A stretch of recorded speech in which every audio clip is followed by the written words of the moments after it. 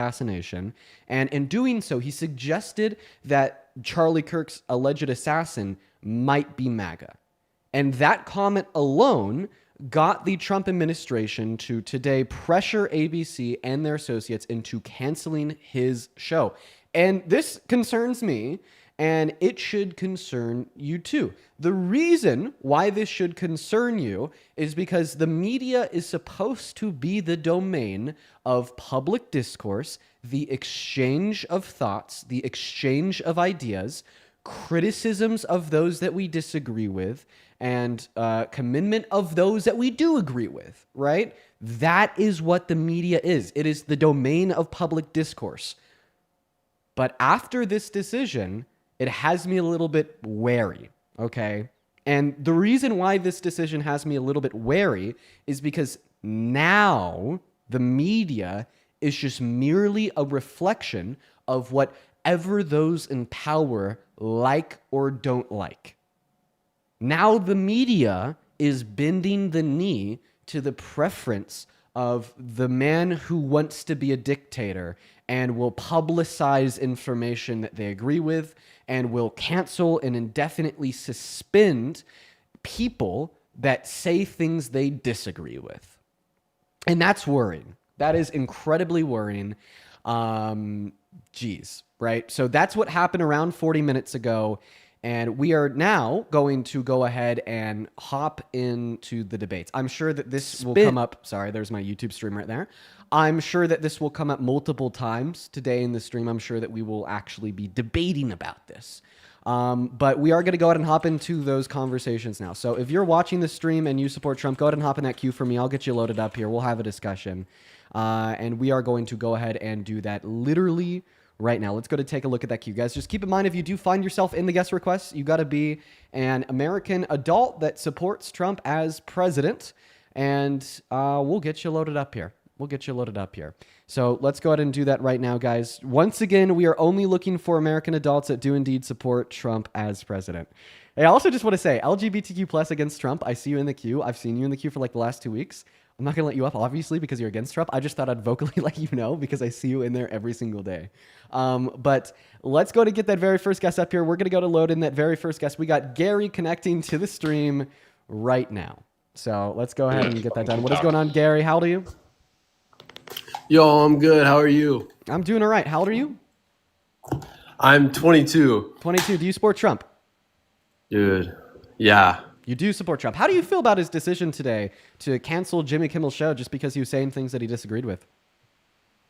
Honestly, pretty happy about it. Jimmy Kimmel's kind of slimy. Oh, okay. So you're happy about an infringement upon the free discourse in American media.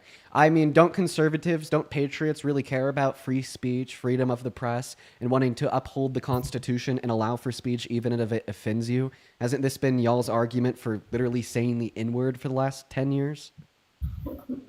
I mean, yeah, but Jimmy Kimmel is a lying piece of shit. Okay, so you're saying, yeah, I do care about those things. He promotes So you're saying, yeah, I do care about those things, but I just really specifically don't like Jimmy Kimmel, so therefore I don't care. That's not at all what I'm saying, bro. You're getting it twisted. I mean, that's what I just heard. You said that, oh, I don't like Jimmy Kimmel, therefore I don't care. People who lie on the air, on television, should not have a platform. So people who lie on air shouldn't have a platform? Donald Trump told over 30,000 lies in his first term and told the largest lie that any sitting president has ever told with his denial of the outcome of the 2020 election, and you literally gave him the platform of the presidency of the United States of America. The 2020 election. Come on, man. We know who won the 2020 election. Right. Yeah, in fact, we do know via the Donald Trump, dude. Oh, wow. He's won 3 times now. Obviously. So, I mean, we can't really talk too much about this conspiracy theory of yours for the reason being, well, it'll get you flagged and taken down. So you don't say any more about that because I don't want you to get flagged and taken down. But here's what I will say to you in response to that.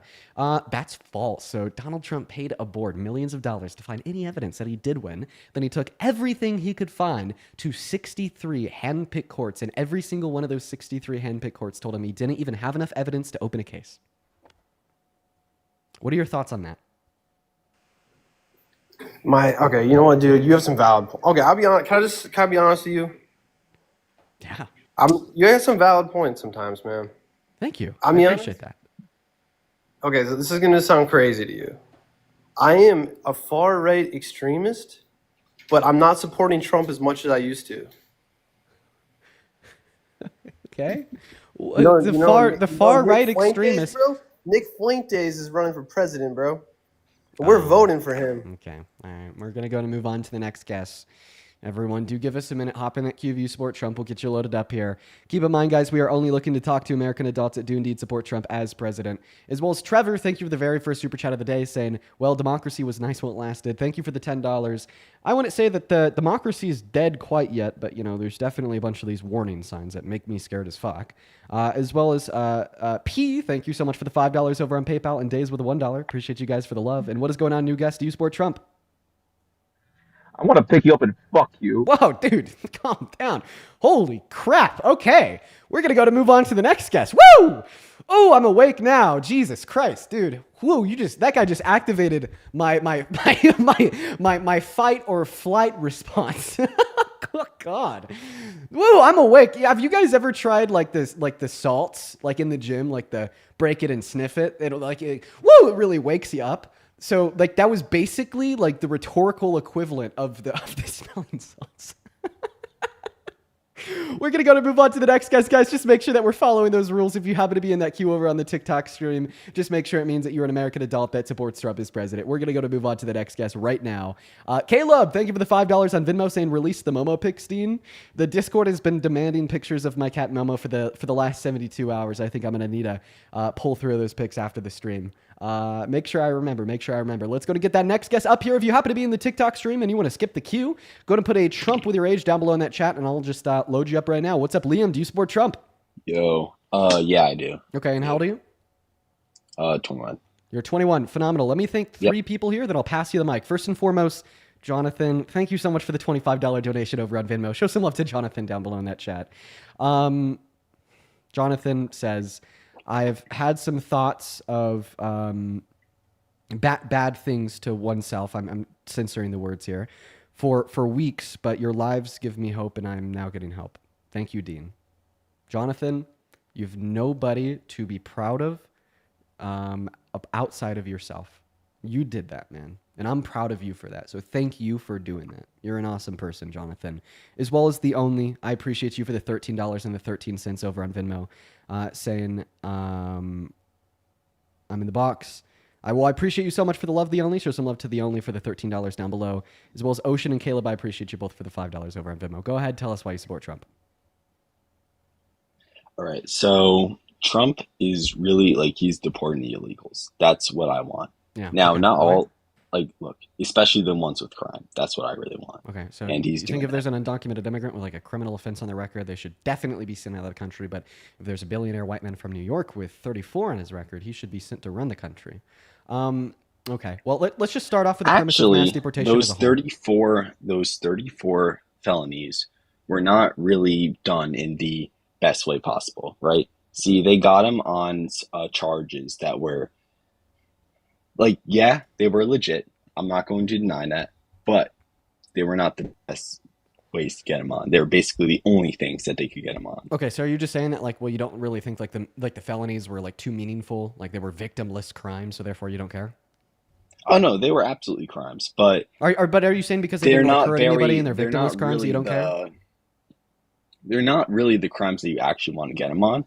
So, so why don't, they don't really can block. You just be clear here? See, why don't you care about the felonies? The left has this idea that, oh wow, because we just got him on 34 felonies, he can't be president. No, you have to look at what the felonies are actually about. They're about missed payments to a person.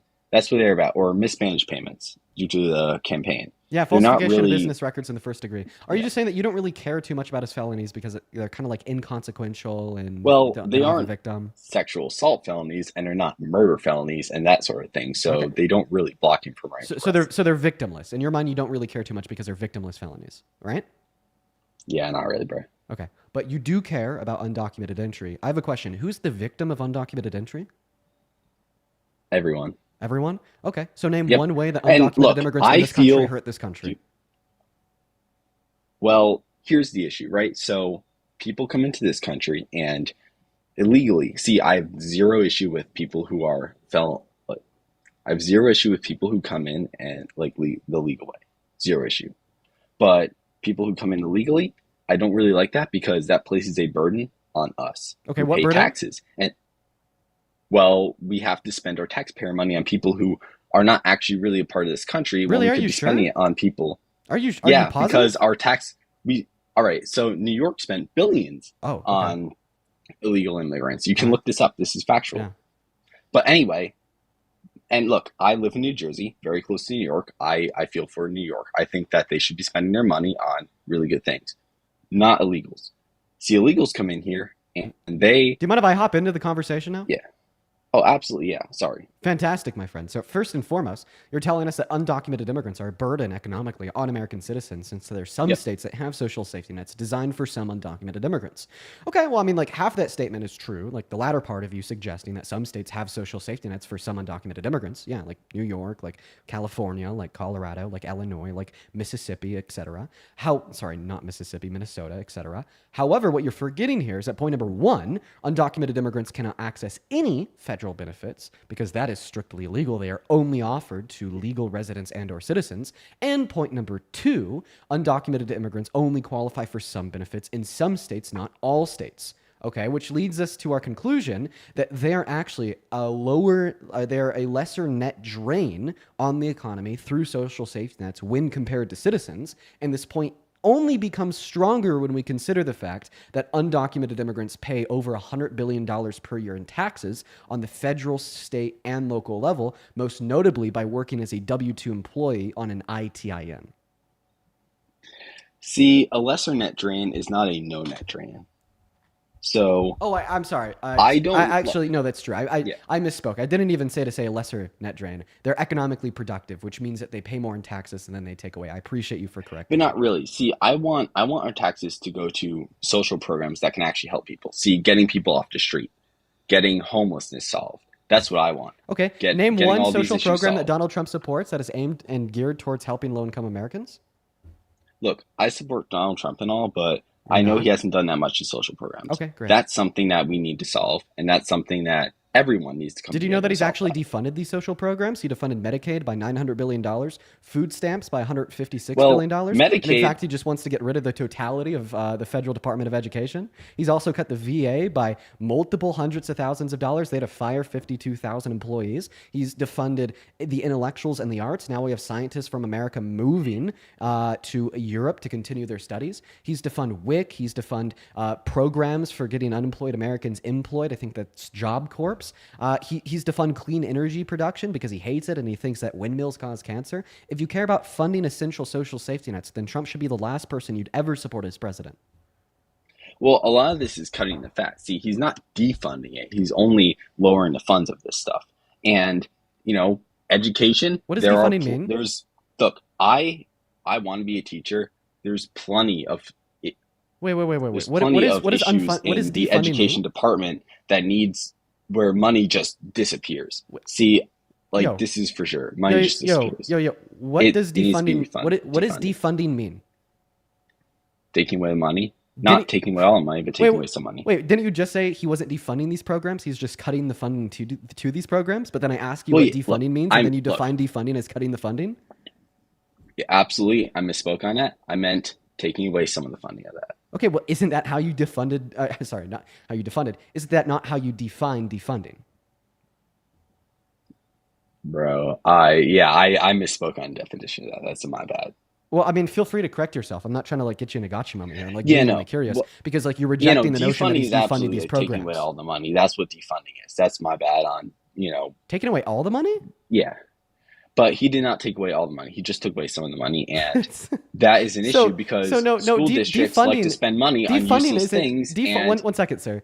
they should Defunding. not spend money on useless things. So he's Defunding. taking away the money Oh that my he can God. spend on useless things So instead of actually teaching our kids to learn. Defunding isn't taking away all the funding for something. That's not what that means. So defunding can be taking away all the funding for something, but also just means taking away some of the funding for something. Like for instance, if I run a business and this business has been in a total loss for the last 10 years of me running it, and it cost $1 million per year to run, I would defund that business if instead of giving it $1 million per year to run, I instead just gave it $800,000 per year to run. That is me defunding something. Defunding just is A, you start with D, and then B, you start with funding. So D just means to decrease or take away funding. Defunding means to take away all the money for that thing. Okay. All right. Obviously, I don't think that we're going to be able to get Because past if this you point. still have money coming in for that I project, I that is obviously still funding I for obviously that don't think that project. we're going to You're be able just to get taking away past this money. point. This just isn't the way that we use this term in American politics. And But it doesn't matter what American politics. It doesn't matter about that. It does matter because that's what we're having a conversation about. We that's just simply not the way that we use the term defunding in American politics, oriented around policy debate. Okay, like for instance, right? Like when Donald Trump, the big beautiful bill, and he cut like Medicaid by $900 billion. What did you hear every single member of like the Democratic caucus like scream out about? The fact that he was defunding Medicaid. Okay, so you are using the term defunding in an unconventional sense that you made up on the spot, so you weren't caught in my argument. Right? Because remember, this argument is completely contingent upon the fact of you telling me that you do not think we should defund our social programs. And then I bring up the fact that Donald Trump has nearly defunded them all. So now you've just changed the definition of defunding from taking away some funding to take away all funding.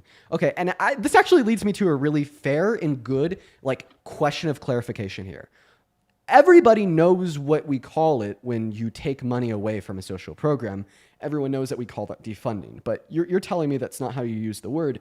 So what do you call that? What do you call it when our government takes funding away from a social program? Cutting the fat. Cutting the fat? Yeah, there's so much of our government money that goes into these programs that is not needed. So you just think that cutting government like spending is always good? Yeah, because we're in debt. Okay. So if cutting government spending is always good, if like for instance, Trump were to sign a bill in tomorrow that like cut all funding away from all policemen and women and like all like firefighters in America, you'd say that's good because it's cutting government spending? Nah, because we still need security for our schools and a lot of shootings that happen, which is a very recent topic. Okay, well then you That, don't think that cutting yeah, government funding is always good. But like even if you just like generally think that cutting government funding is a good thing and you support reducing the deficit and you support reducing the debt, well then on this side of things you could also never support Trump ever again a day in your life because in his first term he had an $8.6 trillion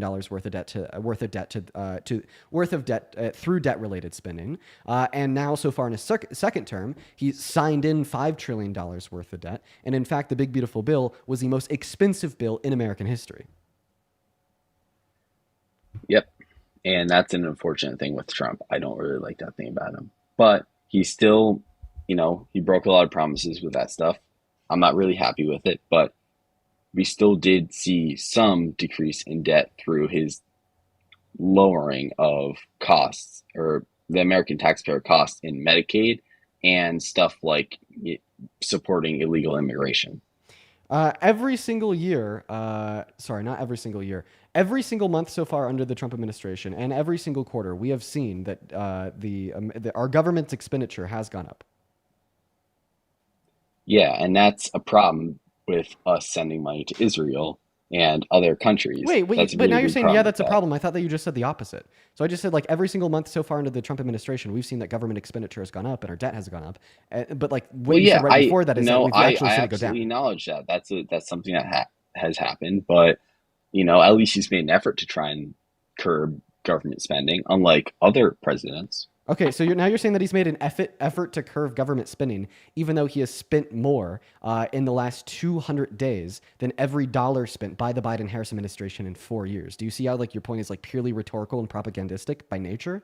Like, how can you like possibly like seriously believe that Donald Trump wants to reduce government spending and he's truly putting an effort into that when he spent more in the last 200 days than the Biden-Harris administration did in 4 years? And by the way, that's Well, like spent more net. yeah. I mean, that's even accounting for his cuts, right? Even if we account for like, I don't know, like the $200 billion cut so far through the use of the DOGE, and we take that away from the $5 trillion he's already spent, all of a sudden we're left with $4.8 trillion, which is $600 billion higher than the $4.2 trillion worth of debt related spending that the Biden-Harris administration signed into law in 4 years. Well, yeah, definitely. Like he's definitely spent a lot more. Like I can't I can't really argue that, but I still think he's a much better president because And why is he that? has curbed illegal immigration. Oh, He has, yeah, that's a really big issue for me. okay. Well, I thought that we've already Not talked about that. immigration, Once again, illegal immigration.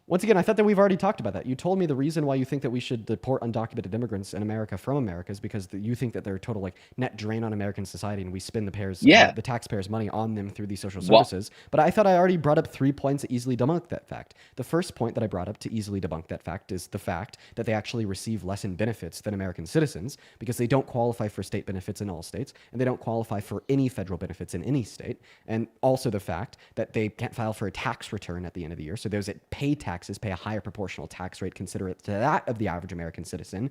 And they pay $100 billion worth of taxes per year, according to the IRS, through the use of an ITIN on the federal, local, and state level, right? I think that these facts easily dispute the notion that they're a total net drain on the American economy. imagine if we took that money and actually put it towards the American people.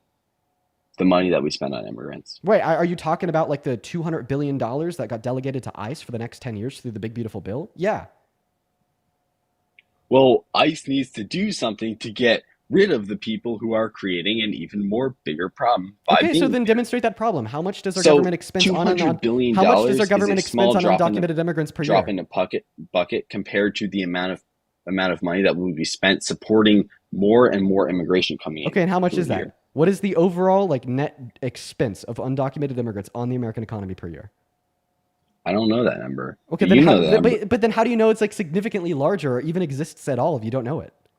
Because if more people keep coming to the U.S. constantly, the amount of money that we have to spend on them will go up. That last That's simple statement, underlied on the assumption that undocumented immigrants on average are a net drain on the economy, and that's the statement that I'm asking you insofar It as how you doesn't know. matter if they are a net drain on the Wait, yes, economy. it does. What matters is we are spending money on them. Wait. Of That's course what Of course it matters if they're a net drain on the economy. Because if they're not No, a it net drain, doesn't. listen to what I have to say before you interrupt me. I'm right here. I'm just objectively right here, and I'm going to not prove it with like course. partisan politics or talking points. I'm literally going to prove it with math. Are you ready? Yeah. If they're not a net drain on the economy and they overall pay more in taxes or they overall generate more productivity in the economy when then compared to what is expensed on them by the American economy, well, then they would be putting more into the system than they're taking out. A very simple analogy to understand this line of thought would be like you are paying somebody $10, right? Meanwhile, you're only receiving $3 back from them. Overall, at the end of the day, if you do this transaction every single day, that other person is going to take away $7 net gained every 24 hours. So now if we apply this analogy in the context of undocumented immigrants, if they are not a net drain on the American economy and they put in more than they take out, like they pay more in taxes, they contribute more to the GDP, they contribute more towards economic productivity and growth inside of American industries than they do take out of that tax pool, of that revenue pool through social safety nets that exist in some states, not all states, and none on the federal level to help low-income undocumented immigrants. And at the end of the day, the American government and state governments are going to have more money at the end of every single year because of undocumented immigrants. So, of course, you are going to have to demonstrate that they are a net drain on the American economy in order to attempt to argue this ideal that for whatever reason, we are losing all this money with them in our country. Well, first of all, you mentioned social nets for them, which is a monetary drain on the states for that. He didn't even just listen to a single thing I just said. You can't understand simple I math. did. You're trying to make the argument God. that illegal immigrants actually benefit the economy Yes, they do. when they really don't. Do American citizens I benefit mean, the you economy? have people coming over here. Wait. from I have a war-torn question. countries, I have a and question. they are saying, I have a question. Do American citizens benefit the American economy? yes. Oh, wait, but I thought that we had social safety nets for American citizens. Well, yeah. Oh, wait, because explain to we me want how. to have social nets Wait. for American Explain to me citizens, how. not people who are not American Explain to me citizens. how American citizens can still help the American economy, even though we have social safety nets for low-income American citizens. Explain Because that that's taking care of concept our to own me. people, not taking care of other people. Wait, you're not answering the question. Can you repeat the question I just asked you? Yep. And that is asking if low-income Americans benefit from social nets and from government handouts and all that stuff. No, that's not what I asked. Let me repeat it again. I'll slow it down this time. You told us that you think that American citizens, right, contribute and grow the American economy. Okay, they're productively, economically speaking. Explain to me how American citizens can be economically productive and generate more money for our government at the end of the year every year, even though we have social safety nets, which we lose money on, designed for low-income Americans. Explain that concept to me. How can that happen? How can that be? See, I actually really support that. I think low-income Americans, I think social nets are actually a really good thing and help. Dude. This is not really a right-wing opinion, but I think this sort of stuff actually really helps a lot of people in America. Can you See, answer the I question just now? don't want this You're not going answering the towards question. people who are not Bruh. who are coming into America illegally. Bruh. I just don't want that going towards them Bruh. because Okay, they're not all right, American. all right. I think our country should I'm take giving care you of too much grace. I'm us. giving you too much grace here. Repeat the question that I asked you. I know the question you asked, Okay, then bro. repeat Don't try and do this. Oh, like teacher moment. Like you think that you have a good idea. Yo, and please then, just bro, repeat the like, question that I asked you. Please. Nah, bro. Nah. Okay, why won't you repeat the question that I asked you? Why are you being so dense? Because It you're almost sounds using like it you don't want to have the unfairly to discussion try at and all. debate me like that, bro, dude. Wait, Like, how can a debate question? tactics, How can a yeah. question be unfair? Wait. It's not unfair, dude. You're trying to make me repeat a question, then you're gonna try and trap me on it. I don't care, bro. I see, bro. Okay. I'm gonna repeat the question. I'm gonna repeat the question. So here's the question. Okay, you told us that you think that American citizens help the American economy. Okay, so here's the question. Explain to me how American citizens can help the American economy, even though we have some social safety nets that lose money giving services to low-income American citizens. Bro, we're not trying to talk about American citizens. We're trying to talk about people who are Dude, illegal immigrants. I know, but Oh, the wow, conceptual you're gonna takeaway deflect. here. I'm not even gonna call It's people. not even a deflection. It's just simply a conceptual takeaway because the answer to the question is very simple, okay? Right? The reason American citizens are still economically productive and provide more than they take out, even though we have some social safety nets for low-income Americans, is because the total amount that we pay in taxes and contribute to the American economy generates more total value than the value expensed on those social safety nets. That is the answer, okay? Right? And I'm describing that this answer also applies to undocumented immigrants. Although some states have some social safety nets, right, that cost value to run, to pay for, to fund, and to give those benefits to the undocumented immigrants, as a whole, undocumented immigrants work. In fact, they're more likely to actively participate in the labor force. As a whole, undocumented immigrants pay $100 billion per year in taxes and contribute $1.1 trillion through $1.7 trillion to the American GDP per year. So they generate more value in the American economy than the value that is lost funding for and paying for their social safety nets. Do you get it now? Well, you kind of lost me at the fact that you called them undocumented immigrants instead of illegal immigrants. Dude, 'Cause oh my they're God. they're I breaking can't laws reason coming with in you. here, dude. Okay. And Yo, they're breaking laws, so yeah, therefore let's strip them of their humanity and call them illegals. You call a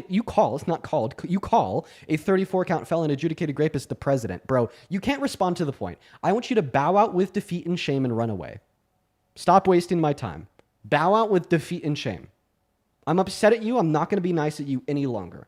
I have been good faith. I've been trying to be patient. I've been trying to be kind. I've been trying to have a good dialogue with you. And now we're at a point where you are refusing to not just answer the question, but even to conceptually understand the question. And honestly, the reason being, I think, is because you know that if you were to stop being dense and open your mind, you'd recognize that I'm right on this point, and you cannot stand the idea that the liberal is right and the conservative is wrong. So you're like flipping your shit over here, pivoting, dodging, deflecting, and whining. Come on, dude. If there's one thing that really irks me, grinds my gears, it's that. It's that right there. see, I've already conceded that social programs are good, just not social programs for people who come here illegally. But that wasn't the So question that I asked you. I think there's great stuff with leftism. I just don't think that's okay. That wasn't the question that I asked you.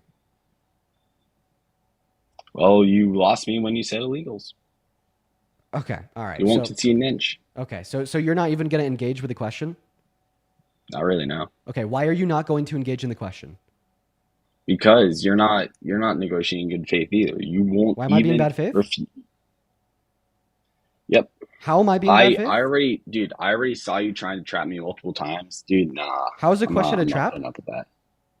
Oh, that's a trap. How is a question a trap? Because you're trying to trap me and stuff. I can already tell. I'm not asking you to just repeat the fact that you think it's a Like- trap. I'm asking you to describe why it's a trap. Like, look, dude, I respect you a lot. I think you're a good debater, but I can tell you. I Can you tell when describe you're why trying the to question me is a on trap? stuff. That's asking me to describe stuff. That's pretty big of a trap.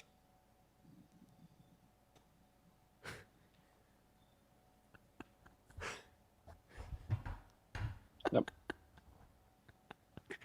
Did you seriously just say that me asking you to describe how reality coincides with your political views is a trap? You're calling critical thought a trap. Critical thought is good. You're not asking for critical thought. You're asking me for to Oh God. Where did we go wrong? We're going to move on to the next guest. It's just like, where did we go wrong? How did we get here? I can't believe that he said that out loud. Crazy work. Okay. All right. We're going to move on to the next guest, guys. Hop in that queue if you're an American adult that supports Trump as president. We're going to get you connected into the stream right now, guys. Please make sure that if you are in that queue that you do indeed support Trump. We'll get you loaded up in here. Quite frankly, here we go. Hey, what's up? Do you support Trump? Yo, you're a loser, bro. All right. That's a yes. How old are you? I'm going to take that as you being under the age of 18. Let's move on to the next guest, guys. Hop in that queue once again if you support Trump. We are only looking for debates here. Let's get that next guest loaded up in here right now. What is up? How old are you? Everybody follow me. Oh, it's just a small kid. Goodbye. We're going to move on to the next guest. Let's it's about to repeat myself for the third time there. Let's try to find somebody that's following the rules. We're going to get MLC Viper up here right now. Hey, what's up? Do you support Trump? Yeah, I support Trump. Okay, and how old are you? You want to pause? Sorry. There you go. You're back. How old are you? I'm 18. What year were you born in? 2007. What month? What? What month of March. 2007? March? Okay, you would be 18. Here, let me thank a couple people here real quick. First and foremost, dude, Michael White. Thank you so much for the $50 super chat over on YouTube, man. That is so much money. I really appreciate you for the love, dude. Let's get fucking 500 Michael W's down below in the chat. Michael with a $50 says, this isn't much, but I've been feeling rather powerless lately watching Trump destroy our democracy, so I'm doing what I can to support people like you who fight with truth, common sense, and facts. What you do matters. Keep it up. Thank you so much for the love, Michael. That is incredibly kind of you. Thank you, man. Show some love to Michael down below in the chat. Show some love to Mike down below in the chat. And then just one other individual here, Camp. Thank you so much for the $50 as well over on Super Chat. I remember you, Camp. It's been a while. Camp says, hey, Dean, keep doing what you're doing. You're an oasis of sanity in a desert of crazy. Well, I really appreciate you once again, Camp. I know that you've been here a handful of times in the past. Thank you so much for the love. Show some love to Camp down below in that chat. As well as, give me one moment here. Thom, good to see you, man. Thank you for the $25 on Venmo saying you're the best. Love you, Dean. Love you too, Thom. I feel like it's been a while. As well as Cashlin, thank you for the $20 on Venmo, and Nathan with a 10. Show some love to Cashlin and Nathan down below. And then Mr. Parker, thank you so much for the $20 over on Venmo. That is not like my buddy Parker. Hope all is well. Well, I appreciate you so much for that love. Show some love to Parker down below, as well as Condra with the $10, Marilyn with the 2, and Rihanna with the 5. Thank you guys so much. Go ahead, tell me why you support Trump. Well, what do you think? Yeah, I think that Donald Trump is the worst president of either of our lives. I think that he's been making absolutely deplorable and terrible decisions in the last 250 days, or more so 8.5 months. It's a little bit more accurate. Not a fan at all. But obviously you're telling me that you are. You're telling me that you support Trump as president, and the question is why? Well, I'm not going to lie. I don't support Trump either. Oh, okay. I agree with you. Well, I hope you have a good rest of your day, man. Let's go to get that next guest loaded up into the box. Only join in that queue if you happen to support Trump as president. Only join in that queue if you happen to support Trump as president. We're going to go to get that next guest, Josh, loaded up and connected into the live right now. Hey, what's up? Do you support Trump? Shut. Josh, Hello? what's going on, man? You MAGA? Yeah, I am. Okay, and how old are you? I'm 18. All right, what year were you born in? 2007. Okay, and why do you support Trump? Well, first, I think he's just better for social issues. I mean, they've gone absolutely ludicrous on the LGBTQ. They put it in the schools. They don't have a sense of what's right and wrong. I mean, I'll be honest with you.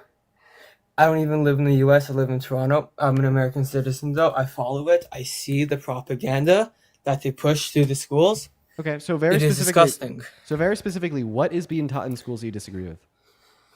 Well, I mean, it's just like you're being told that you're born a man, you can become a girl. You're a girl, you can become a man. Like, it's insane. Okay, well, honestly, it doesn't sound like you got any education on trans individuals in school, because it's not a man becoming a woman. It's more so a disalignment between one's gender identity and phenotypical sex traits. So, I mean, I don't really believe you when you tell me that this education is in school, because it doesn't sound like you received it. Now, school teaches us about reality. That's what it is supposed to do, and it's supposed to do so at an age-appropriate level. So trans individuals do exist. That is reality, okay? So if schools want to teach about this reality, I don't understand why you would think that's wrong. Now, what I will ask you is to point me towards very specific curriculum that you agree with, instead of like vague general concepts of, just the same bashing on members of the LGBTQ plus community that I hear so often. Well, I mean, the specific, it's just the way that they allow it. Like, back in the day, like, this would be, like, considered, like, a mental illness. You see, like, it just... Okay. Name one it's a institution. mental illness. Name one institution of medicine or science that considers it a mental illness. Okay, okay. Well, you know Can what? you? The last 5 years, I don't know. You know what? What I will say is that, of course, this has been peddled by society, okay? Just like, this has been can you pushed name, forward. Listen. Can you name one?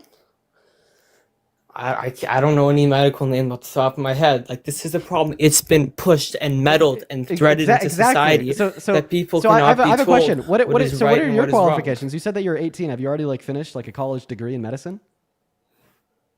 No, this is I've not this is started you. that. Okay, well, guess what? Do you know what the people with the degrees in medicine have to say about the subject?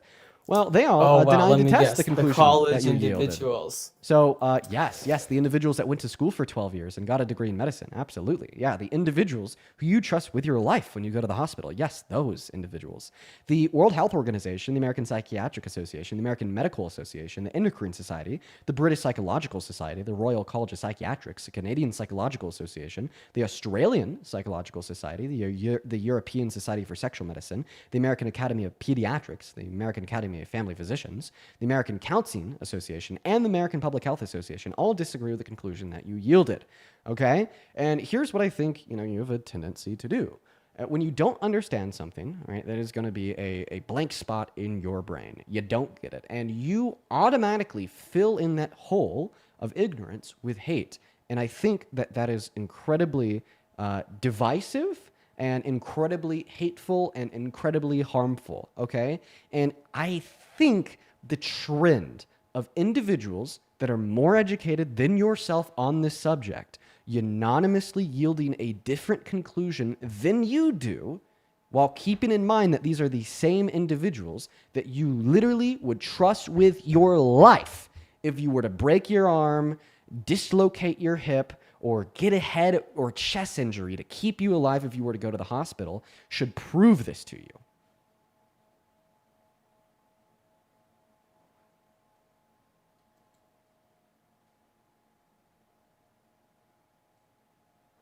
Go ahead. Oh, I see. Okay. So, well, that is exactly my point. I mean, this has been pushed forward, and it's not all the doctors, okay? It's a board. But my other question is, do you support transgender females playing in sports? Okay, so before we're gonna do anything, Well, I gotta meet you again. We literally can't talk about that subject. It'll get you flagged and it'll get me banned. I do apologize. Okay, well, if we can't talk about it, we can't talk about it. But I mean, I understand. I saw your one of the main reasons I'm actually here is because I did saw how you react to Charlie Kirk. I was actually very impressed by that. But I mean, it's to be honest, like it's really only your side. Like, do you think this person who shot him was left wing? Oh God. Okay. And now we're getting back into the Charlie Kirk shit. Okay. Listen, man. Listen, man. I actually want to ask you a question about something that you posited beforehand. So, you said, or more so, you told us that you don't like teen individuals like being in women's sports. I'd assume like being in any women's spaces. So, what I want to do today is, although I told you we can't have a direct conversation about that topic because TikTok restricts it, I want to ask you something that should be related in your own mind. Okay. So, how would you feel about a cis man like you or me, right, walking into a woman's only space? How do you feel about that? Cis man like you or me walking into a woman's bathroom or maybe a woman's changing room. Would that be wrong? Yeah, I know where you're going with this. Is Yeah, it would it I be wrong? understand. I believe it would be wrong. I mean personally, I would never do that. I Right, mean, right, right. I know, I know where you're, I know where you're, Right. I know where you're gonna go. Do you mind with if, okay, this. so now that you've told us that you think that would be incredibly wrong, okay, it'd be even like more wrong if like a man like you or me like were to walk into a woman's changing room to specifically perv on and look at the women while they were naked and undressed unconsensually, right? Yes, that would be wrong. Right. If a man did that and then boasted about it to his buddies as if it was something cool that he did and then ran for president, would you ever support him a day in your life? I see where you're going with this. Look, I mean, this is what the Miss Universe thing, the Miss something thing, like the modeling thing. Yeah, I would definitely I really heard about appreciate an this. answer to my question. Well, look, this was when obviously he was younger. But second of all, this is like an irrelevant thing because Okay, well, you just calling it irrelevant look, is obviously, not going to be answering my question. so your response to I asked you a question. Oh yeah, we can't talk about that. But what I did want to talk about was Charlie Kirk. I mean, well, so answer you know, my the person, dude, you're doing the same thing that the last guest did. I just want you to answer my question. Okay, well, when you put it like in such a format like that, no.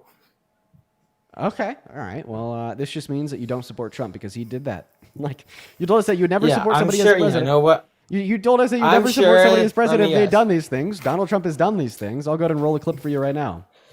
Yeah, I Think saw about that. the conflict a little bit later The on. question is, how can it not be construed? No, I mean, some of these foreign girls, Mr. Trump, in my country, we say hello with vagina. And Well, you could also say, as the owner of the pageant, it's your obligation to do that. So you have done that. Now, I'll tell you the funniest is that I'll go backstage before a show. Yes. And everyone's getting dressed and ready and everything else. And, no men are anywhere. And I'm allowed to go in because I'm the owner of the pageant, and therefore I'm inspecting it. I'm inspecting. I want to make sure that You're like a everything is doctor. good. You're there. Yeah, the dress. Is everyone okay? They're standing there with no clothes. Is everybody okay? And you see these incredible-looking women. And so I sort of get away with things like that.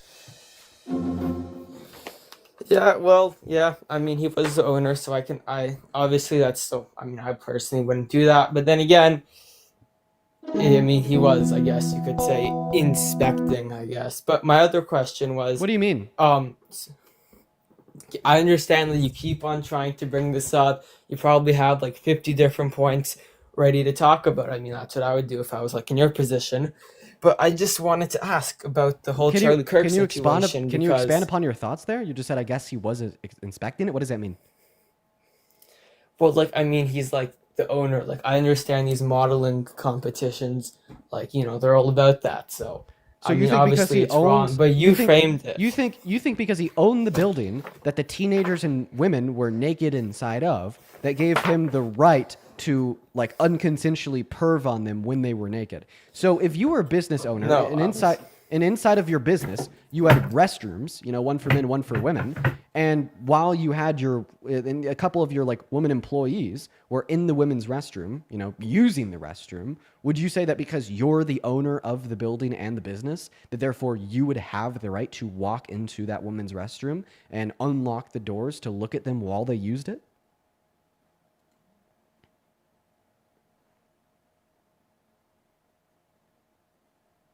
I'm not saying that he's some perfect guy. No, like I understand that this is like a total slam dunk for you. This point, I understand that. I said no.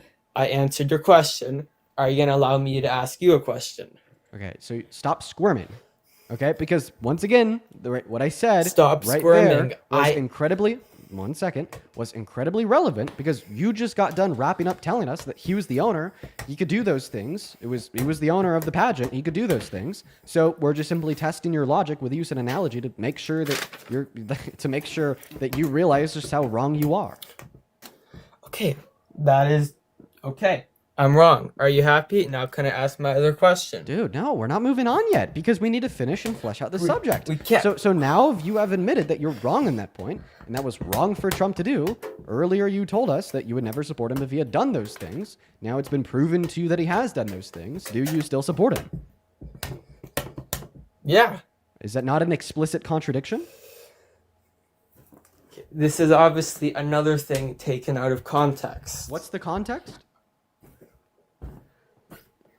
The context is that, like, first of all, I understand the clip that you played. I understand that. It's not a great clip. But you have to, I'm trying to ask you a question. You keep on saying this. I say that it was you wrong. just gave up halfway through. You just gave up halfway through your sentence. Halfway through your sentence, you literally gave up on trying to describe the context after you claimed there was more context. Don't just give up. I said, what's the context? because I don't know the context. That's the point. Why would you say that there's more context? That they played. Come on, isn't this just like? There is. Come on, I want you to take a step back. I want you to like introspect and reflect on the things that you are saying right now and recognize how insane they are. You listen to a clip of this man openly boast about perving on like girls and women while they're undressed in their locker rooms, and then your like reflex is to respond to that by saying, well, there's definitely some context that justifies it and explains it away, but you don't know what the context is, but you know the context exists. Why is it not evidently clear to you that you are currently engaging in like the oldest coping mechanism that is true of all cult members of all time? Okay, well, okay, look, this is a good point. I would never do this. I agree it's wrong. It was just a bad thing to do. Like, I don't know what else to tell you. Like, it's bad. It's like, I don't know how you're gonna find someone who's gonna tell you that's like a good thing to do. It's bad. It is. Okay, great. Like, it's like obviously bad. But are you gonna answer my question now, or are you just gonna keep on like is the whole conversation gonna literally just be about this? Okay, well now it just seems like you're just kind of admitting that you have an explicit contradiction in your view. So, do you have any other reasons why you support Trump? Okay, well, can I ask you my question? Does it relate to why you support Trump? If so, go ahead. Well, yes. So, I mean, this is the thing about the left. They have branded themselves as the party of love and empathy. The party of the right wing was the hate party, the not welcome party.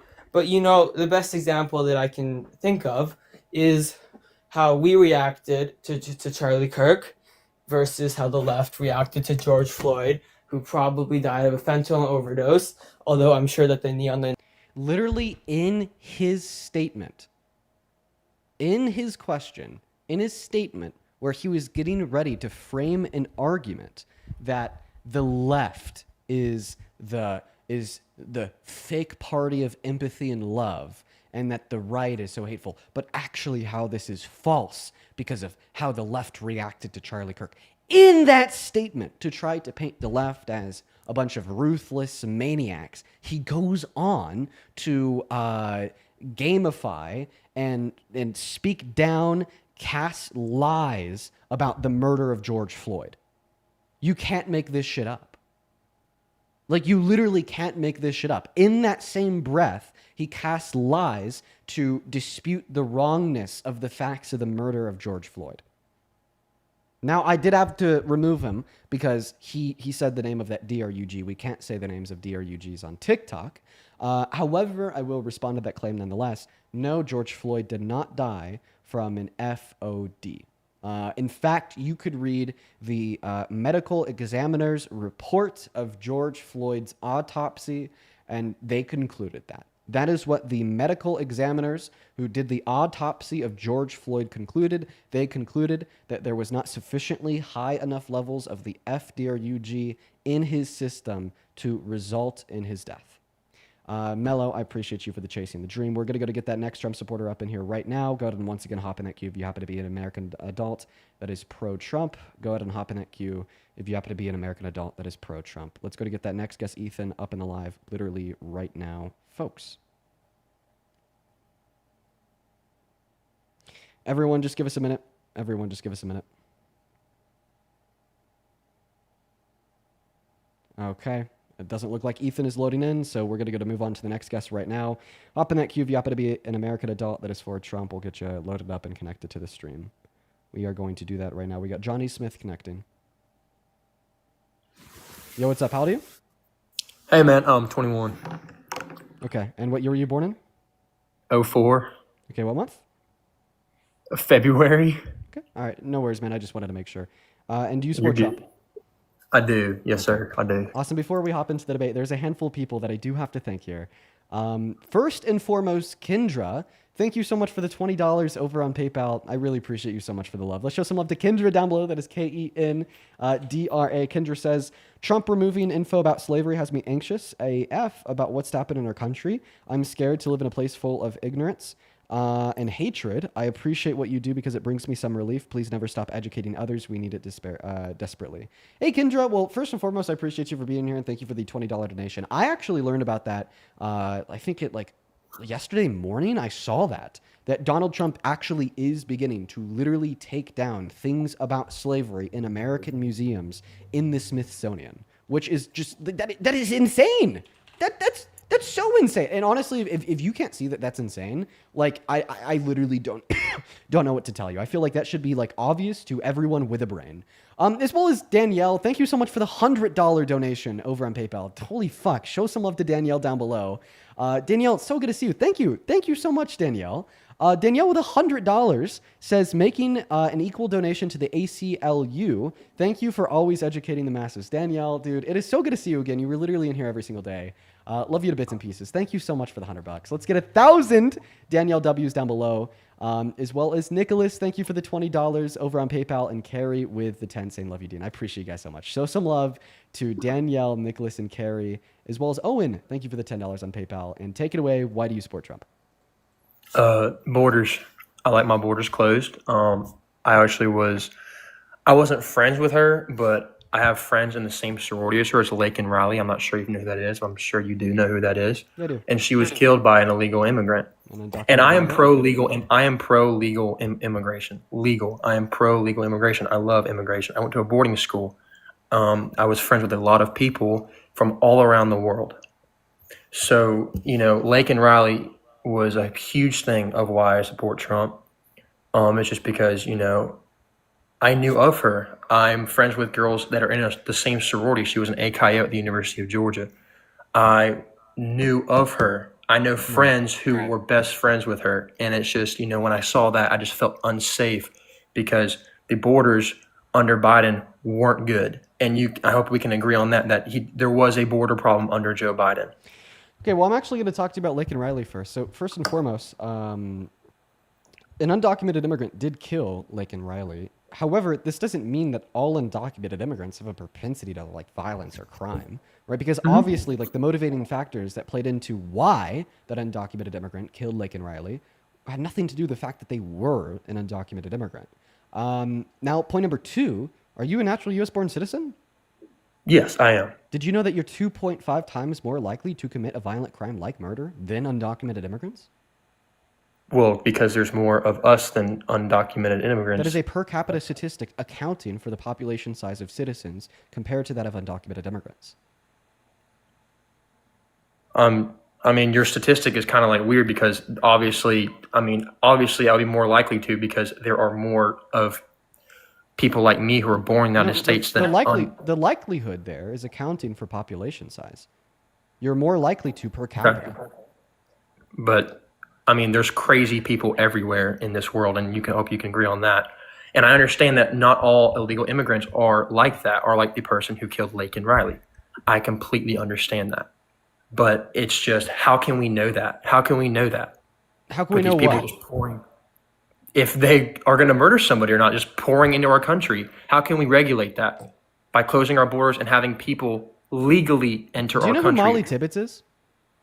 I do not know who that is, but I would, if you can explain to me who that is, I'd be grateful. Yeah, if you so could she do was that. actually a woman killed by an undocumented immigrant under Donald Trump in his first administration.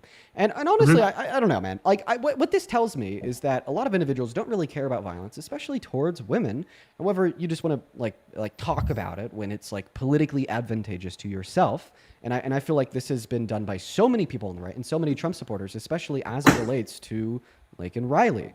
Like point number one, as I already pointed out, undocumented immigrants are 2.5 times less likely to commit violent crimes such as murder when compared to citizens. Point number two, mass deportation would actually cause higher overall crime in America by weakening our economy, increasing poverty, therefore increasing crime. And point number three, if you truly care about violence towards women, such as how that undocumented immigrant violently murdered Laken Riley, well, I just don't see why you'd ever support Donald Trump as president, considering the fact that unanimous jury of 9 concluded that he violently raped E. Jean Carroll. Well, to your point, your number 2 point, I'm pretty sure Obama like literally deported like way more people than Trump ever did. So your point for number 2 is kind of, I don't get that because like I don't know the exact number, but I know that Obama deported so many more people than Trump did. Yeah, and I disagree I disagree with the deportation of any undocumented immigrant that doesn't have a prior violent offense or outstanding warrant from another country. I do. Well, and this would lead me to the conclusion of disagreeing with some deportations done under the Obama administration comparatively to that of the Trump administration. However, I feel like there's some other factors that we should take into account here, because although Obama definitely did deport a lot of undocumented immigrants, his goal was not to deport all undocumented immigrants, and he put a preface on those with prior violent offenses. And my evidence for this wouldn't just be his own speech, but it would also be the fact that he set up systems such as DACA that allowed undocumented immigrants without prior violent offenses to go to work and to pay taxes through an ITIN. Additionally speaking here, it's important to consider the fact that Obama didn't deport anybody without due process. Obama didn't violate our Constitution and the removal of undocumented immigrants to send them to torture prisons in El Salvador for 3 weeks.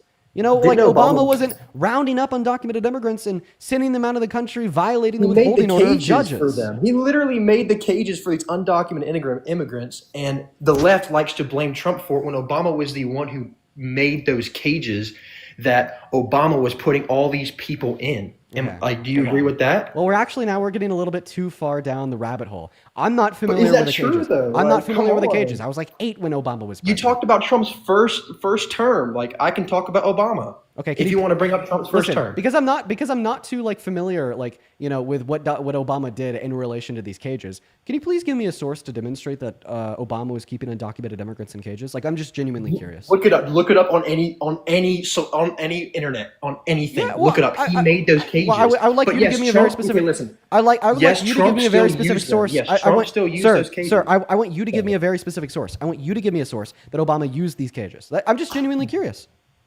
A very native news source like Fox or CNN or anything. They've literally said it. Okay. But yes, Trump did continue to use those. Sir, I'm asking for a specific source. I couldn't name off the top of my head. Do you want to go look for one? I don't have. If I exit the live, I can get my computer up for you if you want me to. But if I exit the live on my phone, it's going to kick me out. You could scroll out of the app, go into Google, then come back. You could do that. I can? Yeah. Also, real quick, can somebody try to comment my name in the chat real quick? Just Dean. I want to see something. Can somebody just try to comment Dean in the chat? DEAN.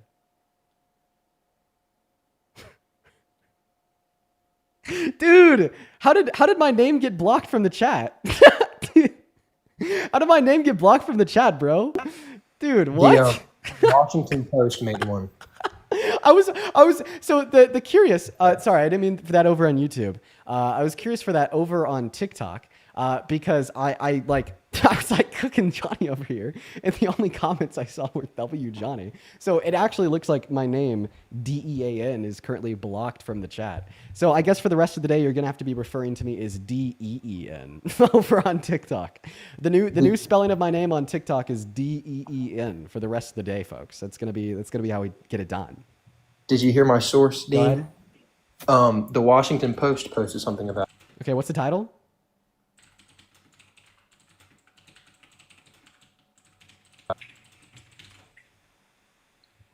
I haven't read it though. I just see the headline, but that's like something that So what's the I saw. headline? I can't hear you when you're off the app, by the way. It says kids in cages. Hang on, let me go back to it. It says kids in cages. Dude. It's true that Obama built them or whatever. And that's by the Washington Post. No, I asked you for a source that Obama like kept individuals in them. I mean, he built them for that. I mean, why else would he build the cage for? So there's no evidence that he kept them in. I'm just curious. Like I want to learn more. Like I'm not personally up to my neck in research about like the very specific nuances and intricacies over what happened. Would you allow me to finish? Yes, sir. Sorry, I'm sorry. Over what happened to do with immigration policy in Obama's first term, because I was like 8, right? Or even like younger, right? So that's why I asked you the question. And of course, like you would have to be the one to give me that source, just simply because you're the one that made the claim. Now, here's what I will say, right? Like if Obama was deporting individuals with like, without due process, he was deporting a bunch of undocumented immigrants, those without like prior violent offenses, and if he was doing so in like inhumane like ways, I'm going to disagree with that. And I think that that's going to be a big difference between you and me, is like where I could actually disagree with things that even Democrats do. However, I feel like you're using this point of Obama to deflect away from what Donald Trump is doing today. You're basically saying if Obama does something that is bad, then it's okay when Trump does it. What I would say is that it's not okay if either of them do it, because I don't base my morals on party lines. Yeah, and I appreciate you being honest. Yeah, I mean that's I don't agree with some Republican stuff. I don't. But that's just like my whole thing. That's why I support Trump. It's just because of borders, and and that's pretty much a small reason, but to me, it's a huge reason. Can you in name, my opinion, because like I felt unsafe. one good piece of border policy that Donald Trump has passed so far? I mean, he's building that wall. He's been putting lots of money into the wall, his own money, and the wall. So the wall is going to be the big one. So did you know that Donald Trump built less than 52 miles of that brand new border I actually wall did know that. under his first administration, less than know 3%? And then when the Biden and Harris administration conceded to the Republicans to build more because they wanted to pass the bipartisan border bill, Trump actually told Republicans to vote against it. And would you say it's a building of that wall that's been able to significantly reduce undocumented crossings so far in his second term? No, I just think there's more border control now, and ICE. I think ICE has been doing a great part in, keeping the illegal immigrants out of our country. No, ICE would be focused on Homeland Security. It's literally an agency under Homeland. Wait, so hang Security. on. You corrected me. Hang on. So you corrected me. Undocumented and illegal. Being an undocumented immigrant is illegal. I don't know why you're correcting me on that. I mean, I just think that we should give them a little bit of their humanity back and call them undocumented immigrants. I think that our society as a whole takes so much of their humanity away. But they are illegal, though. Can you agree that they are illegal? So you define the term illegal immigrant as an immigrant that broke the law coming into the country. Of course, if you would apply your definition to the term, that definition to said term, then of course you'd be able to say that they're illegal immigrants. However, what I'm positing is that using the term illegal, right, is not incorrect given your definition of it, but is rather dehumanizing. Okay. I mean, I'm sorry. I just used the term that's right. I understand. But there are it's self-implied that it's right because illegal. Of how you define the term. Sorry, undocumented. I'm sorry. If you want to say undocumented, we'll say undocumented. I'll respect your live stream. I'm just saying, I'll say it's undocumented. just we should call them undocumented immigrants. It's simple. It's simple. That's fun. Okay, I'll say that. But I just, I honestly felt unsafe with the undocumented immigrants because of Lake and Riley. I've told you that. Yeah. Well, a rational mind, literally, if a rational mind had to be alone in a room with a citizen or an undocumented immigrant, they would literally be safer, statistically speaking, with the undocumented immigrant. Okay, and yeah, that's fine. But if you close the borders off, you can. I mean, obviously there obviously are undocumented immigrants that do cause crime. So keeping them out of the United States of America can shave that crime down, obviously, because am I not wrong on that? Actually, you are. We'd expect crime to go up because of mass deportation, because of its economically destabilizing effects. So poverty has a correlation and a relationship with crime. Poverty causes crime, and that's a fact. And what happens when you do a mass deportation is you're firing 8.4 million of our laborers and you're removing 11 million of our consumers. According to the American Immigration Council, this would reduce our GDP by an estimated 1.1 trillion through 1.7 trillion dollars per year, as well as it would cost $2 trillion over the next 10 years, accounting for what we spend on the deportation alongside the opportunity cost of losing the $100 billion per year that they pay in taxes. This would be incredibly devastating for the American economy. Okay, the outcome of this would be less efficient producers. They can make less goods because they have less employees to make their goods for them, and they'd also be making less goods because they have less people to sell them to, of course, because we'd be removing 11 million of the consumers in the American market. This would destabilize the economy, and this would increase poverty. And with increased poverty, we would expect more crime. So therefore, that's why I say a consequence of mass deportation is literally more crime in this country. Okay. Well, so that stat. So when Obama deported, you can educate me on this. When he deported all those people, did all that stuff happen? So I bet that we could loosely associate some level of additional crime and destabilizing economic effects, like pressure downwards on the economy, with the deportation. Yeah, that's going to follow.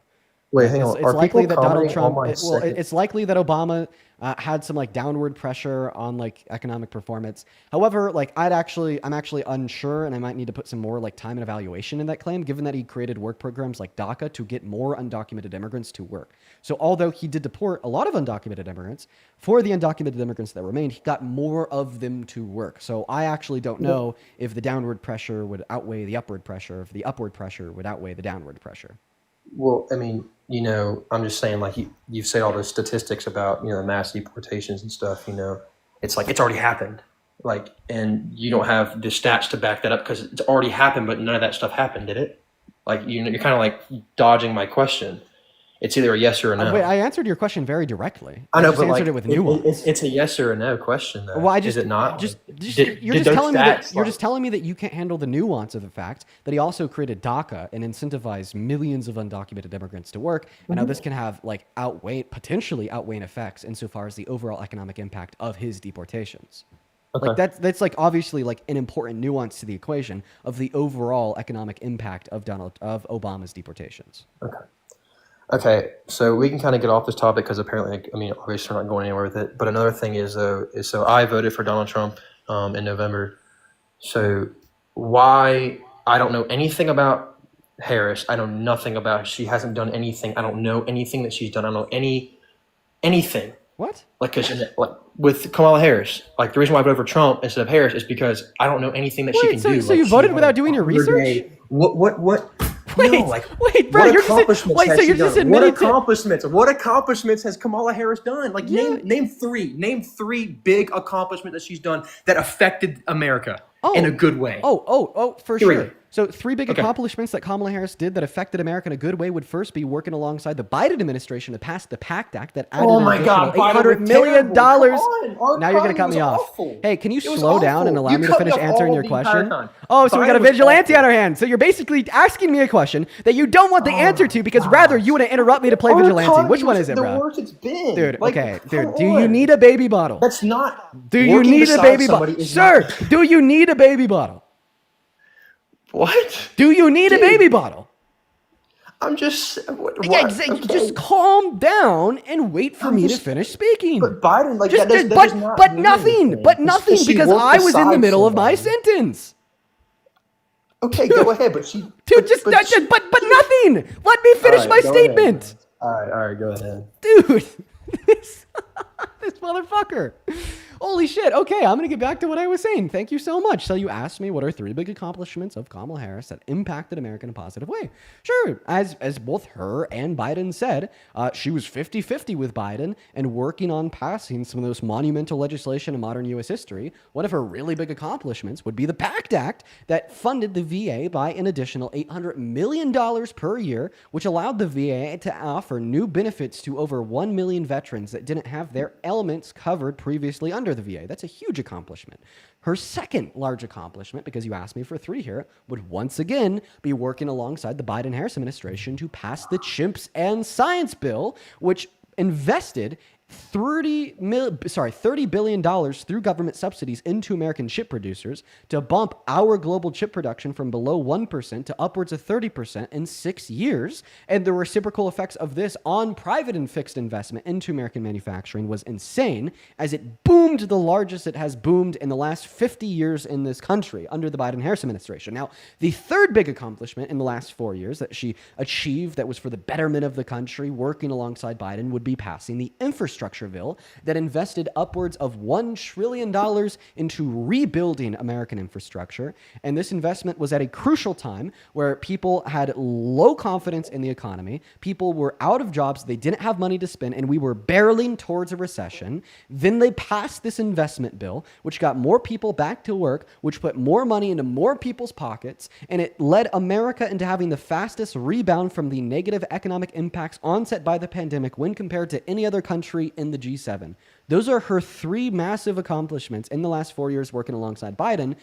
And now I'm actually going to ask you the same question about Trump. Name 3 highly specific things that Donald Trump has majorly accomplished that has been for the betterment of this country. Jobs. A big one is jobs. We had the most jobs like in a very, very long time under the Trump administration. When? Our economy. Because of what? Sorry.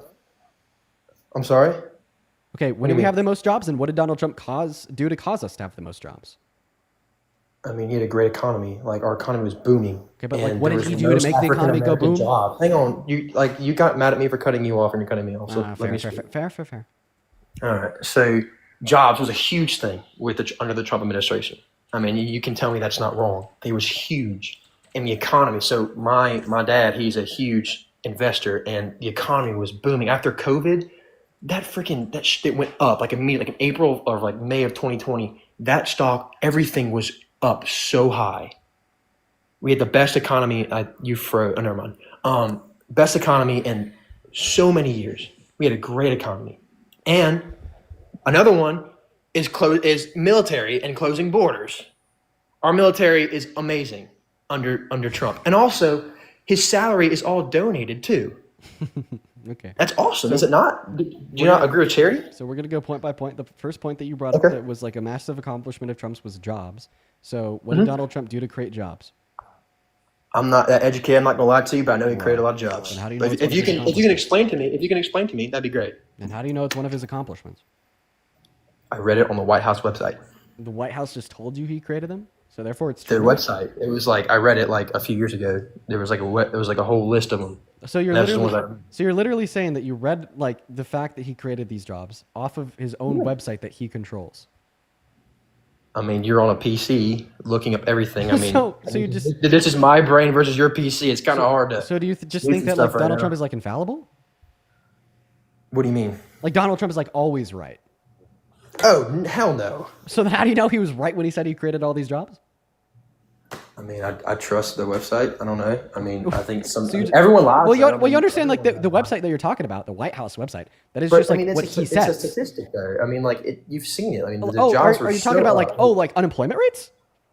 Yes. The Biden-Harris administration had lower unemployment rates than Trump's in his first term. Really? Yeah, like for instance, something that you said there was like we had like one of the lowest like unemployment rates for like Black Americans under his first term, right? Okay. You said that. Right? Yeah, I did say that. Yeah, so that was in August of 2019 at 5.3%. In April of 2023, the unemployment rate for Black Americans was 4.8%. And then in January of 2024, the unemployment rate for Black Americans was 5.3%. So there's actually 2 points under the Biden-Harris administration, one where it was lower and one where it was the same. Okay. Well, I mean, I honestly just think that, I mean, you have some great points, and I'm kind of stumped right now, I'm not going to lie to you.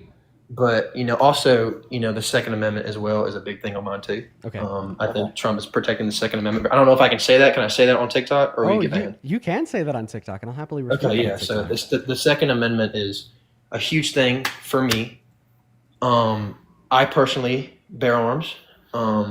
So, I agree with the Second Amendment. I'm a big hunter, so I also go hunting a lot. And I think, I mean, with gun control and all that, like people want to take away our guns, and I don't like that. I never understood that. Like, I like to go hunting. I put food on the table when I go hunting.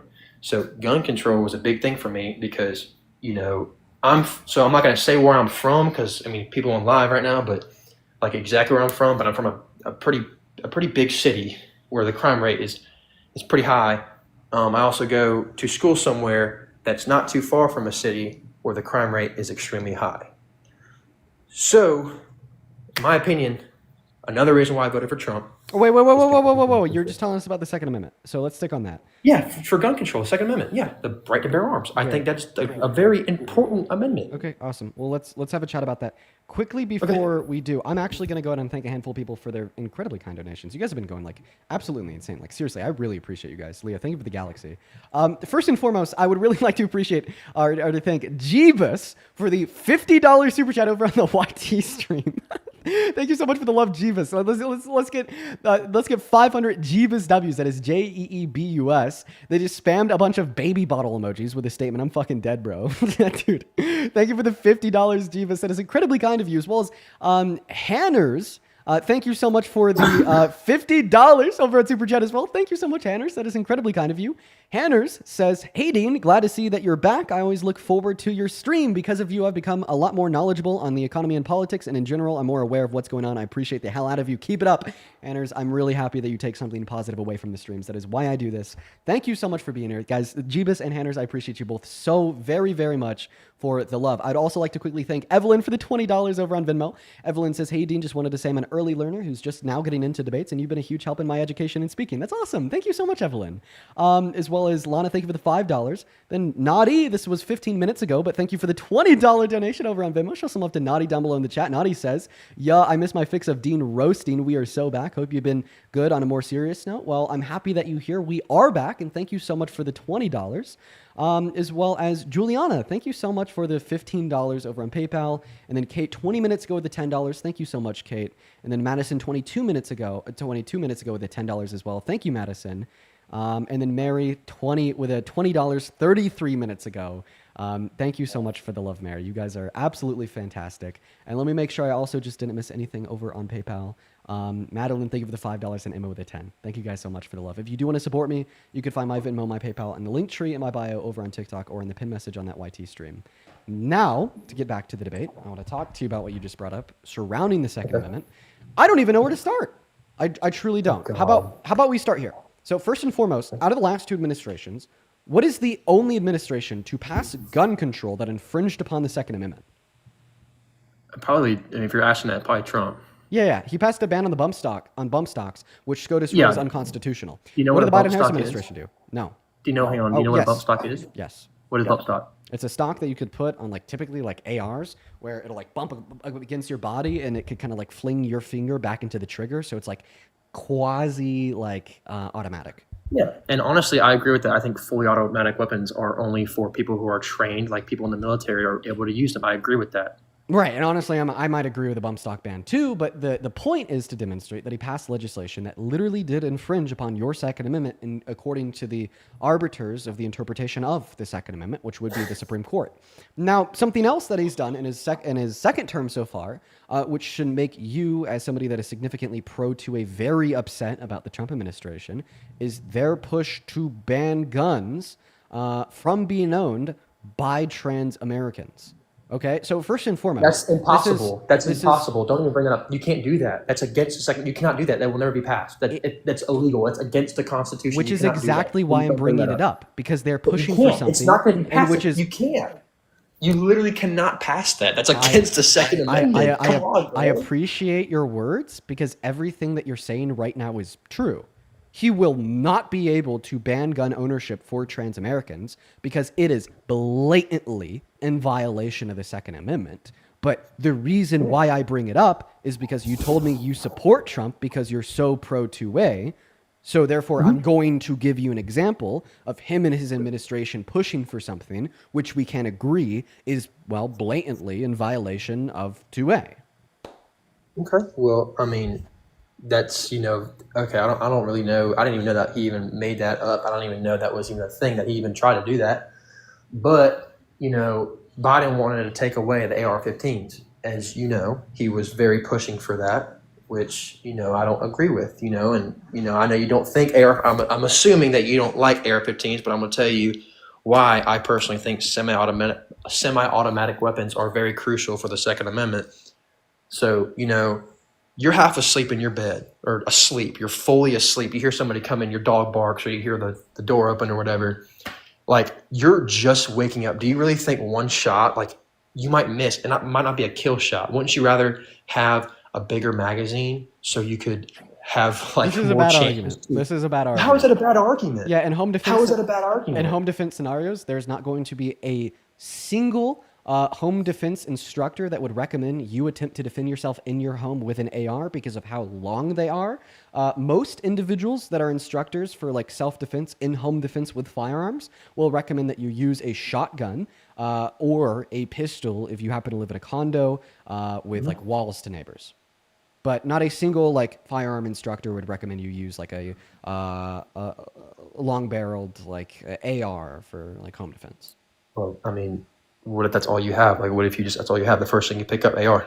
Like, what if that's all you have, dude? I'm just saying, dude. I'm just saying, like, remember, like, like, the premise of the argument here is that you don't think that they should be banned because of like use in like home defense scenarios, but in home defense scenarios, it's actually significantly better to use other. Do you things really than think like when you first wake up in the like middle of the night, you're gonna hit your first shot? No. Well, no way. Well, exactly. That's why you want to use a shotgun, most predominantly in like self-defense scenarios inside of the home because of the spread of bullets. Well, what if once again, just giving like more reasons why you should want like a shotgun over an AR. Okay, so a shotgun is a very short-range gun. What if you have a giant house, long hallway? A shotgun can't reach that far. Have you ever shot a shotgun? A duck hunt. Yeah, I've shot a shotgun. Okay, well then you know if you duck hunt that you can actually shoot a shotgun like over 10 feet away from you, and that's just something that's only true in like Fortnite and Call of Duty. Dude, it depends what kind of load you have. Dude, when you're duck hunting, like, dude, you're trying to shoot like very small targets moving in the sky at fast rates, like 100 feet away from you. Of course, shotguns can hit things from range. Okay, well, I mean, right, like, are you saying like, what if you literally live in like, I don't know, like the Taj Mahal, and you're trying to like shoot somebody from like half a mile away inside of your house? Someone out there might have a long ass hallway that's longer than 20 yards. I would never take a shot at a duck. Okay, well, sure. I agree that if you live in the Taj Mahal, like not in every single conceivable scenario of self-defense inside of the Taj Mahal, right, is a shotgun going to be like the best tool to use. But at that point, maybe you're just better off with like a single shot long rifle. Yeah, I mean, you're probably right. If you can't hit a shot, you probably deserve to die if you are sitting there like. I don't think that anyone deserves to die. I don't think so either. But all I'm saying is just that's just why I voted for Trump. If we can't agree on it, that's fine. Listen, let's just get back to the substance here, because you're telling us that you voted for Trump because the last president wanted to take away ARs. Well, then we just go over how Donald Trump doesn't want to just take away ARs, but literally like every gun ever from trans individuals. Isn't that significantly worse? Dude, I don't support everything that he says. Just like you. But it's worse inside of the context of this conversation. You're telling me that you support him rooted inside of the Second Amendment, even though he's literally objectively worse for the Second Amendment and wants to take away more guns than Biden did. Okay, well, he can never pass that. I don't agree with everything that he does, but just like apparently Biden wasn't able to get the AR ban passed. I would feel safer with the Second Amendment, like it not going away under Trump than under Biden. But I thought we just agreed about like the Second Amendment literally being challenged right now and potentially going away because of Trump. And if anything, I'd argue here that Trump is a significantly larger threat, not only to the Second Amendment, but like all amendments in the Constitution, because he doesn't care about them. He doesn't care about the Constitution. In the last 250 days, he has already blatantly infringed upon the First Amendment. He has already blatantly called for the termination of the 22nd Amendment. He's already blatantly infringed upon the 14th Amendment. He's already blatantly called for the termination of all rules, regulations, and articles, even those found in the Constitution, in December of 2022. 100 days into his term, he told an ABC News reporter that he doesn't even know if he has to hold to the Constitution or not.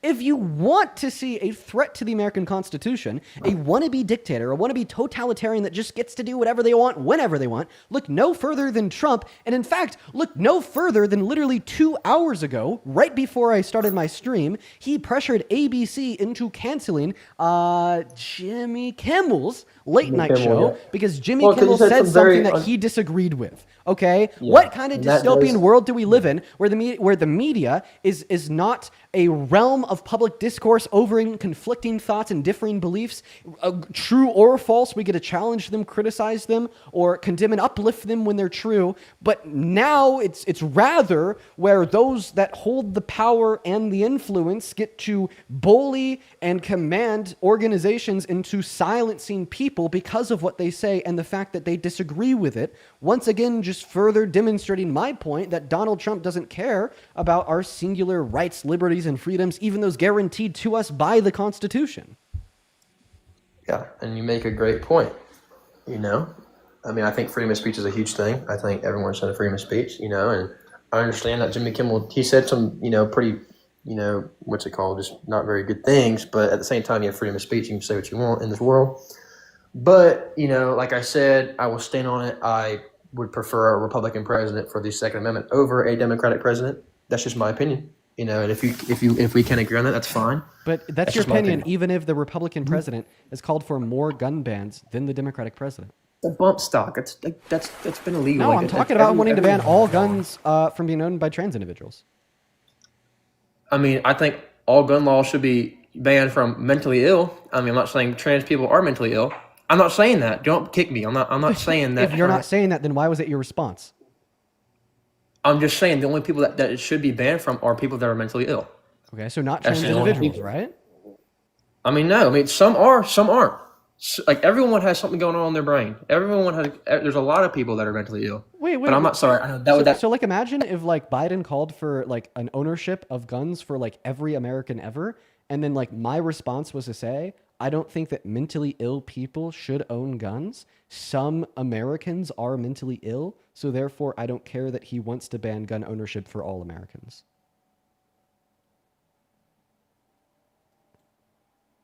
Because that's your argument right now for trans individuals. By the way, I appreciate you for recognizing that it's not a mental illness, but your argument is fallacious in the sense that you're saying that you don't really care that he wants to ban all gun ownership for all trans individuals because some trans individuals may have mental illnesses. Sorry, I think, I don't know if you muted me or I muted myself, but sorry. Sorry, that timing was awful. My bad. I didn't mean to say all that, but I'm just saying that, the only people that I don't think should own a gun are bipolar people. People that are bipolar, they have manic episodes. I've met people like my uncle was bipolar.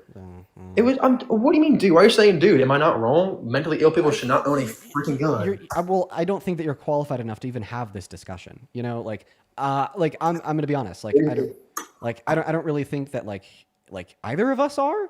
I don't think that BPD would affect all individuals in the same way anonymously, as well as I think that there's a lot of individuals that have BPD that are able to control and manage the fact that they have BPD through various treatments and consulting with mental health professionals that I think would make them safe for gun ownership, etc.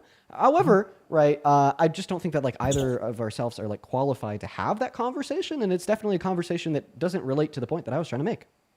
Okay. Also, so another thing with Trump, I just, like I said, I don't agree with everything he says. So I don't think, when you bring up these points, you agree with this, you agree with that. I don't agree with everything that he does, just like you probably don't agree with everything that Biden did, same thing. So when you bring up these points, I'm not saying I agree with them. I'm not saying that, but at the same time, I didn't think that. So first of all, I didn't think Biden was fit to run our country. Obviously, he was sick or something was going on with him. I appreciate you guys for letting me know that BPD is not bipolar. Correction, not BPD, bipolar. Go ahead. Okay. Anyways, so, I didn't think Biden was fit to run our country just because of, his mental state. I think that he was, not very, I don't know how to explain it. He just didn't look right. So then that's why he stepped down and Harris went. And I just didn't hear enough from Harris during her campaign that would be I want to vote for Kamala Harris. That's just me. I did. I know. That's just me. That's just me. Well, I think that you just didn't do sufficient research, right? I think that the Odin or the burden would be on the voter to do their research about the candidates and to make an intellectually informed decision in the ballot box. And if you're just more so telling me that you didn't do that research. Also, are people commenting on my second post? I'm sure that because people keep saying second post on the comments. Why did you cut me off? I'm sorry. I just was kind of freaking out that people were commenting on my second post. People kept saying second post. I don't know what that means. Am I getting canceled or something right now? Like, why do you keep saying second post? Don't go look at it. It's just don't entertain it. It's just. What do you mean don't look at it? It's What are just they dumb. saying on my It's just post? dumb. It's just dumb. Now they're saying third post. What's going on here? It's just dumb, bro. Okay. Well, What the fuck is that, dude? Bro, What are they saying on my post? What the fuck are you posting, You're left dude? looking at it. What are they saying? What the fuck are you posting, bro? Me? Do not get the chicken Oh, yeah. sandwich from Advanced Auto Parts. Then it's a picture of you grabbing Yeah, your don't get it, booty, bro. kneeling like in the driver's Yeah, seat of your truck. don't get it. Don't get it. Oh wait, I actually have a question. How old are you? Say what now? Sorry. How old are you? How old? Who? How old am I? Yeah. 21. Oh. I'm a Darn senior at. What do you mean, darn it? Darn it! I was about to run a point on you because I see an anxiety pin in that second post. Yeah, I'm there. 21. I was about to run an argument on you. Never mind. Oh no, I'm 21. And you also just said senior in college. Yeah. Okay. All right. So yeah, I want to go back to the conversation here. I think that the burden would rest on you to do your research and to figure out the campaign of the policies of the people that are running for the presidency. That seems to make sense to me. And you're telling me that you didn't do any of that research as it related to Kamala Harris, so you just kind of voted for Trump in virtue of that fact. I think that was an incredibly bad decision. Maybe some things that we could talk about here are how absolutely devastating Trump is for the economy. Under the Big Beautiful Bill, which was the most expensive policy ever signed into law by the American Congress in our history, clocking at $4.5 trillion. He defunded and gutted Medicaid by $900 billion and kicked 10 million people off of it. That's terrible. He also kicked 3 million people off of food stamps. That's also terrible. How do you coincide your support for Trump with those facts? I mean, like I've said this 100 times. I don't agree with everything, but there are certain points where I do agree. The first point I know this is completely off topic of what you were even saying. In reality, that's the main reason why I voted for him, and that's just what I'm going to stand on in this entire conversation. I'm going to stand on that. I knew of her. I know people who know her. So that's just me. I don't agree with murder, and I'm assuming you don't agree with murder either. And I was honestly scared, and that that was something that I looked at and was like, I totally get it, right? If you really didn't like the fact that Laken Riley got murdered, and that personally impacted you because people around you personally knew her. But what you can't do is take that genuine sense of being terrified and being in a state of mourning because this person that you had friends that personally knew was killed and murdered violently, to then turn around and perpetuate stereotypes to demonize and disenfranchise undocumented people in this country.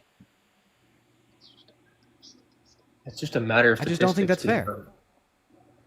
Okay, and that's fine. I don't think that's fair, but it's still not a friend, but I knew of her, and one of my best friends is really good friend with her, and it really, seeing her cry and her calling me crying about it, it really changed my whole brain on this whole politics crap. I hate politics. But when you see a white man shoot up a school, that doesn't change your whole psychosocial brain neuroanatomy insofar as how you view white men. So why is it the same for when an undocumented immigrant commits violent crimes such as murder? There's crazy people everywhere, man. Well, exactly. When it's a white man shooting up a school, there's crazy people everywhere. But when it's an undocumented immigrant murdering a woman, all of a sudden they're the demon of the country. They're the fucking poisoning the blood of the states, and we need to launch this mass deportation operation and kill our economy and disenfranchise families to get them all out, even though they're 2.5 times less likely to commit violent crimes. And in fact, when we do a mass deportation, ultimately there will be more crime in this country because there will be higher levels of poverty. But you don't know that for sure. That's just a statistic, dude. You can't know that for sure. You can read all this math and all this stuff like that, but how do you know for sure a mass deportation would drop everything in this country? You don't know that for sure. They don't even pay taxes. Yes, they don't pay taxes. Yes, they do. Undocumented immigrants do not pay taxes, dude. Yes, they do. They pay $100 billion. The IRS is not going to go and audit them. They're undocumented. Yes, they don't know who they are. Yes, the IRS tells us undocumented immigrants pay $100 billion per year in taxes.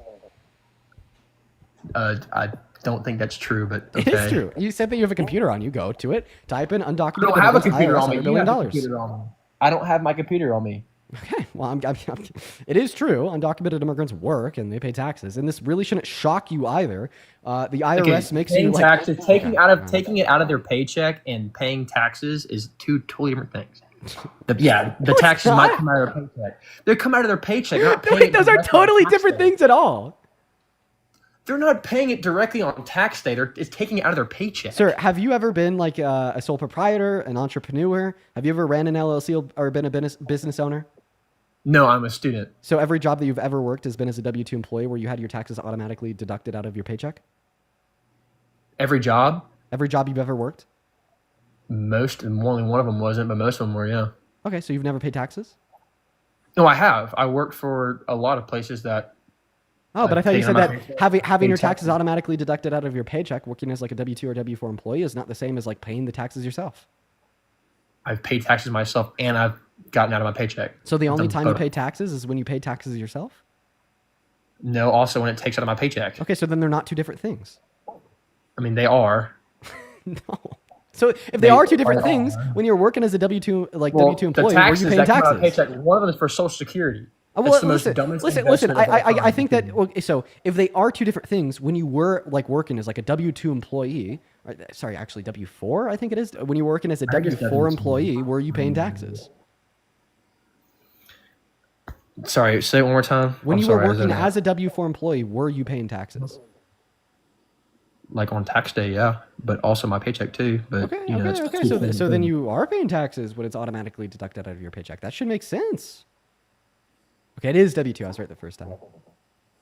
That's what I thought it was W-2. But anyways, yeah, I mean, paychecks too are that's one form of taxes, but they don't pay the both forms of taxes that we pay.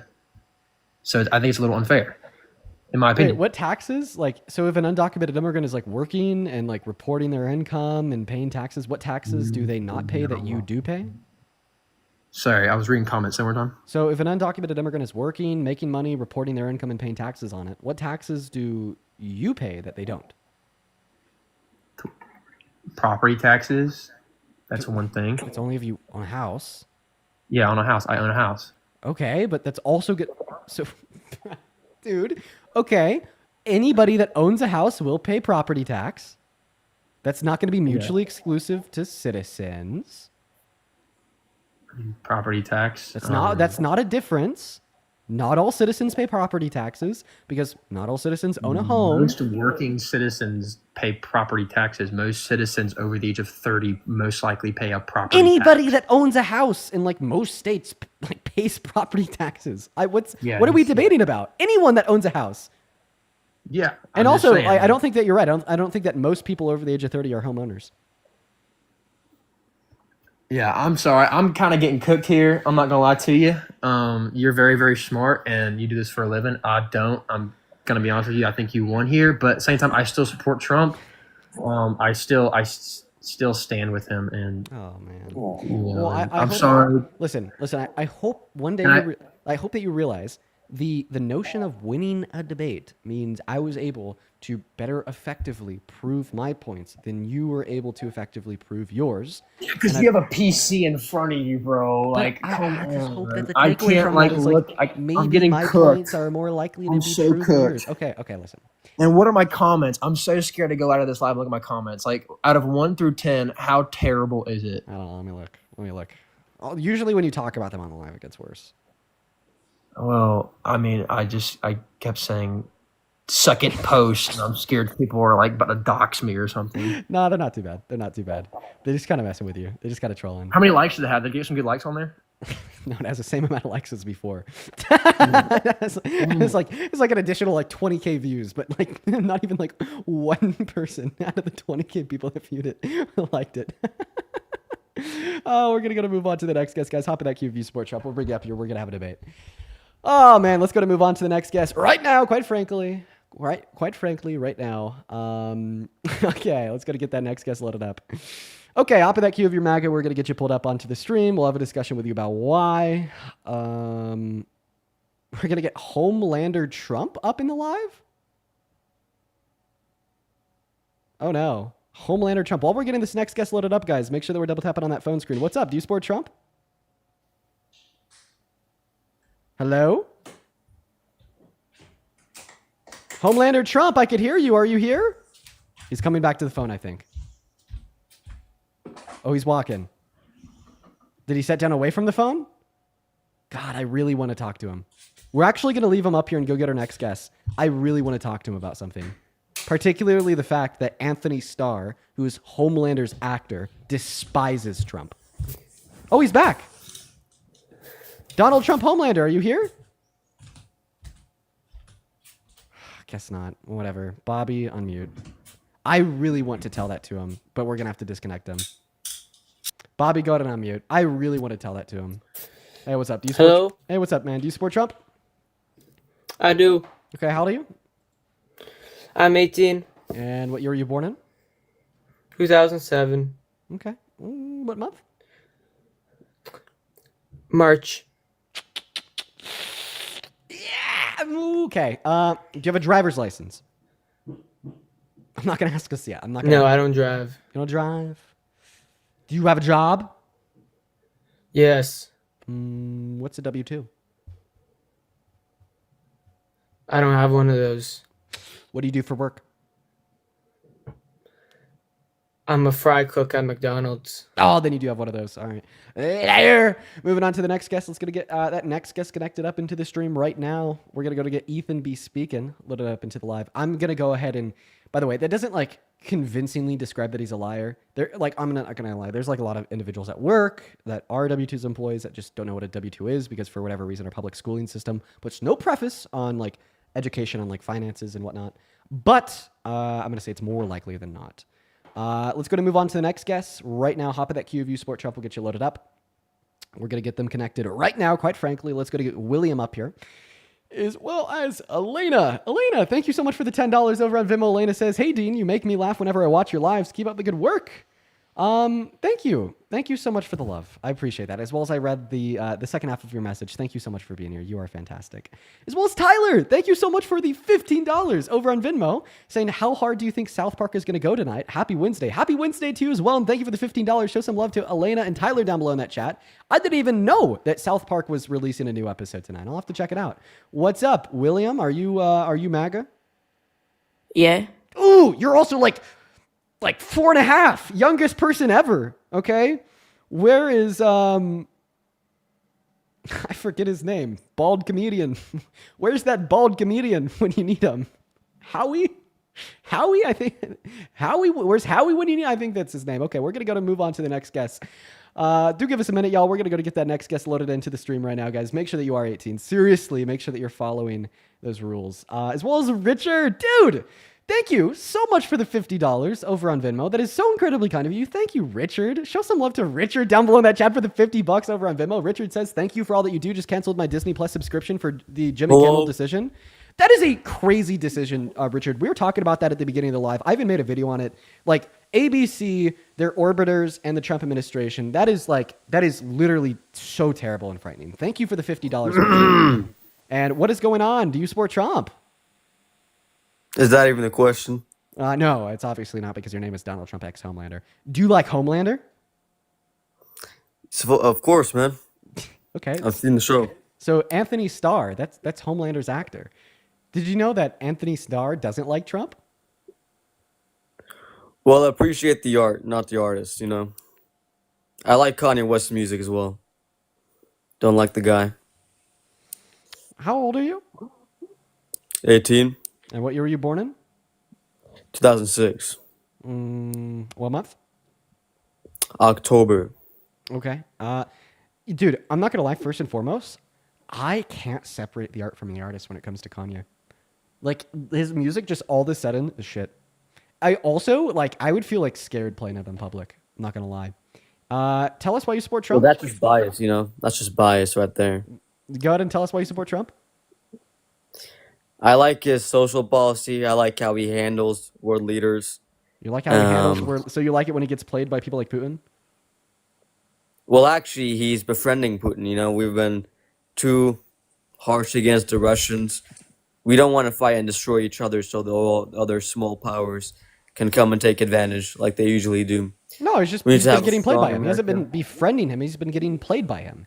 Like, so point number one, we had like leaked Kremlin documents where it proved that the Kremlin was like inserting and paying American political pundits to try to suggest to their crowd that we were giving too much funding to Ukraine. So then Donald Trump turned around and ran on the policy that we're going to take all their money away and that we're going to end the war day one in office. So then we defunded Ukraine, of course. That's something Donald Trump did his first month, which then just led to Russia being less cooperative, giving the big middle finger to Trump, and then dropping the most bombs they ever have on Ukraine. And then he realized that he got fucking played, so then he, retreated back to what the Democrats wanted to do and then resumed all funding to Ukraine.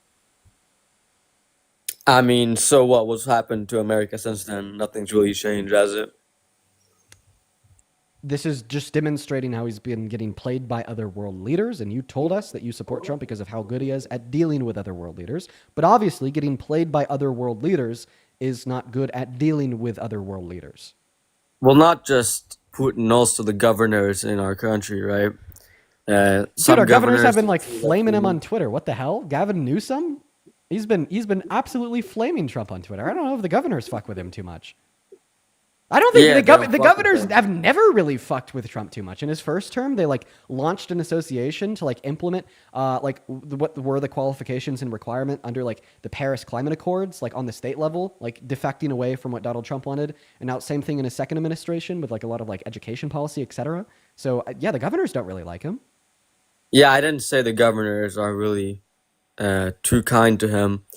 Partially because you support him as president because of how good he is at dealing with him, but they've been defecting from him.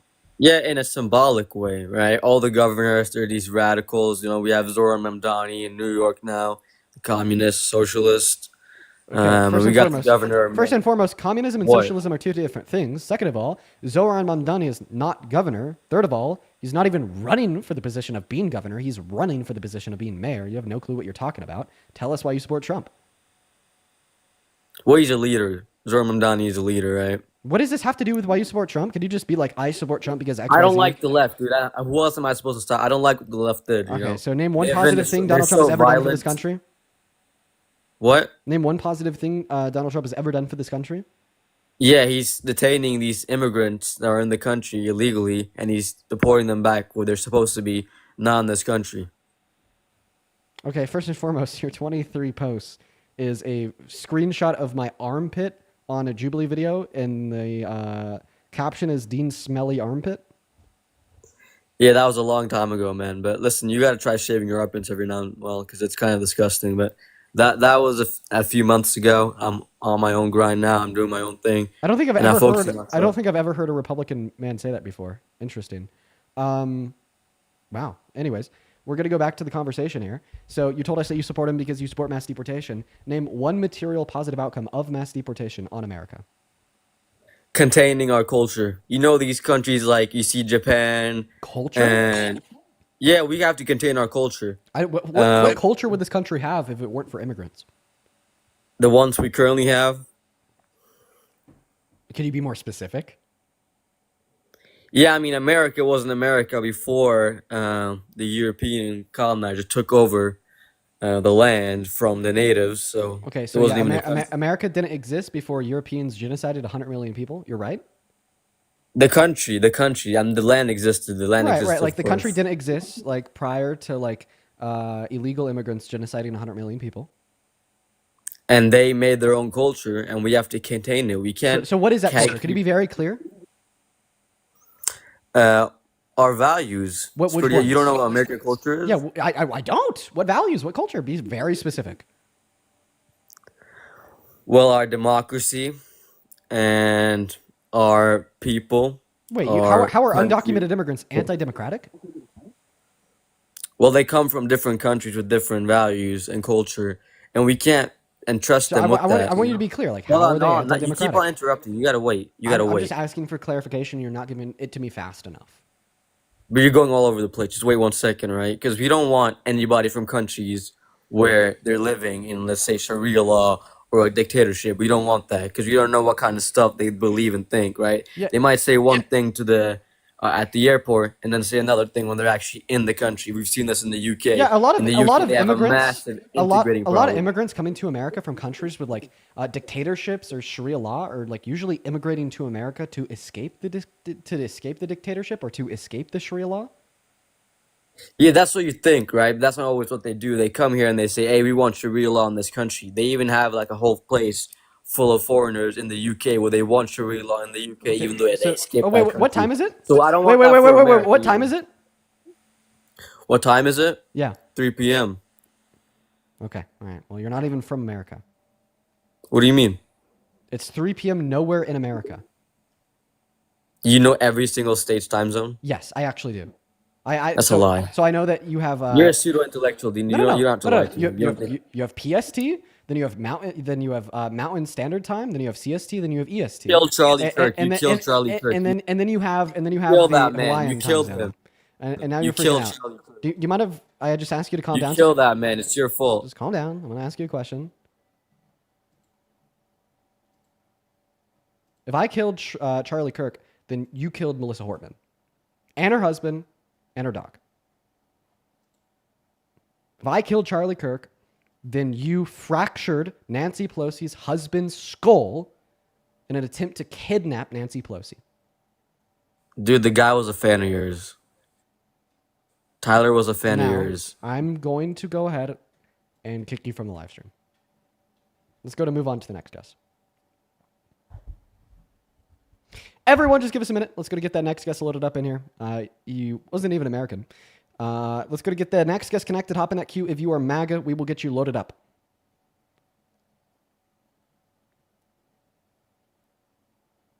We got BG loading into the stream right now. Hey, Howdy, what's up? Deans. Do you support Sorry Trump? about that guy. Yes, I do. Okay, and how old are you? I am 18. And what year were you born in?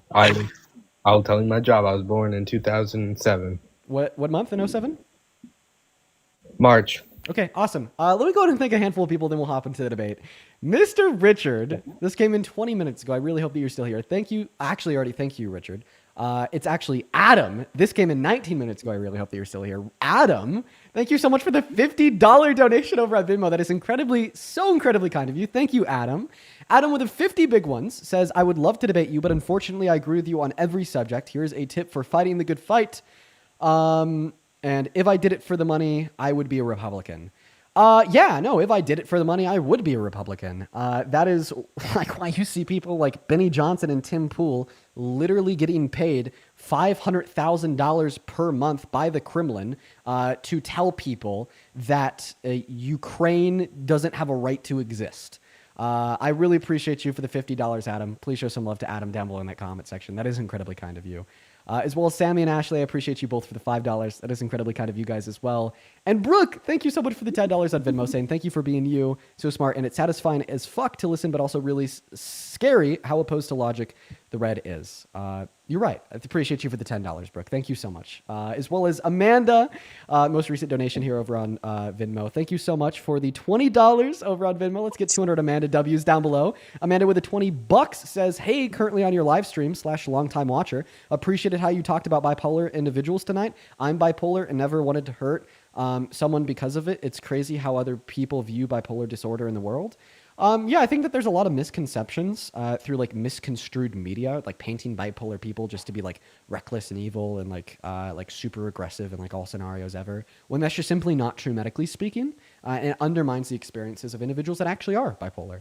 I'd also like to thank Thiago. Thank you for the $15 over on PayPal from Brazil. We'll love to Brazil Thiago. That is Thiago, as well as Yeshua. Dude, what a cool ass name, Yeshua. I love that name. Yeshua, thank you so much for the $10 over on PayPal. Yeshua says, big fan here. Is Park okay? I'm missing his lives. He's doing okay. In fact, I think he'll be back soon. As well as Emily with the $10 saying that last guest was crashing down a mountain of pivot. They all do.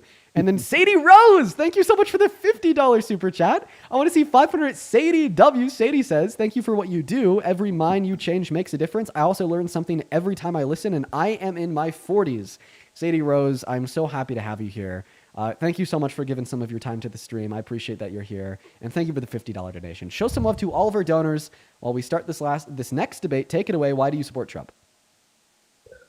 So I supported his economic stance, but first of all, can I say something regarding that last guest, just to get it out of the way?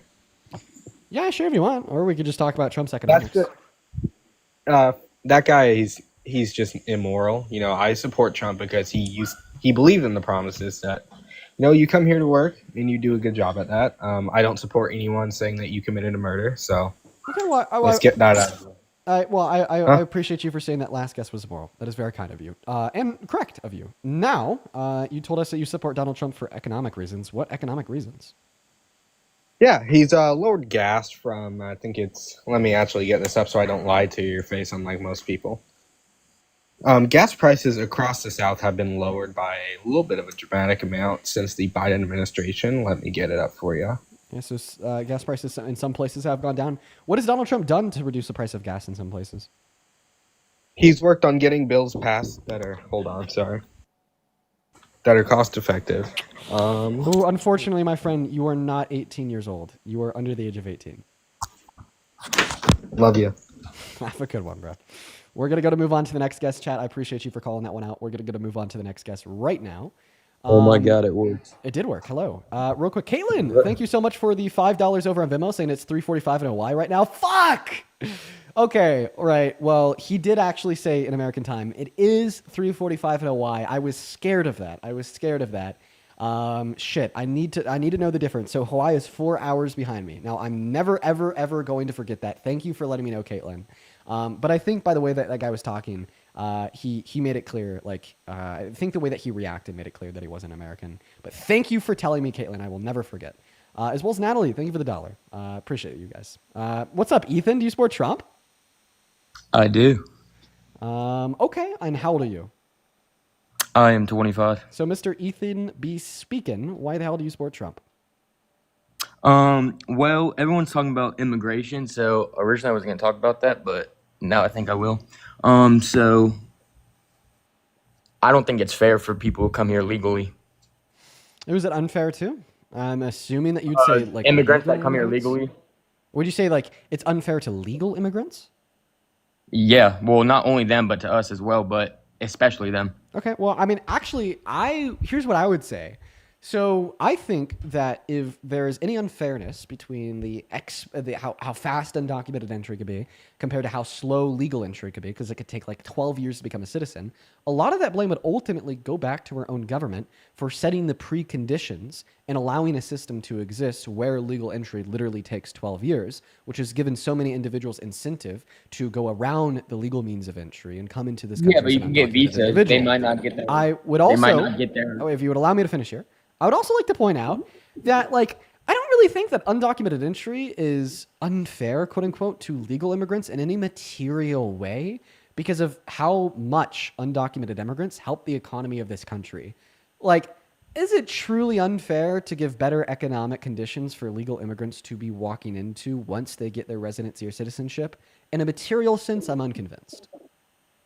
Yeah, but can you truly compare the two whenever they're undocumented? So there's no exact percentage that we know. We can't put a percentage on it because we don't know. So when we say undocumented, we just say that they don't have documentation for residency or citizenship, but we still have a lot of information about statistics surrounding undocumented immigrants. Right, for that instance, are all estimated. per the American Immigration Council, we know that 8.3 million of them are working. We know that they contribute around $1.1 trillion through $1.7 trillion per year to the American GDP. They pay about $100 billion per year in taxes.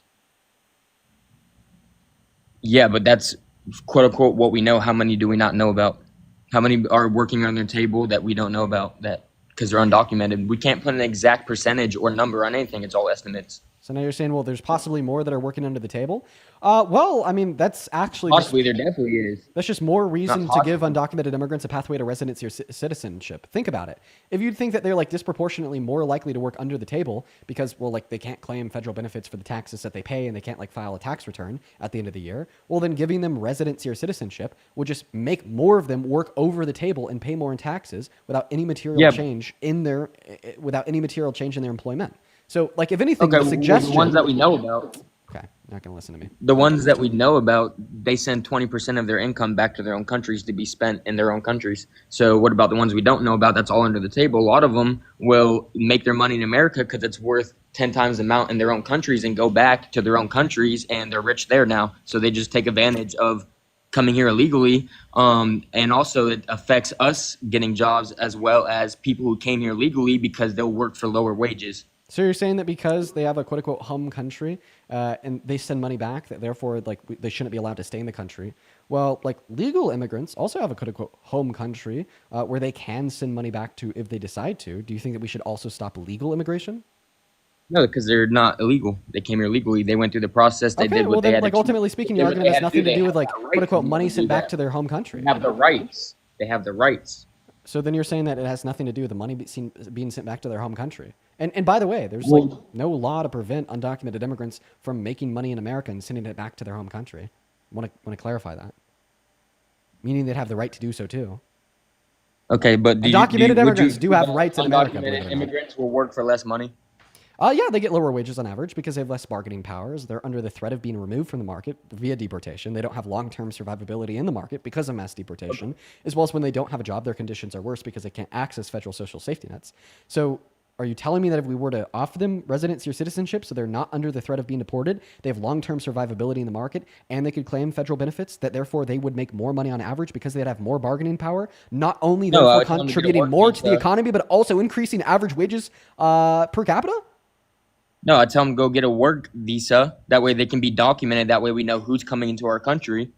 Because another thing I heard someone else bringing up as well is the murders. So you say we're more likely to murder someone than an illegal immigrant. Yeah. Or I'm sorry, undocumented. Okay, well, what percent of murders go unsolved? It's like 55. Yeah, so like 55%. Wouldn't you say it's a lot harder to find someone that's undocumented? So we don't really know what the true percentage is that they could be killing at because they're not documented. We don't know who they are. Yeah, can you please give me a source that twice as many murders go unsolved when they're committed by undocumented immigrants? Because that'd be the only way to demonstrate that undocumented immigrants are as likely to commit murders in America as citizens. Well, what I looked up is what percent of unsolved murders can we pin race, and there's no percentage on it. So that means pin on 55. race? Yeah, like how many of the undocumented or the unsolved murders do we know that we at least know their race, and there's no numbers on the race that we know. So, it could be anything. It could be Hispanics coming over here illegally, Colombians. Wouldn't you say it's harder to catch somebody that we don't know that's undocumented? Wouldn't you say it would be easier for them to get away with murder?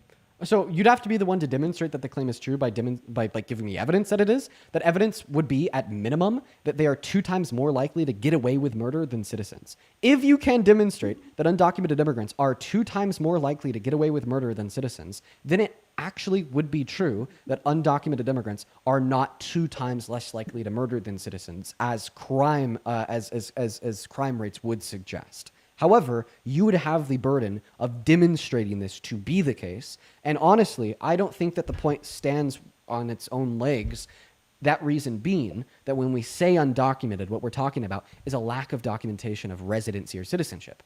We're not talking about documentation surrounding employment. We're not talking about documentation surrounding having like certain types of ITINs or limited driver's license in states that offer them. So because undocumented immigrants can still possess so much documentation within so many contexts, I'd say that your point isn't clear on its own, and you would have to give data to represent that it's true. And that data would be that undocumented immigrants are 2 times more likely to get away with murder than citizens. If you could prove that, then you're right and I'm wrong.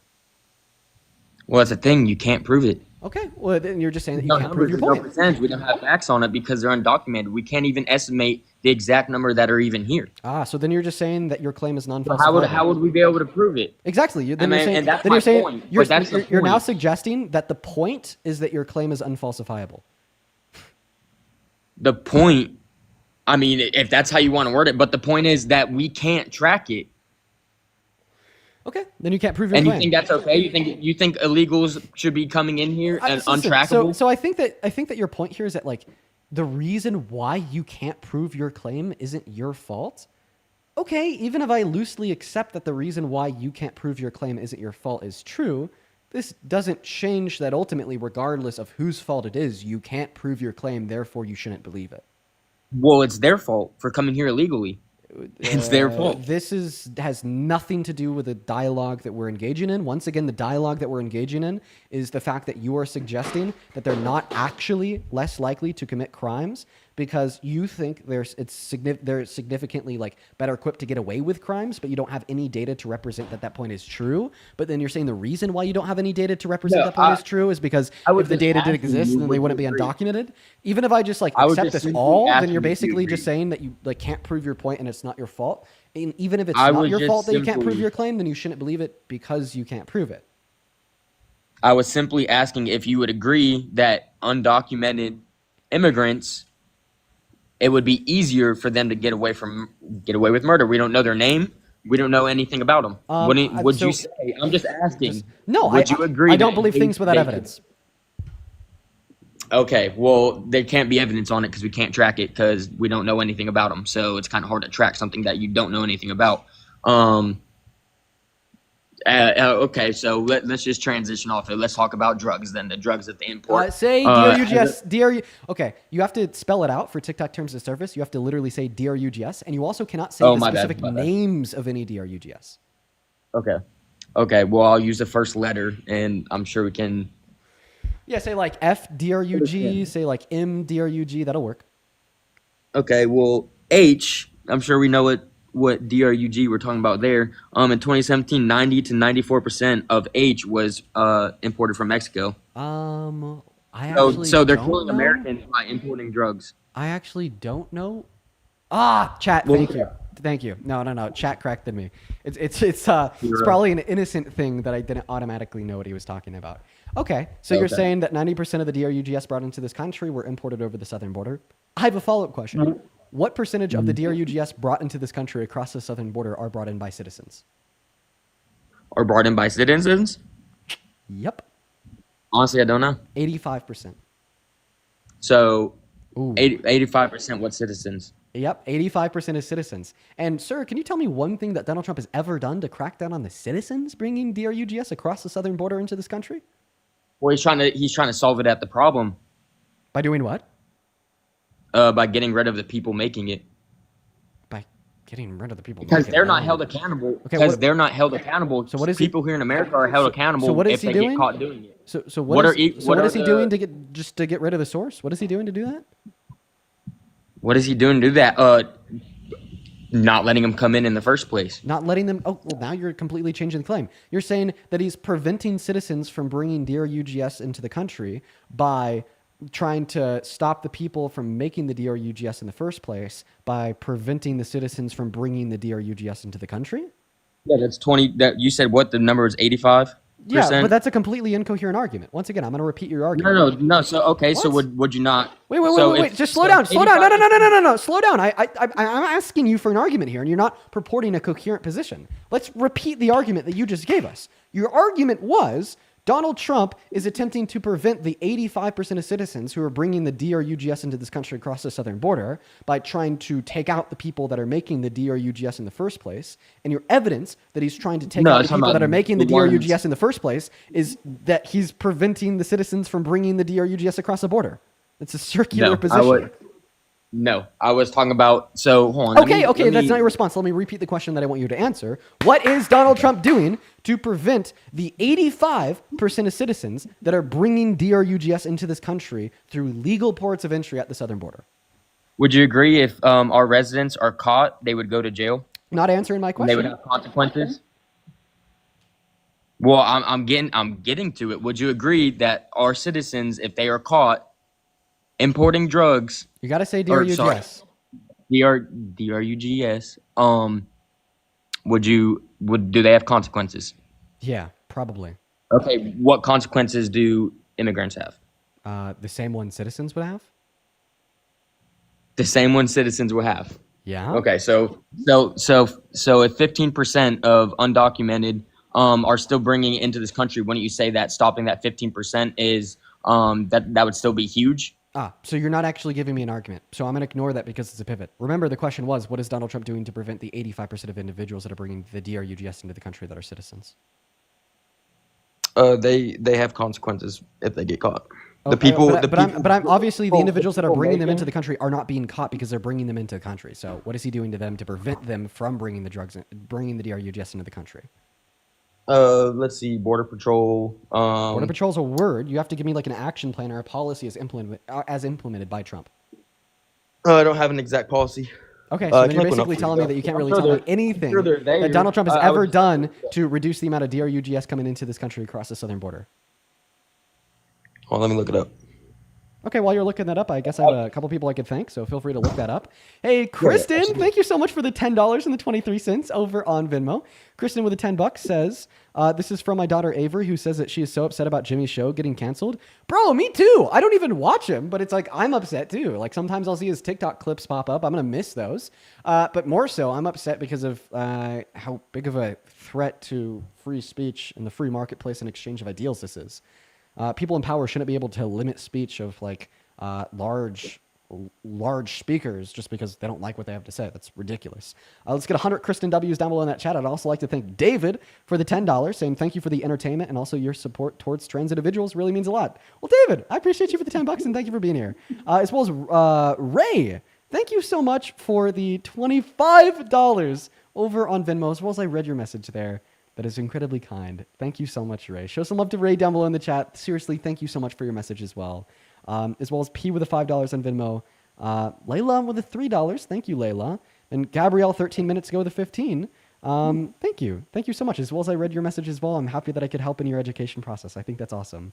As well as Emmanuel with the $15. He specifically asked me to not read his message out loud, so I won't. But I've seen clips of it, Emmanuel. But thank you so much for the $15. And then Kyra with the $10 on Venmo saying thoughts on Kimmel, RIP to free speech. Yeah, if you want my thoughts on Kimmel, go watch my recent TikTok or my recent post on Instagram. Thank you guys so much for all the love over on Venmo. Show some love to all of our donors, as well as Vada. Thank you for the $10 over on PayPal. Thank you so much for the love, Vada. Show some love to Vada down below, as well as E. Smith with the $10 saying hello from New Zealand. Appreciate appreciate being able to learn from you. Also, absolutely love listening to your lives. Well, love to New Zealand, and I appreciate you for being here, as well as Audrey with the $10, Carrie with the $10. And Comfort PRO with a 7. I appreciate you guys so much for the love. Did you find that source? No, because I started getting back to when you said 80% of, because I was already looking it up when you said that, and now I got back on that. Where exactly did you see that? Yeah, for sure. I'll give you my source.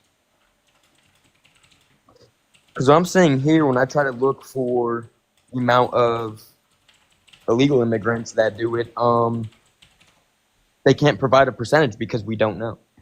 So it's like, how can you say that 85% of it is from Americans when we don't know? That would be the U.S. Sentencing Commission data for fiscal year 2024. Okay, what does it say? That U.S. citizens are the majority of convicted DRUG traffickers across the southern border nationwide, comprising 80% of offenders. Okay, but that doesn't give the percent of that just gives a percent of people in America or people that are documented. So what about if you were to look up what percent of illegal immigrants or trafficking, right, DRUGS? That would be like the remaining 20%. So how would that be the remaining 20% if when you look it up it tells you that we can't give a percentage? How would you know what the remaining percentage is? It does give us a percentage. Like I just told you that the U.S. Customs and Border Protection gives us a percentage. Okay, well, go find if you can find any numbers on any exact, because you're talking about Americans, you're talking about documented people, right? If you can any exact numbers on undocumented people, if you can find exact numbers. Listen. So if we have two options here for pizza, either cheese pizza and pepperoni pizza, and those are our only two options, and 80% of the pizza is cheese, does this self-imply that the remaining 20% of the pizza is pepperoni? Okay, but what happens when the remaining 20% doesn't even exist because we can't track it? If you say there's 8 slices of No, pizza, or no, these are estimate there's specifically 8 slices of individuals that were pizza. tracked and caught. Yes. Okay, but these are okay. But again, if you can go find any exact numbers I just on did. illegal immigrants, I did. I did. I did. Yes, I just did. I just gave them to you. no, those are people who were caught. Exactly. Those are people who were caught. So Right, what about which all is the people who best were idea of the demographic spread of those in which we have that are not caught. Unless you It's could the provide best me idea. Yes, the It's best an idea, idea. but is it a fact? The best idea. This would be the best reason that we'd It's have an to idea. believe for this conclusion. Yes. Okay, but is it a fact? Is that okay? So like Yeah, it when is we an say inductive, probabilistically based argument because 80% of those that are caught bringing DRUGS across the southern border are citizens, meaning that 20% are non-citizens, and we have no compelling reason to believe that Customs and Border Patrol would be more likely to catch citizens. If anything, we'd have more reason to believe that they'd be less likely to catch citizens due to the fact that they'd undergo less scrutiny at the southern border than non-citizens would. Therefore, we could assume that it is more likely than not that 80% of all individuals that bring DRUGS into this country, caught or not caught, are citizens. And if anything, we'd actually have more reason to believe that those that are not caught are even more likely to be citizens as they undergo less scrutiny at the southern border. This would be an inductive argument for the conclusion. And by the way, undocumented doesn't mean invisible.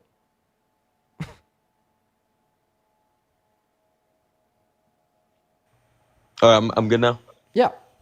So basically, what you're saying is your percentage is based off people who were caught. Yes, and then I gave you an inductive argument to conclude that because of the demographic of those that are caught, this gives us more reason than not to believe that those that aren't caught are either the same demographic spread between citizens and non-citizens, or even more citizens. Yeah, but we know for a fact that that percentage of people who are caught, like that's a real, like that's a fact. Yeah. Right. So, is there any way for us to know for a fact that that percentage wouldn't be higher? If more, and so you're saying, so basically you're saying like if more, the inductive argument that I just gave you would entail that if anything, it's more likely that those that aren't caught would have the percentage of citizens be higher.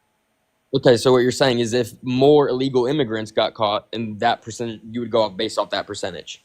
Right, I am going based off of that percentage through an inductive argument. Okay, but don't you think it's a problem, the fact that we can't put an exact number? Yeah, we can go based off people who were caught, but don't you think it's a problem in our country? Can you address the inductive argument that I gave you to conclude that we could reasonably conclude that those that aren't caught are going to have a similar demographic spread? Can you address that inductive argument? No, because there's no way to know. There's no way to know. I gave you an inductive argument to know it. Yes. No, you didn't. Dude, now you're just refusing to address reality. Yes, I gave you an inductive argument. I did. Your reality is based off people who were caught. Yes, it's based off of people that are caught with the use of an inductive argument. So how okay, can you and how actually many people repeat aren't caught? can you repeat the inductive Okay, can you argument? give me an No, can you shut give the me a hell up. percentage of- Can you repeat this- the inductive argument that I used to conclude that it is more likely than not that for those that aren't caught? Yeah, either and I it said is no. Okay, you can't repeat the inductive argument, so you didn't even listen to it. So how do you know it's incorrect? I've heard it. I disagree with you. So then repeat it. I don't need to repeat it. Yes, you do. I Because don't I don't agree- think that you listened. I do not agree. Repeat it that right now. based off- I I'm do calling not you on. agree I'm that calling your based off bluff. the percentage- Listen. I do not agree that. I'm calling you on your bluff. Repeat my inductive argument right now. I'm calling you on your fucking bluff. Repeat my inductive argument. Do it right now. I do not agree. I'm gonna repeat it. I do Boo! not agree. You're not Based repeating off my inductive percentages, argument. That based off. Why are you percentages ignoring of me? Do people you who even are hear caught. my voice? Repeat my inductive argument. Okay, listen. Just yelling doesn't make you right. God, fucking ignoring me doesn't make you right. Repeat my inductive argument. Okay, but every time, okay, see, like this is where it gets tricky with you, is because if I don't answer one of your questions and I go off something else and you do the same thing, it's okay for you to do it. When someone else does it to you, then you want to start yelling and get all mad. No, I gave you an argument to reasonably entail the conclusion that those that bring DRUGS into the country that are not caught either have the same demographic spread of citizens and non-citizens, or if anything, are even more likely to have more citizens. I gave you an argument for that conclusion that you're ignoring. I disagree for the fact that you're going based off people who are caught. So how many people are still how many people are still bringing DRUGS into this country that haven't been caught yet? You cannot disagree with the fact I gave you an argument. Sure, you could attempt to argue that my argument is insufficient or wrong, but you can't say I literally didn't give you an argument. I'm just saying I don't agree with. Listen, I'm saying I don't agree with the side that you're saying based off people who are caught, because that doesn't tell us how many people are still doing it that are illegal that haven't been caught yet. It actually does. It doesn't though. I will re-explain to you how it does. Are you ready? Okay. So what percent of the people that were caught? Sir, So what percent of the people that are caught were the total percent of people were doing it then? Ethan, calm down. Can I re-explain to you how that actually does explain those that are not caught?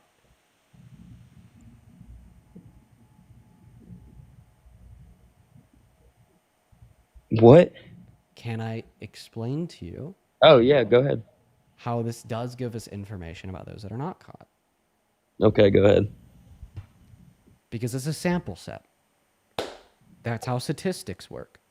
When you're doing, like, for instance, a study, and you want to determine what percentage of Americans think that abortion should be federally legal, you're not going to go knock on the door and get the opinion of every American.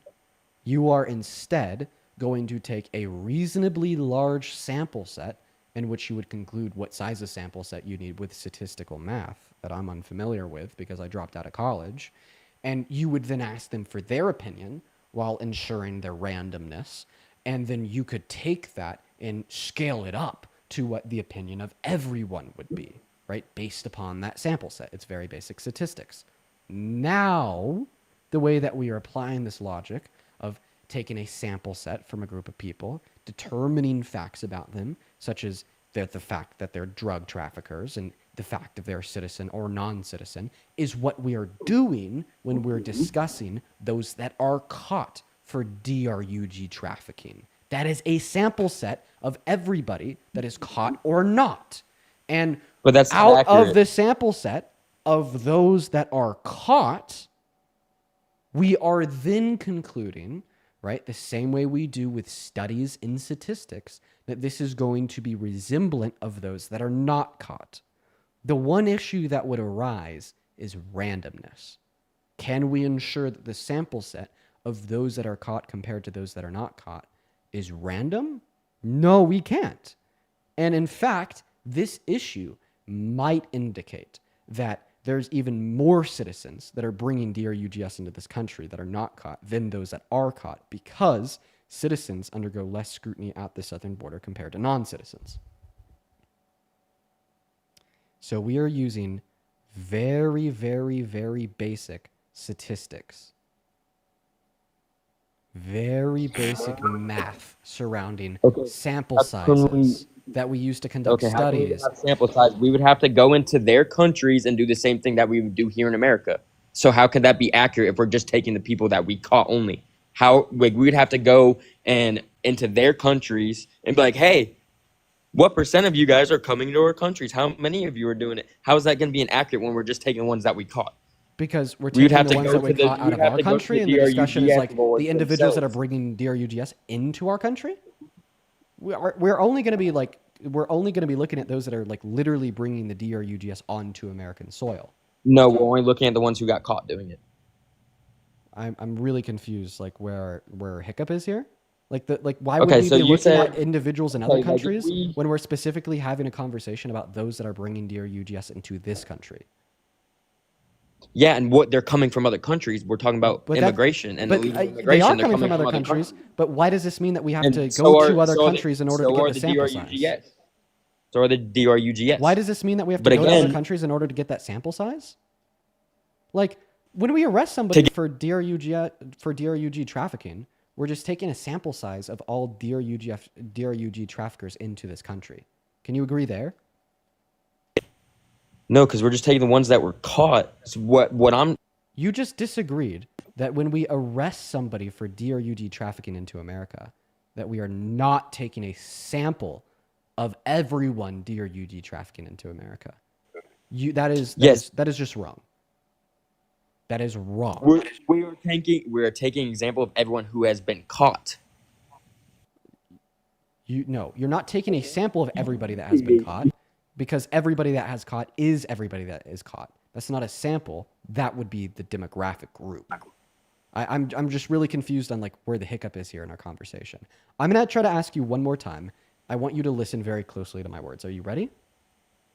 Sure. I mean, I haven't been able to talk. You won't even let me talk. You let me get one sentence out, and then you go on the whole spill. So yes or no? Because you have control over the mute button. So yes or no, Ethan? When we catch somebody that is bringing DRUGS into America, are we collecting a sample of somebody that is bringing DRUGS into America? We're collecting a sample who have someone who has been caught. So can you give me a yes or no to my question? I just said we are getting an example of someone who's been caught doing it. I don't understand that sentence. I just want a yes or a no. It's a yes, but based off people who got caught doing it. So then you can agree that those in which we catch are a sample of the larger umbrella group, which would be everybody that is bringing DRUGS into this country, caught or not, right? Based off people who are caught, yes. Right. Okay, so you have now conceded that those that are caught are a sample size of everybody that is caught or not caught, right? Yes, but again, to get accurate numbers, for us to know, but you're clapping like... So now that you've conceded that there is sample size, well, now we just use statistics. When we run academic studies, what we do is we collect a sample size of a larger group of people. We see who that sample size is, because I'm describing statistics to you. Shut the hell up. Are you ready to get mathed? No, I'm ready to be able to speak. Or just be quiet. For more than one sentence. I need to finish my argument. You literally just prove your point, and then I don't get to say anything. I'm almost to proving my point. I'm not there quite yet because you keep cutting me off. This is a multi-pronged argument, my friend. You keep cutting me off. Are you? Can I just listen? I listened to you. Let's set the bullshit aside. Let's just listened to you. I'm almost done. I listened to you. I'm almost done. I answered your question, and then you don't let me ask any other questions. I know, because this is a premise by premise argument. I have to get you to agree to every premise of the argument, then so we could draw the conclusion. Okay? Sometimes an argument isn't as easy as a single sentence, but you are treating everything that I'm saying individually as its own argument, where you then think that you get to interrupt and change the tune. But guess what? You actually don't get to stop me while I'm trying to construct a larger argument and change the tune midway through, because it's a multi-pronged, multi-premise argument with a conclusion. So far, I've gotten you to agree that yes, those that are caught for bringing DRUGS into America are a sample size of the larger group of everyone that brings DRUGS into America, regardless if they are caught or not caught. Now that we understand that fact, this is why I would say the best conclusion we can reasonably yield about what percentage of all DRUG traffickers that are bringing those things into this country that are citizens would be is 80%, because that's the amount of the individuals that are citizens that are caught, and those that are caught are a sample size of that larger group. Okay, now can I talk? Yeah. Okay, so what I'm saying is those numbers are not accurate. Here's why. If you have a good criminal and a bad criminal, right? The bad criminal gets caught all the time because he's sloppy. He's bad at being a criminal. The good criminal can get away with it. Right or wrong. So just because the people who are caught, that just means these people are sloppy. There's how many other people doing it that don't get caught every single day, doing it right now, who aren't getting caught. But the question would be, do we have any reason to believe that citizens would be more sloppy than undocumented immigrants? Absolutely. What would that Because reason be? undocumented immigrants are smarter. They've been doing this. Look at what percent of DRUGS they're bringing in here. 97% of hero. 97%. That's a big number, wouldn't you agree? 91% of, I don't know the word for the CO. So now you're saying that because 97% of the HDRUG that is brought into this country is brought across the southern border, that therefore it's brought across by undocumented immigrants, when we're having a conversation where I'm proving that 80% of the things that are brought across the southern border are brought across by citizens, I don't think that you could track an intellectual conversation, Ethan. I think I'm going to kick you. I think we have an idiot problem with the live right now, and that problem is you.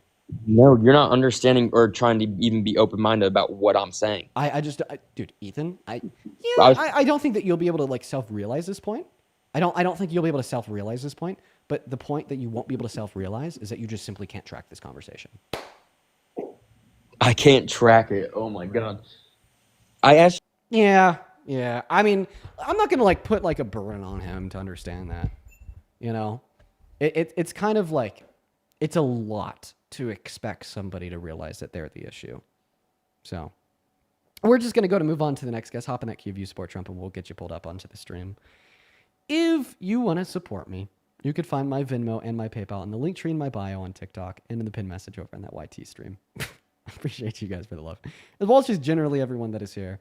While we're trying to find this next Trump supporter, let me know how your day's been so far down below in that chat. We're definitely getting a lot of crazy individuals. Today. What's up? Do you support Trump? Hello? Okay, they're not here. We're going to move on to the next guest right now. Go ahead and hop in that queue if you support Trump.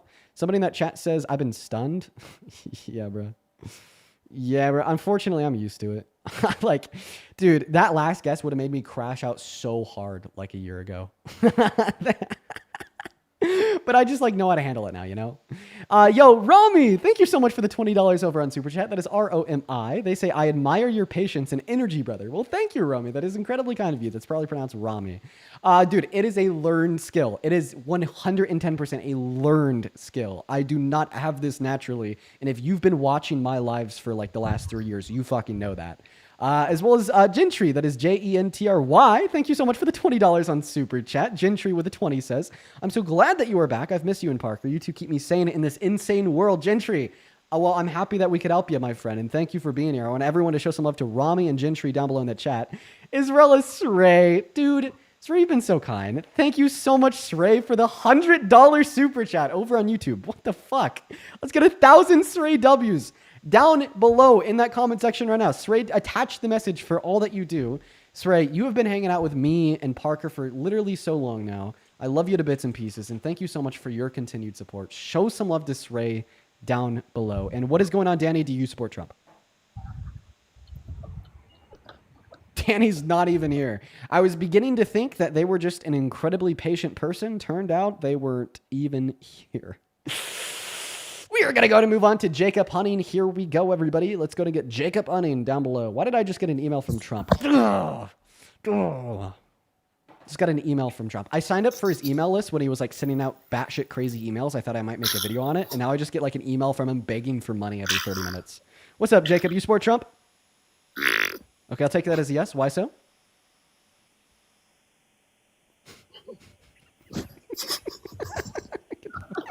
Out of here. All right, we're going to move on to the next guest right now. Let's get to see what the next guest has to say. Here we go. Be patient. We got that next guest connecting to the stream right now. We got Armand loading up into the stream right now. Yo, Angelique, thank you so much for the $15 donation over on Venmo. Angelique didn't leave a message, only the love. Thank you so much, Angelique. Show some love to Angelique down below. And then Ray Lee with a $15 as well, saying pop off to him. Thank you so much for the love. And then Avery, thank you so much for the $15 as well. Avery says, read off live. I about read that on live. I appreciate you for putting that at the start of your message. All the love to you, Avery. Thank you for the message as well, and thank you for the $15. As well as Franco, thank you so much for the $20 over on Venmo. Said, glad to see you're going strong. Well, I appreciate you for being here, man. Let's get 200 Franco W's. down below in that chat, as well as Reb with the $5 on Venmo saying, debate me, dare you? Bruh, hop in that queue. Pipe down and hop in that queue. As well as the Goddess Shop with the $15 on Venmo saying, thanks for all that you do. Thank you, Goddess. That is very, very kind of you. Thank you guys so much for all the love. Show some love to our donors. While we're starting this next debate, what is going on? Do you support Trump? Yes. Okay, and how old are you? I'm 18. And what year were you born in? 2007. And why would you ever support such a terrible president such as Trump? Because I saw this video that apparently Democrats and liberals like to just kick. I know the joke he was about to make. Dude, somebody came up on the live yesterday and said that they support Trump because Democrats and liberals like to stick their finger in their booties. And then he posted a video. He was like, earlier today, I joined Dean Witherstream to debate him, and I gave him an argument that he simply couldn't respond to. And then he played the clip of him being like, because I think Democrats and liberals like to put their fingers in their booties. And it got like 100K likes. It was a good video. It was funny. What's up? Do you support Trump? Okay, Tim's not here. Let's go to move on to the next guest. Here we go. Still looking for that next Trump supporter. If you are watching and you are a MAGA and you want to skip the line, go ahead and put a MAGA with your age or a Trump with your age down below in that comment section. As well as Vada, thank you so much for the $10 over on PayPal. And Adeline with the $10 on PayPal as well. Adeline, that is Adalyn, says, Dean, been watching you for almost a year now. Recently, I got my dad to start watching you. You've completely changed his views on Democrats and realized how blinded he was to Trump. Adeline, that puts a huge smile on my face. It is very rare that I hear about individuals trying to change their parents' mind and being successful. Just know that, that's awesome. That is very awesome. What is up? Do you support Trump? I do. How old are you, Derek? How old am I? Yeah. I'm 35. Perfect, my friend. Real quick, I want to thank 3 people, then I'll give the mic to you. Christine, thank you for the $10 on Venmo, who says, as a therapist who hates Trump, let's fucking go, Christine. Avery, thank you for the $10. Thank you so much for the love. Thank you so much, Avery, as well as Megan with the $5. Thank you so much. I appreciate you, Christine, Avery, and Megan, and take it away. Tell us why you support Trump. Well, I give you a lot of reasons, but I kind of want to go to where you kind of left off with the other guy just a minute ago. I kind of see what he's saying. It is almost impossible to know certain numbers if you can't document that stuff. I see that stuff. It's just not. Put that aside. The point of my argument is that it's really not is. impossible. You cannot know what you don't know. Well, we do know that statistics is a field of academic research in applied mathematics that is reliable. And we can use tools of statistical mathematics to conclude reasonably what those numbers would be. But I'm not going to have this conversation again. If you know it, if you have those tools and you know the information, I'm not going to have this conversation again. You can't do it. But I'm just saying, I saw where dude was saying what he's saying. But I want to ask you, what other country just has open borders, just lets anybody in? Name one country that just lets anybody into their country. Dean country. Name another one. Dean country. Huh? Dean country. What? When I'm older, I'm going to buy a ranch, no borders. Free beer for everyone. Okay, well, that's you. I'm over the age of 21. Okay, I'm fucking with you. On planet Earth, just has an open border and allows anybody in that they want. Name another one. Okay, I'd assume that there's not one. There's not one, so why should we? Well, I don't think that we should have open borders. You did though. You said that to that other guy. No, I didn't. You did.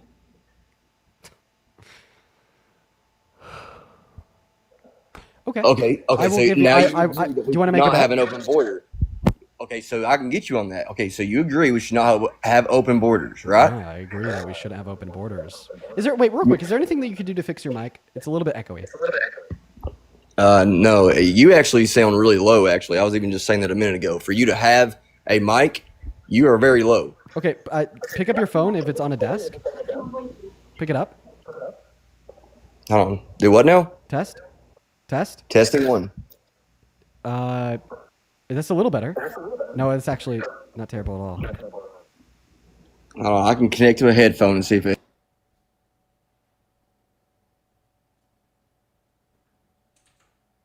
Crap. What are we doing?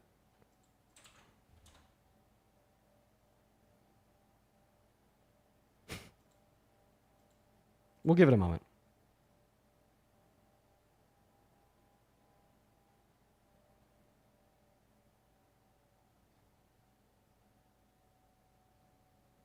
Can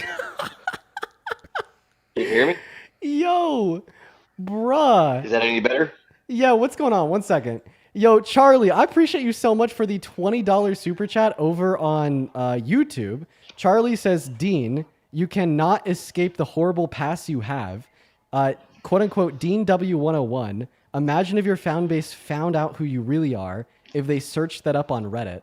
I typed in Dean W101 to Reddit, and dude, and then I went to comments. Anyone could go do this too. It is like some like crazy conspiracy theorist that was spamming on Reddit like 4 years ago, saying crazy shit. God. Okay, that's not my account. I promise I was not a young 15-year-old spamming crazy shit on Reddit under this screen name Dean W101. Go ahead. Are you giving it back to me? I'm sorry, man. I just don't think that your mic is good enough. Maybe it was good enough for like a lot of people watching. However, it just was not good enough for me. Okay. Also, yeah, user DeanW101 created their account in 2013. I would have been 7. I would have been 7 spamming crazy conspiracy theories over on Reddit. Not me, not me. We're going to move on to the next guest right now. Let's go to get that next guest. Hunter loaded up into the stream right now, y'all. What's up? Do you support Trump? Hello, do you hear me? I sure do. Yeah, I do. You hear me? I do. All Are you right, MAGA? yeah, I am MAGA. I support Trump. Okay, is there anything that you could do to unmuffle your mic a little bit? Let me take off my headphones. Okay. Yeah, if you take the... I would have been 9. I wouldn't have been 7. Fail. I would have been 9. But by the way, Charlie, I appreciate you for the $20. Very kind. Is it better now? Do you hear me a lot better? Do you still have the mic connected? Yeah, do you hear me a lot better now? If you disconnect the mic, I will be able to hear you significantly better. Like if you just completely disconnect it. Like, what do you mean completely disconnect? If you just completely disconnect the mic. Oh, from my headphones? Yes. Okay, while the guest is working on that, B, thank you so much for the $10 on Super Chat. B says, did y'all see the Steve Burns podcast premiere earlier? I love watching it. I can't wait for more episodes. No, I didn't. I'll have to check it out. We're going to move on to the next guest. All right, what about now? Do you hear me better now?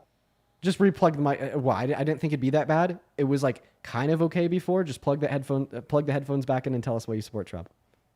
What about now? Yeah, it's fine now. Take it away. Tell us why you support Trump. Because I think that illegal immigration is actually a fiscal downside to America. I know you mentioned that they bring in more federal revenue, but when you look at the state and local level, they are a fiscal burden. And then if you grant them amnesty, most of them don't have high school education. I think according to the House committee, only 43% don't even have a high school diploma. And most high schools in South America don't reach the American standard when it comes to employment and when it comes to universities. We've already debated and before, high schools right? No, we haven't debated before. I swear to God, I swear to God, I debated you like 4 or 5 days ago. I haven't been on here since like March. I took a long break, but I haven't debated you. I've debated your colleagues like Pickles and a few others, but I haven't debated you. Anyways, I think I have. I'll allow you to continue though. High school dropouts in America, people who do not have high school education, are a fiscal burden on the U.S. economy.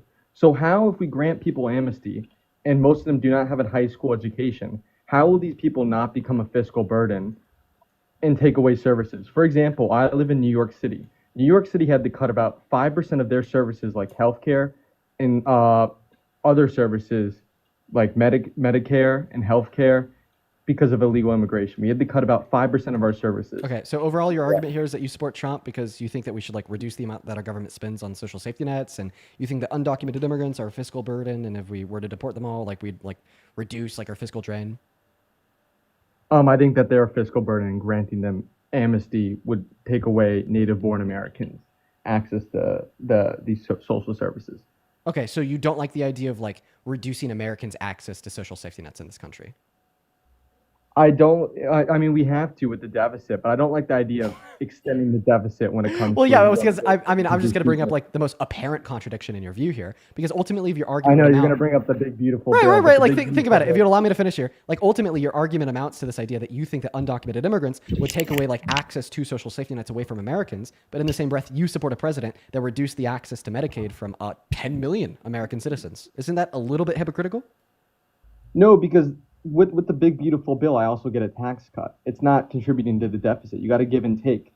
In Obama's 2008 Affordable Care Plan, he got rid of premium payments. You have to get rid of some health care because the biggest governmental service that people use are entitlements. If you want to actually make a dent on the deficit and you want to give tax cuts, you are going to have to cut these entitlements. And also, we have tariff revenue coming in too, so- which is about $27 billion a month. So you're basically according to So yeah, you're what were you basically gonna say? you're just essentially telling us that it is the case that you're okay with kicking 10 million low-income Americans off of Medicaid because like the top 51% of income earners got a tax cut? According to the IRS, the Tax and Jobs Act benefited the middle class the most.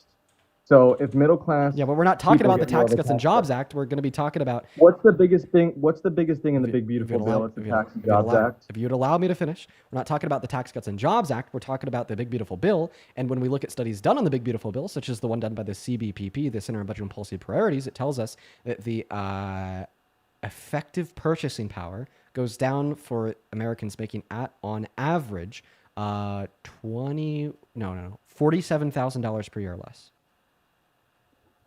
That's just false. That's an estimate, and that's just plainly false. Right. People Well, said- of course, we're going to be the talking same about study- estimates the here when same we're study said discussing like about the Tax efficacy and of like Jobs Act. broad-reaching economic policy. If you want to reject estimates because of broad-reaching economic policy, well, then you'd have to reject the last thing you literally just said, which was an estimate about the impact of the Tax Cuts and What did Jobs that Act on the average same- American family. What did that same study say about the Tax and Jobs Act? Can you please The respond to what I same just study said? said the same study said that the Tax and Jobs Act would be a burden or it wouldn't be good for the middle class. That same estimate said it wouldn't be good for the middle class, and in fact, according to IRS data, it was good for the middle class. So the CBPP That did a estimate's been study wrong before. So the CBPP did a study on the Tax Cuts and Jobs Act like 8 years ago, and they estimated that'd be bad for the average American. Can you please show me that? I don't have it up right now, but you can go search it up yourself. Well, it kind of sounds like a trust me, bro. I think that you're going to have to be able to give like the title of the study, who was published by. Of course, it was on the CBPP's website, so it should be pretty easy. Yeah, I'll go look it up right now. And mind you, you still haven't been able to discontinue my claim that if we give amnesty to illegal immigrants, they are going to be a fiscal burden. Do you think that we should give amnesty to people who are going to be a fiscal burden? Do you think that you're pivoting away from the fact that you just claimed that the Center of Budget and Policy Priorities did a study on the Tax Cuts and Jobs Act? Why are you interrupting me?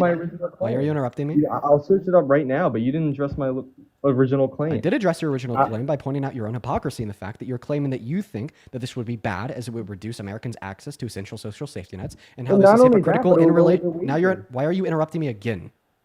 Because it will lower their wages, dude. And if we're going to cut Can you stop services, interrupting why me? keep- I hate the debate tactic where you just interrupt every sentence I say.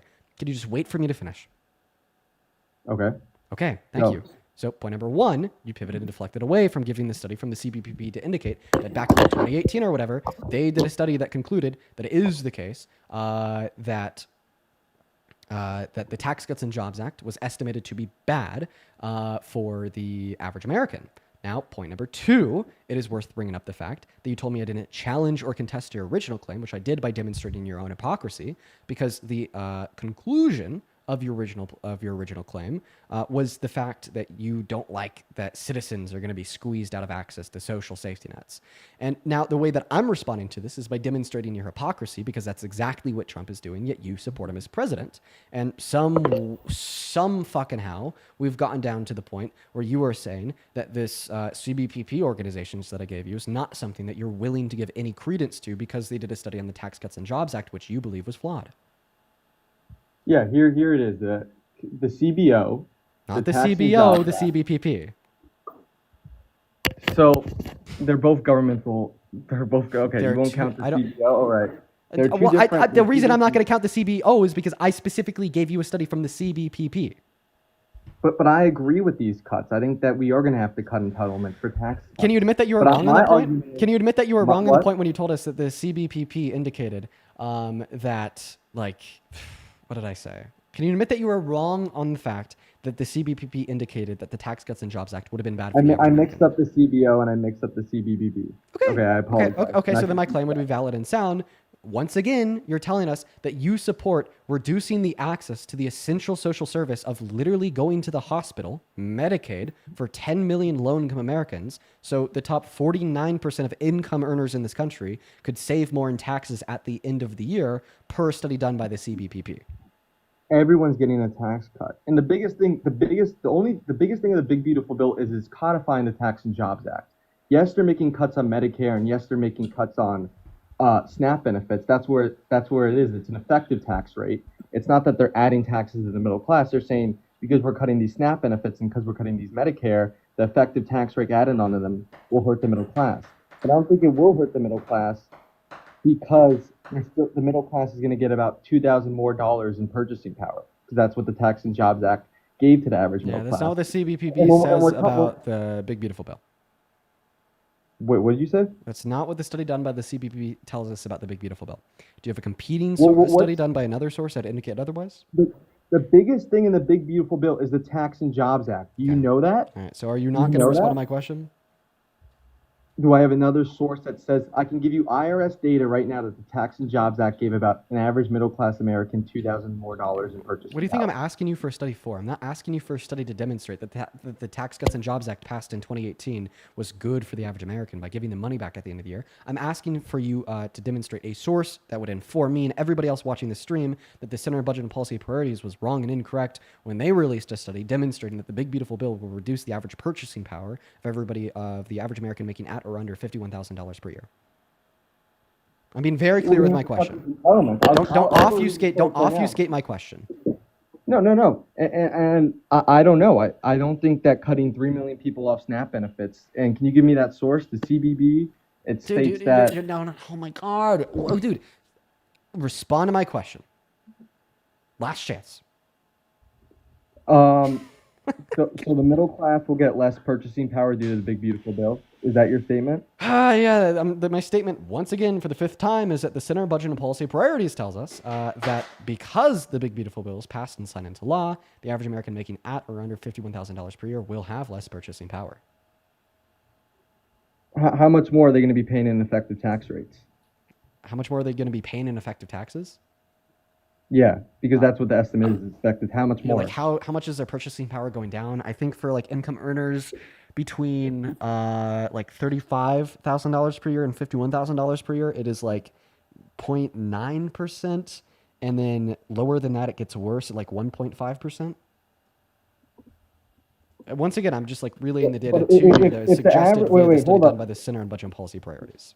Hold up. If the average middle class American gets about $2,000 more due to income tax, how would 1% of 51,000, which isn't more than 2,000, how would they have less effect? How would they have less purchasing Oh, that's going to be power? the net loss. How? Explain. That's going to be the net loss. That's going to be accounting for the cuts in the bill to the taxes. There's no tax increases, though. Are you talking about net loss when it comes to... Dude, I didn't say tax increase. I said purchasing power. How would they have less purchasing power if they're going to have to spend about 1% of their paycheck, of their annual salary, which is about $51,000? No, the study, dude, for the last time, and it's going to be the last time I say this, right? It makes their purchasing power go down by roughly 1%. Oh, in general. So even if that's including the $2,000 in purchasing power that the total net impact of the bill is going to reduce the purchasing power overall by around 1% for income earners making between around $35,000 per year and $50,000 per year.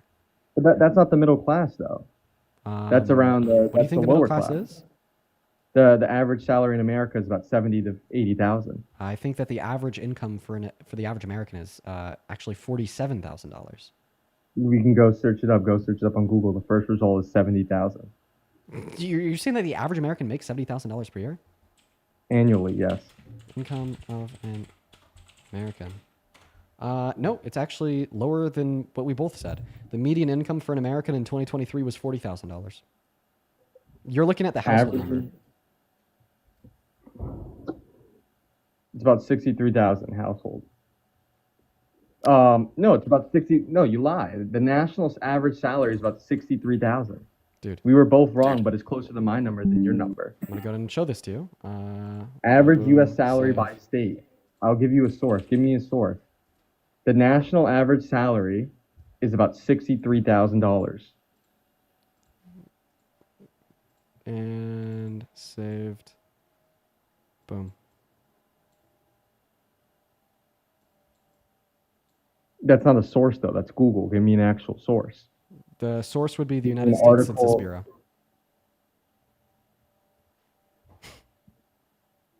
Like I cut it off like right before it, but like right under the cutoff at the bottom. It says source United States Census Bureau. Can you not cut it off then?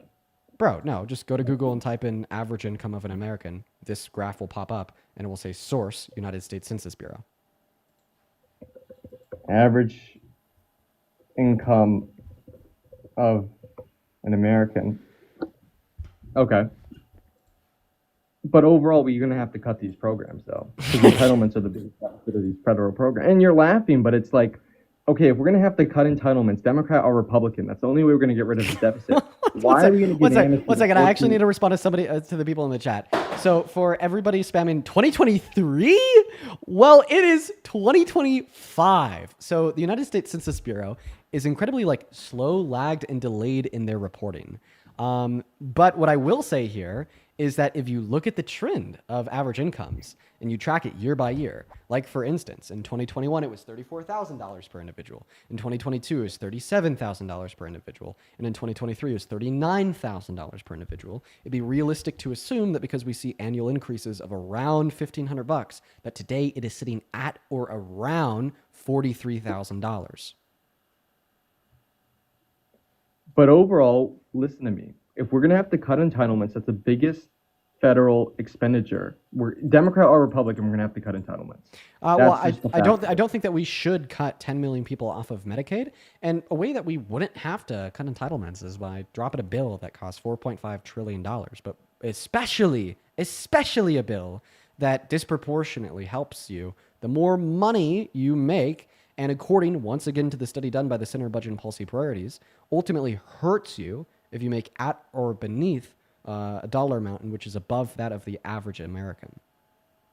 First of all, the cuts that we're making is eligibility. You have to be 18 or older. You have to work about 20 to 30 hours a month? Or no, 40 hours a month if you are eligible 80. and you're not disabled. It's 80. What? It's 80. It's 80. That's nothing. 80 hours a month. You have to work if you are eligible and you're above the age of 19. I think that's actually a fair program, especially if we're going to have to cut entitlements in general. I think that work requirement on Medicaid is bad. Well, we don't live in a fairyland. We don't live in a fantasy land. We're going to have to cut these things. You know that, right? So you just concede in one breath that sure, Dean, maybe it's unfair, but I don't care?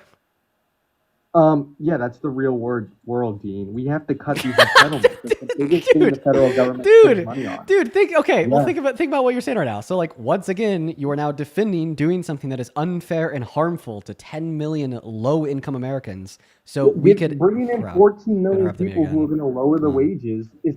This is going to be the last time I repeat this. If you don't like directly respond to it, I'm going to kick you. This is fucking boring because you cannot respond to a claim straight on. So once again, I just want to understand your perspective. Your perspective is that let's like fuck over and kill a bunch of low-income Americans by taking healthcare away from 10 million of them unfairly, just so we could give a larger tax cut to Americans that make a dollar amount above the median income for the average American. And in fact, those that make at the median income are below it. We're going to hurt you too. No, I don't think it's something. I don't think that we should take money and kill the poor just to give more to the rich. Kind of have one of the most progressive moral obligation against that. Ever. The top 5% pay about 54% of all federal services. We have one of the most progressive tax systems in the world. Yeah, and the top 1% of income earners own 85% of the wealth. Why? What would you In say? favor of the baby dragon. And the top 1% of income earners own 85% of the wealth. So, of course, the top 5% of income earners are going to pay 55% of all income taxes. It makes sense. Why do they own all the wealth? Ultimately, like, you're still not responding directly to my claim. I just want to be clear. Are you saying inevitably it is a good thing to be fucking over poor Americans to help rich Americans? Will we have to do that? Yes. And I think it is a good thing that Trump's doing that. Okay, goodbye. We're gonna move on to the next guest. Woo! I mean, yeah, got him to like concede to like the most craziest thing ever. God, what the fuck is going on, dude? Is this like a joke? Like, I can't believe that people are like this far brain rotted. Oh my God. Okay, we're going to move on to the next guest. Hop of that QView Sport Trump. We're probably going to do debates for around another 30 minutes. And if you want to support me, you could support me over on Venmo or PayPal. As well as like Charlie, I think his name was. Yo, I appreciate you for like another $15 over on YouTube. There is somebody that is just like spamming me with money to be hateful. As well as Sray, thank you so much for the $100 super chat over on YouTube super chat. Thank you so much. Thank you so much, Sray, with another one. Wait, actually, Sray, I do thank you. I'm just now realizing Fuck me, Dean. Fuck me. Get the hell out of here. I'm just now realizing that I already thanked you and that came in a while ago. I just refreshed my YouTube and it put it at the top. But I guess more W's to you, Sray, for the $100 donation a little bit ago. Thank you so much. Let's go to get that next guest loaded up into the stream. But who I do have to thank, Rami. Thank you so much for the $100 super chat over on YouTube. Rami, that is so fucking kind of you. Let's get 1,000 Rami W's down below in the chat. Thank you so much for your kindness. Rami with $100 says, thank you for all the info and encouragement to get us involved in politics. Dean, you and Parker making a real difference by speaking up in these dangerous times. Voices like yours are what truly will make America great. Rami, I seriously really appreciate you, not just for the love of the $100, but also for such a kind message. Thank you. As well as someone with the $10 super chat saying, and I quote, some of you may die, but that is a sacrifice I'm willing to make. Yeah, and then they want to turn around and say that the Democrats are like the evil, hateful ones. That's crazy. As well as Kayla with the $10. Thank you so much. I really appreciate that.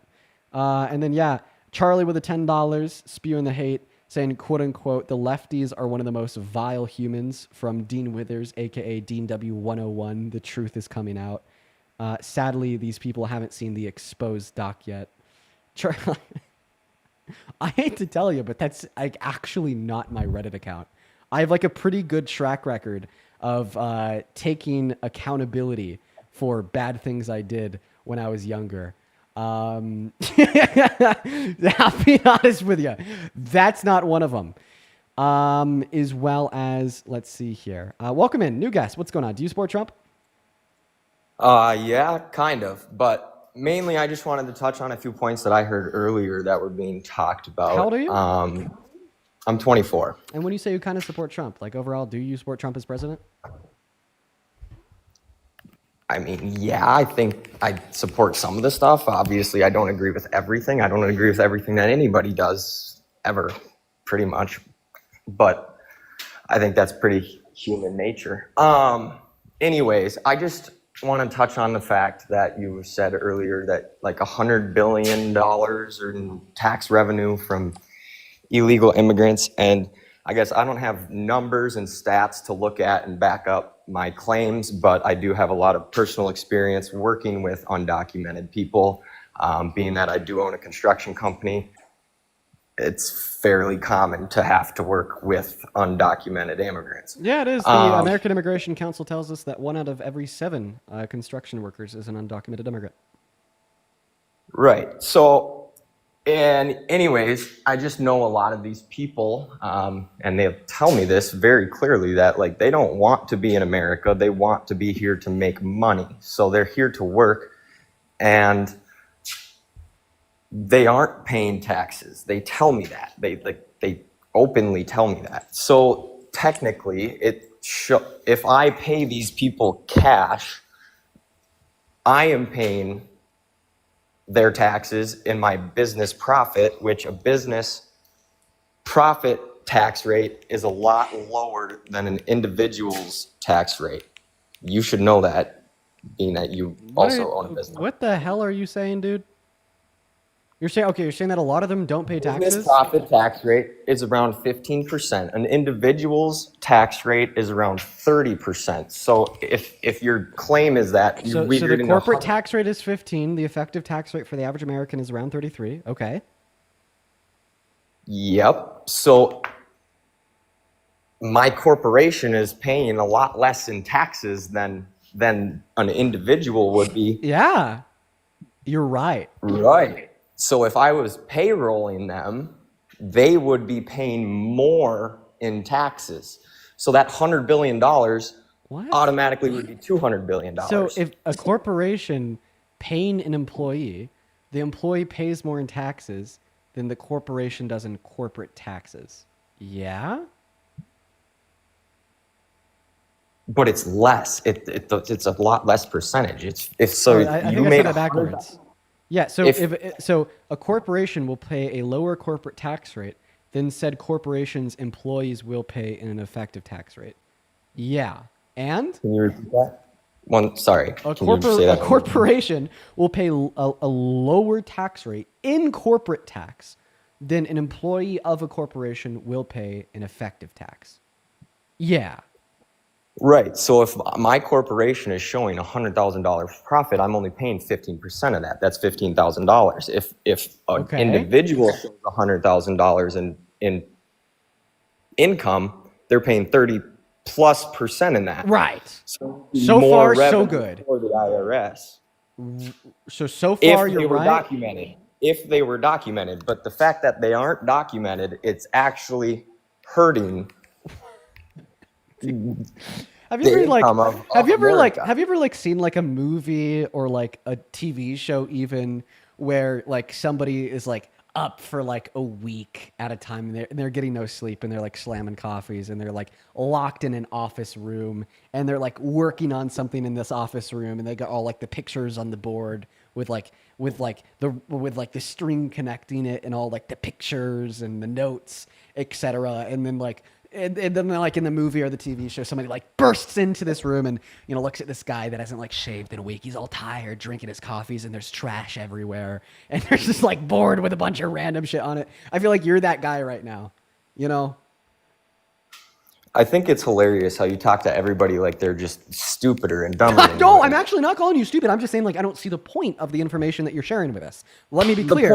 I do understand that the effective the effective tax rate for the average American working as a W-2 employee is higher than what corporations will pay in corporate tax on their profits. Okay, what is the point and how does this relate to our debate? And why the point is that $100 billion would be $200 billion for the IRS if they were documented immigrants. What? No, where are you getting that one from? Where's that coming from? What? Dude, whoa, you just threw like a huge like new factor into the mix that has no relationship whatsoever with the last two things that we're talking about. What the fuck? What is going on?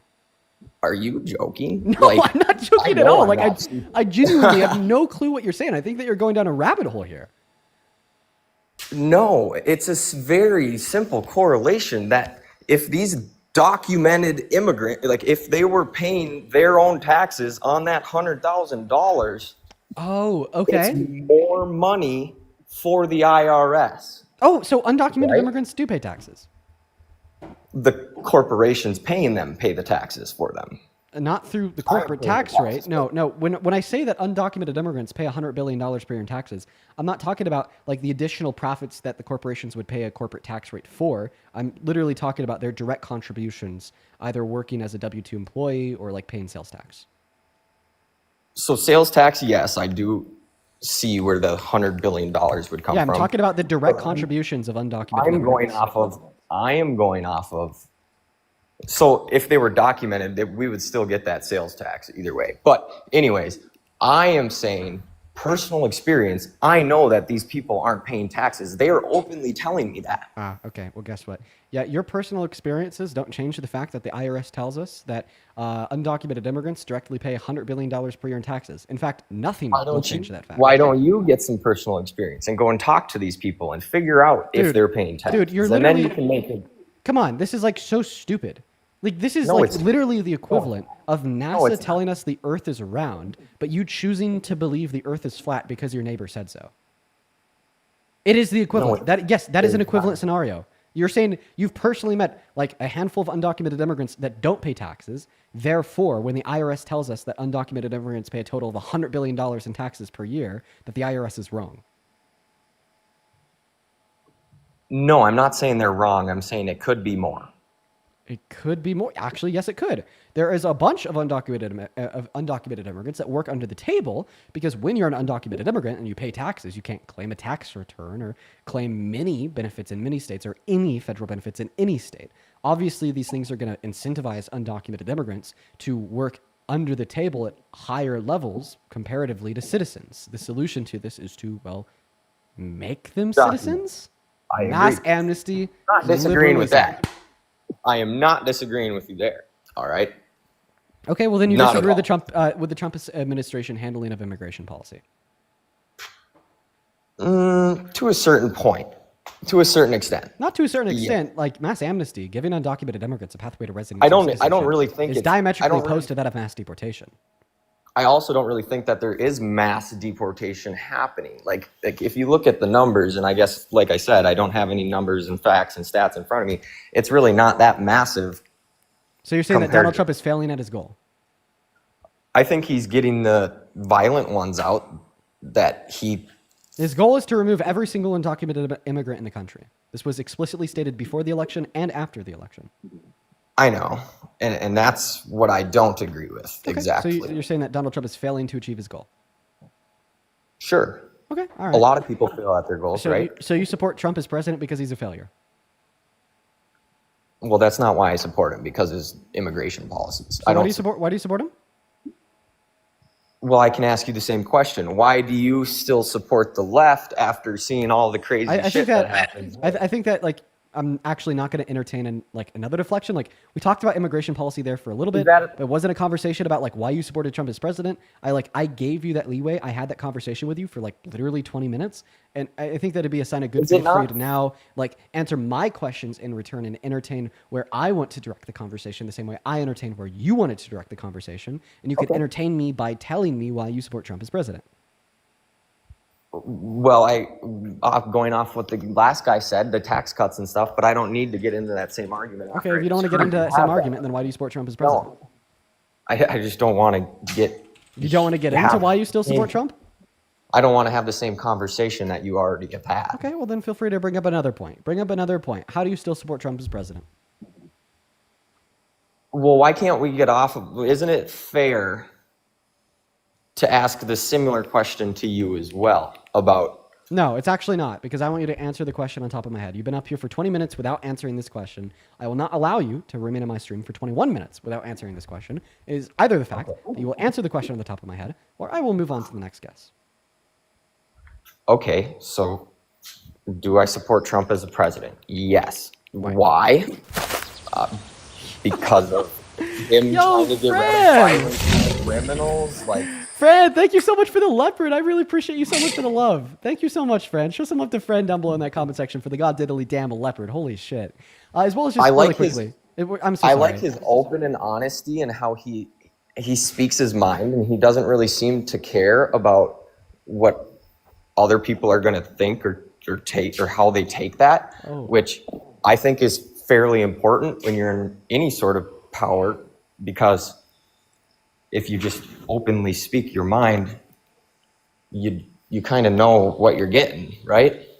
Okay. Thank you so much for your commentary there. Real quick before I respond to that, Annie, thank you so much for the $50 donation over on Super Chat. Show some love to Annie down below in that comment section. Let's get 500 Annie W's. Annie, it's so good to see you again. Annie says the corporate tax rate is a flat 21% since the Tax Cuts and Jobs Act. Thought this guy was a business owner. I think that the big beautiful bill might have dropped it more, but I'm not so sure on that one. I should do my research. As well as Karen, thank you so much for the $25 over on PayPal.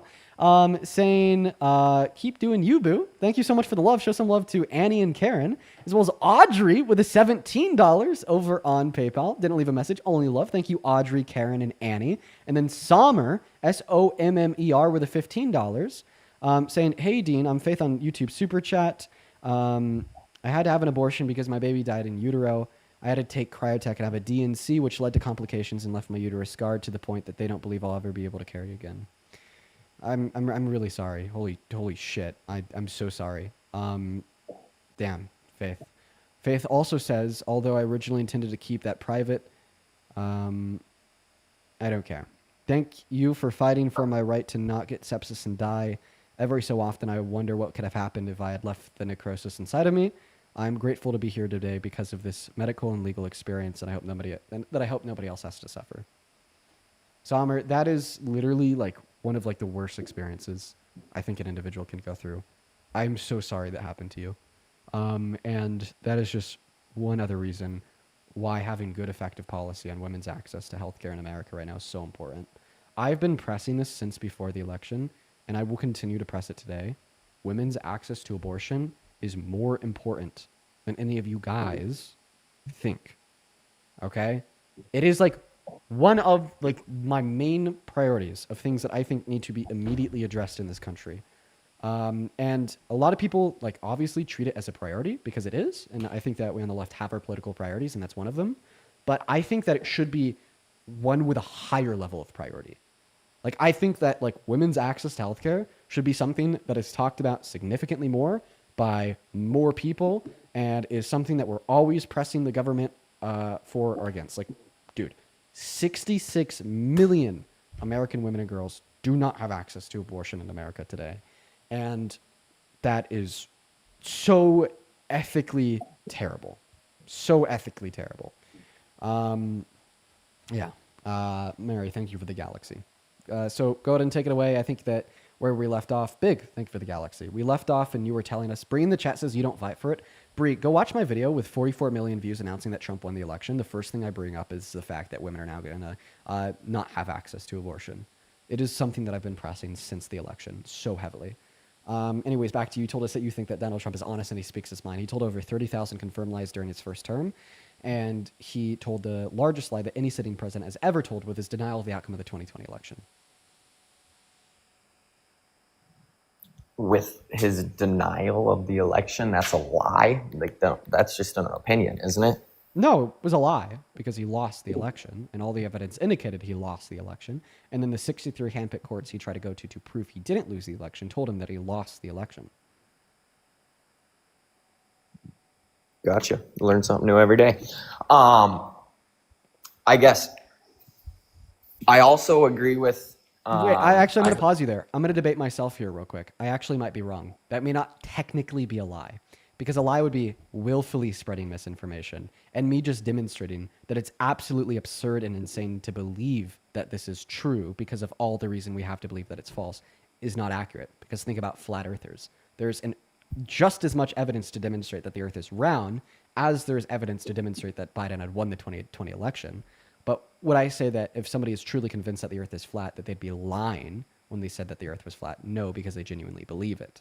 So then that question would go down to, is this something that Donald Trump genuinely believes? And I think this would be a conversation where we'd have to prove some type of mental state. I debated myself there, but I just thought I'd add those thoughts on. Go ahead and continue. I appreciate that. That was very mature of you, I'm going to be honest. So the abortion thing, I guess I don't personally agree with abortion, but at the same time, I do think that certain cases, rape, incest, whatever, obviously need abortion. So I agree with him there. Okay, so why do you think elective abortion should be banned? What's that? Why do you think that elective abortion should be banned? It's the same reason I don't want to see kids shot in schools and stuff. Every life is precious, and that's actually a good question. So the reasons why I would say I don't want to see a kid shot in school is because that child has their own unique and innocent perceptions of the world around them. They're just beginning to like... Does a fetus have their own unique and innocent perceptions of the world around them? No, because they're not conscious until 20 through 24 weeks. So therefore, if we want to say that it would be wrong or not wrong for the same reasons we think it is wrong to shoot a child, like to watch a child die in school, we'd actually imply that therefore abortion is not wrong prior to 20 weeks. Sure. I have no argument for you there, okay? Holy shit. Boom. Okay, well, guess what? That's Roe v. Wade. I don't know. I don't know. Roe v. Wade protected women and girls' access to elective abortions up until the point of viability at around 21 weeks, and then protected women's access to abortion in all scenarios even after that. So you just justified support for the view of the left and policy that Kamala Harris ran on, and something that Donald Trump got effectively overturned. Gotcha. Hey, I've never been one to say that I'm always right.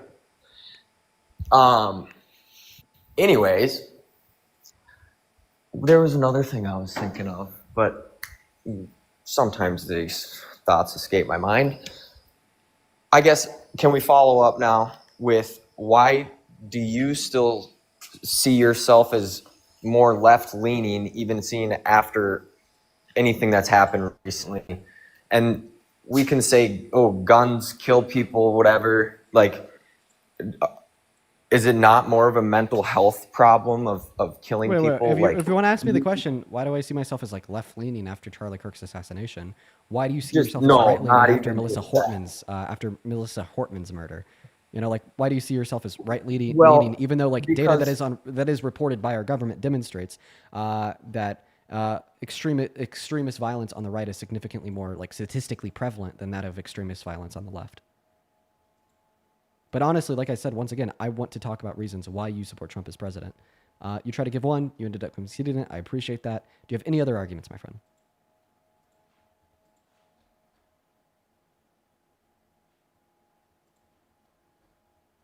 Microphone. Do you have any other arguments for why you support Trump as president?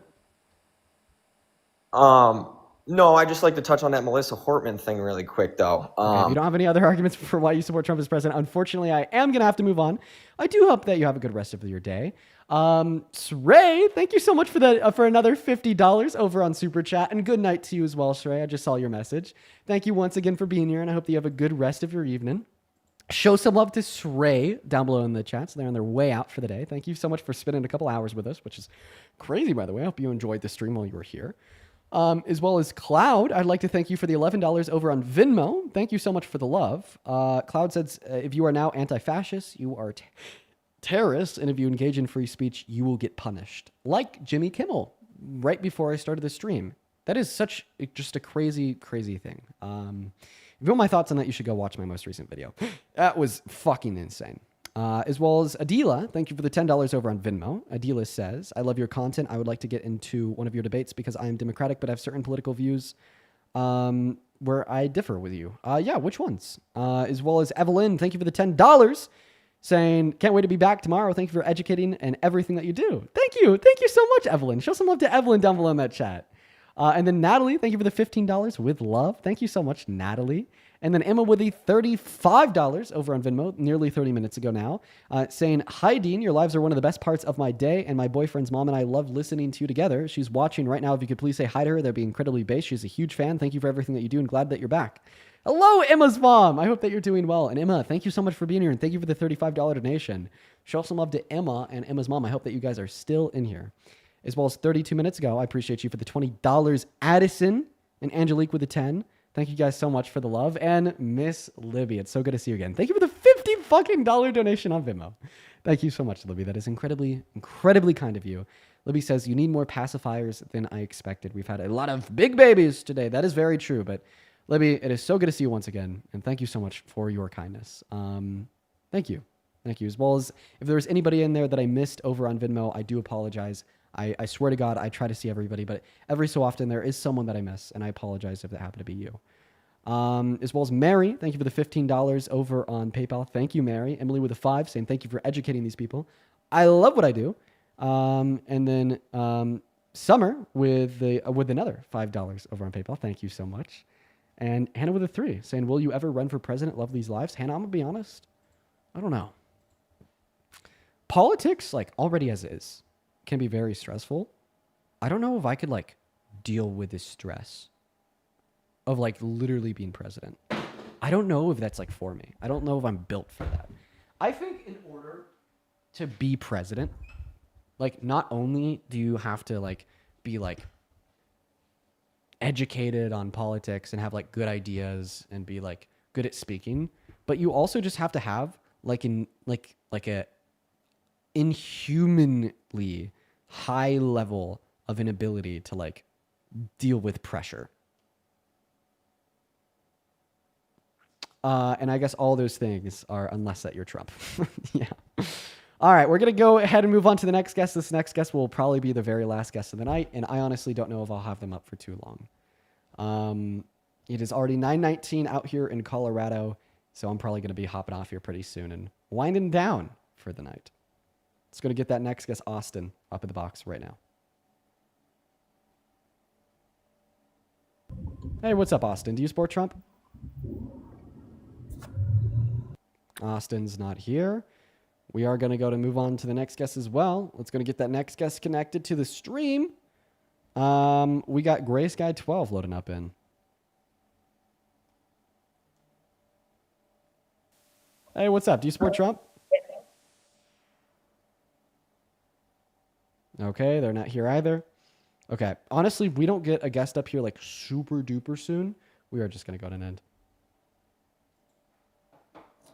Hey, what's up? Do you support Trump?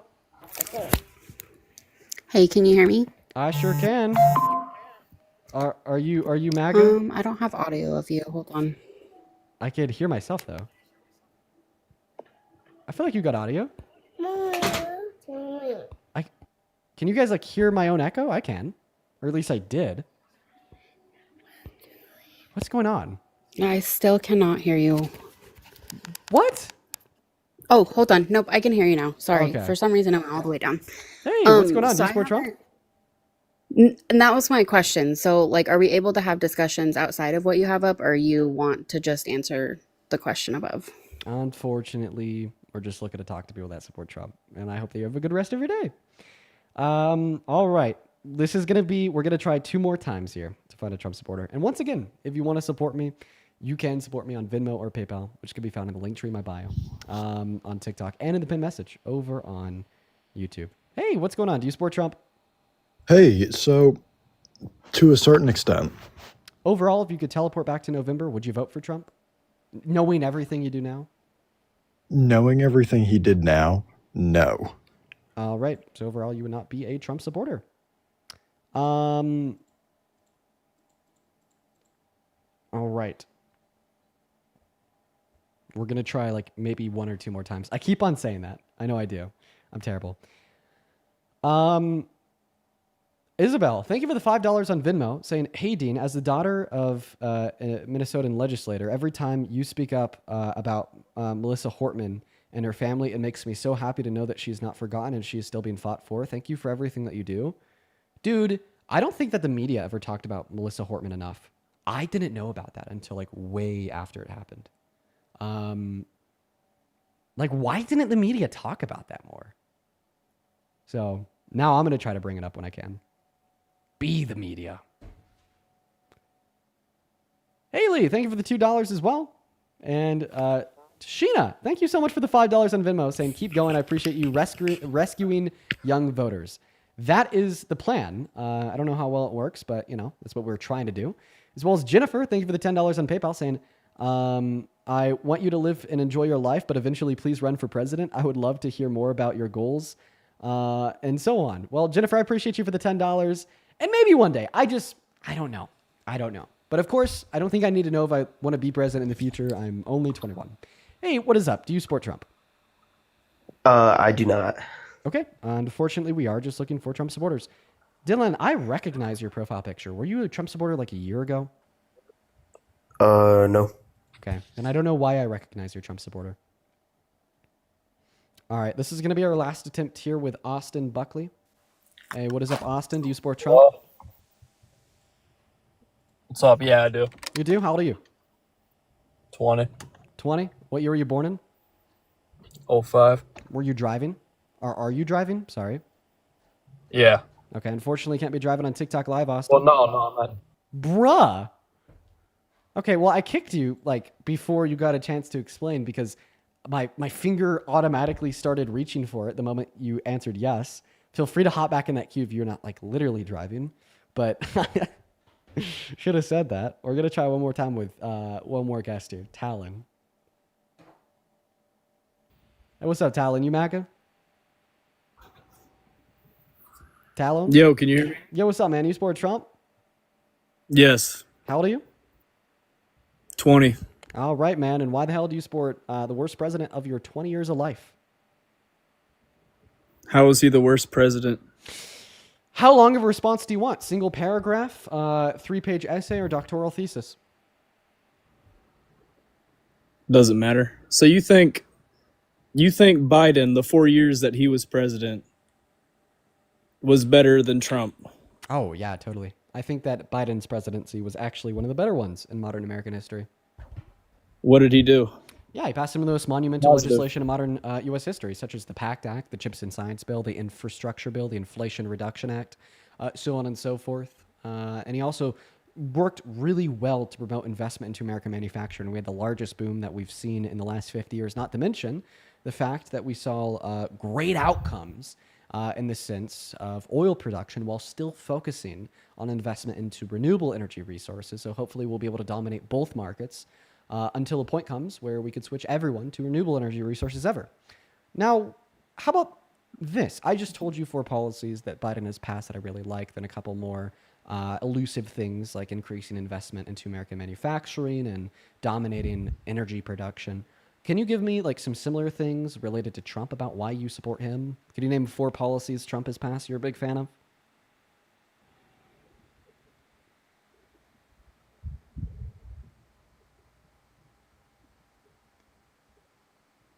How about 1?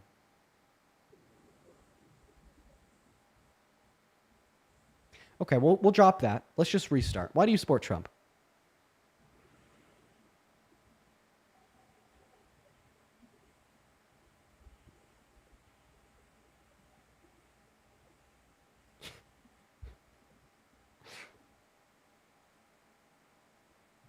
Talon, your biceps are small. I was really hoping that'd wake you up. I was really hoping that would get you to say something. I was really hoping that would get you to say something. Oh, dude, my biceps are small. Like, you don't even wanna... Talon? Pookie? This isn't you. Come back.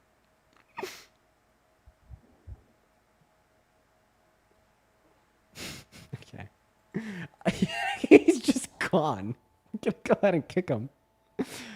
Oh, God. What happened there? Who knows? Hey, Jeebus, I appreciate you for another $20 over on Super Chat, saying Melissa Hortman lives forever, stop political violence, liberty and justice for all. Yeah, man, the story about what happened to her and her family is like fucking sad, dude. God,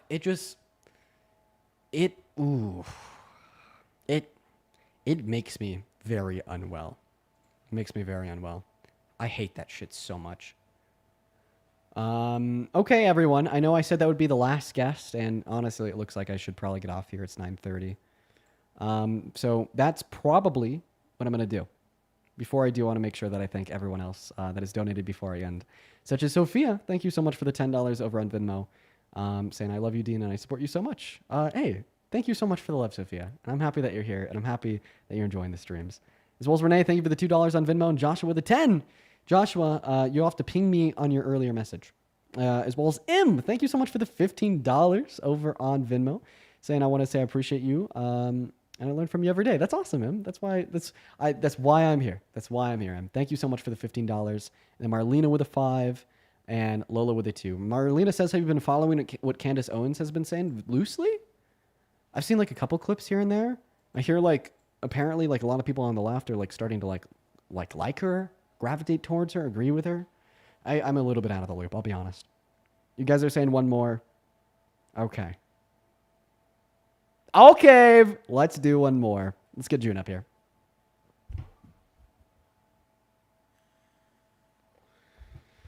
Hey, what's up, June? You support Trump?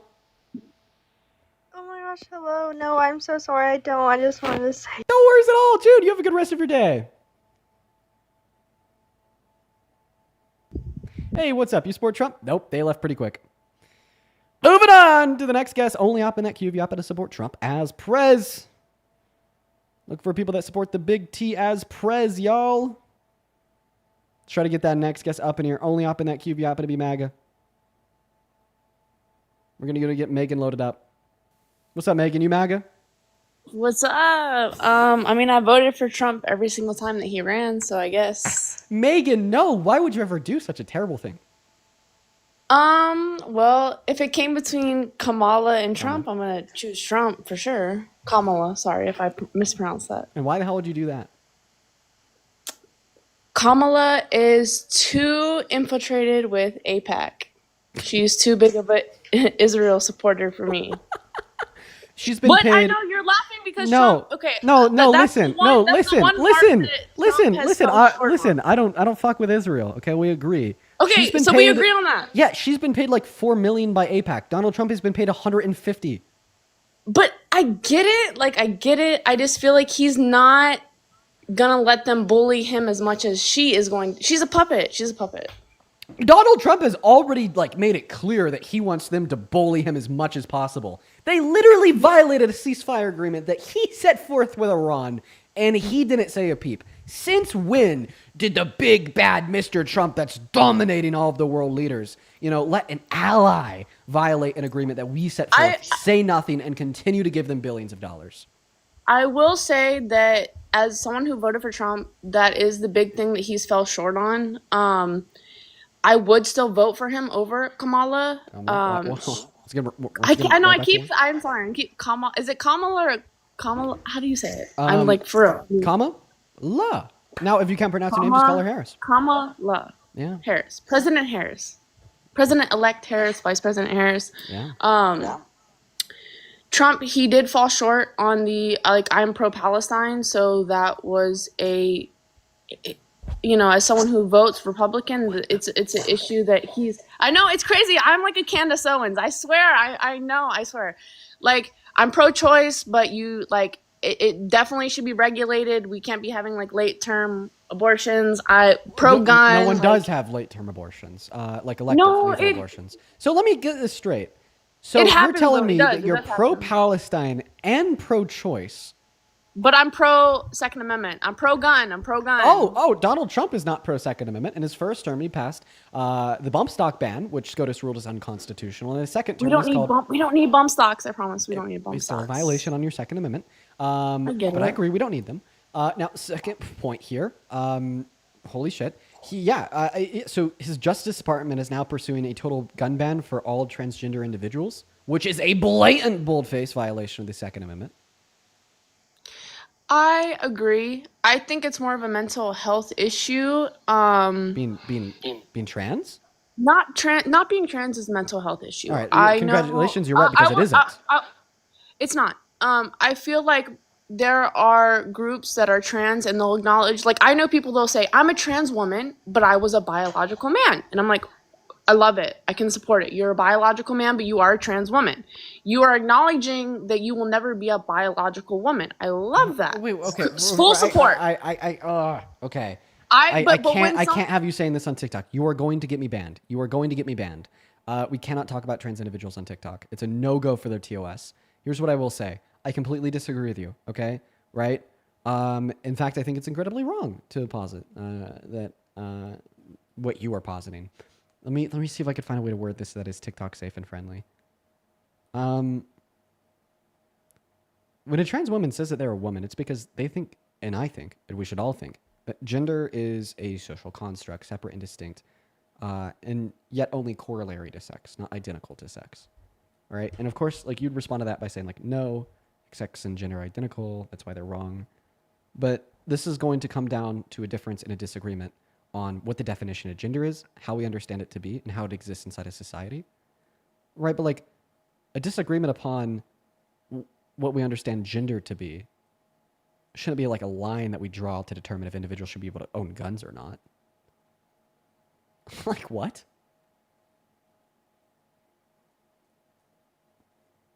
What are you, you're literally saying, because some trans individuals uphold a different conception of what gender is and how it exists in America, that therefore they shouldn't be able to own firearms? You're literally saying that we should restrict individuals' ability to protect themselves given that they hold opinions that are different than yours. I don't think that at all. I think that, being a woman can be very by being a biological woman can be very hard. We can't talk about that on TikTok. We cannot have that discussion.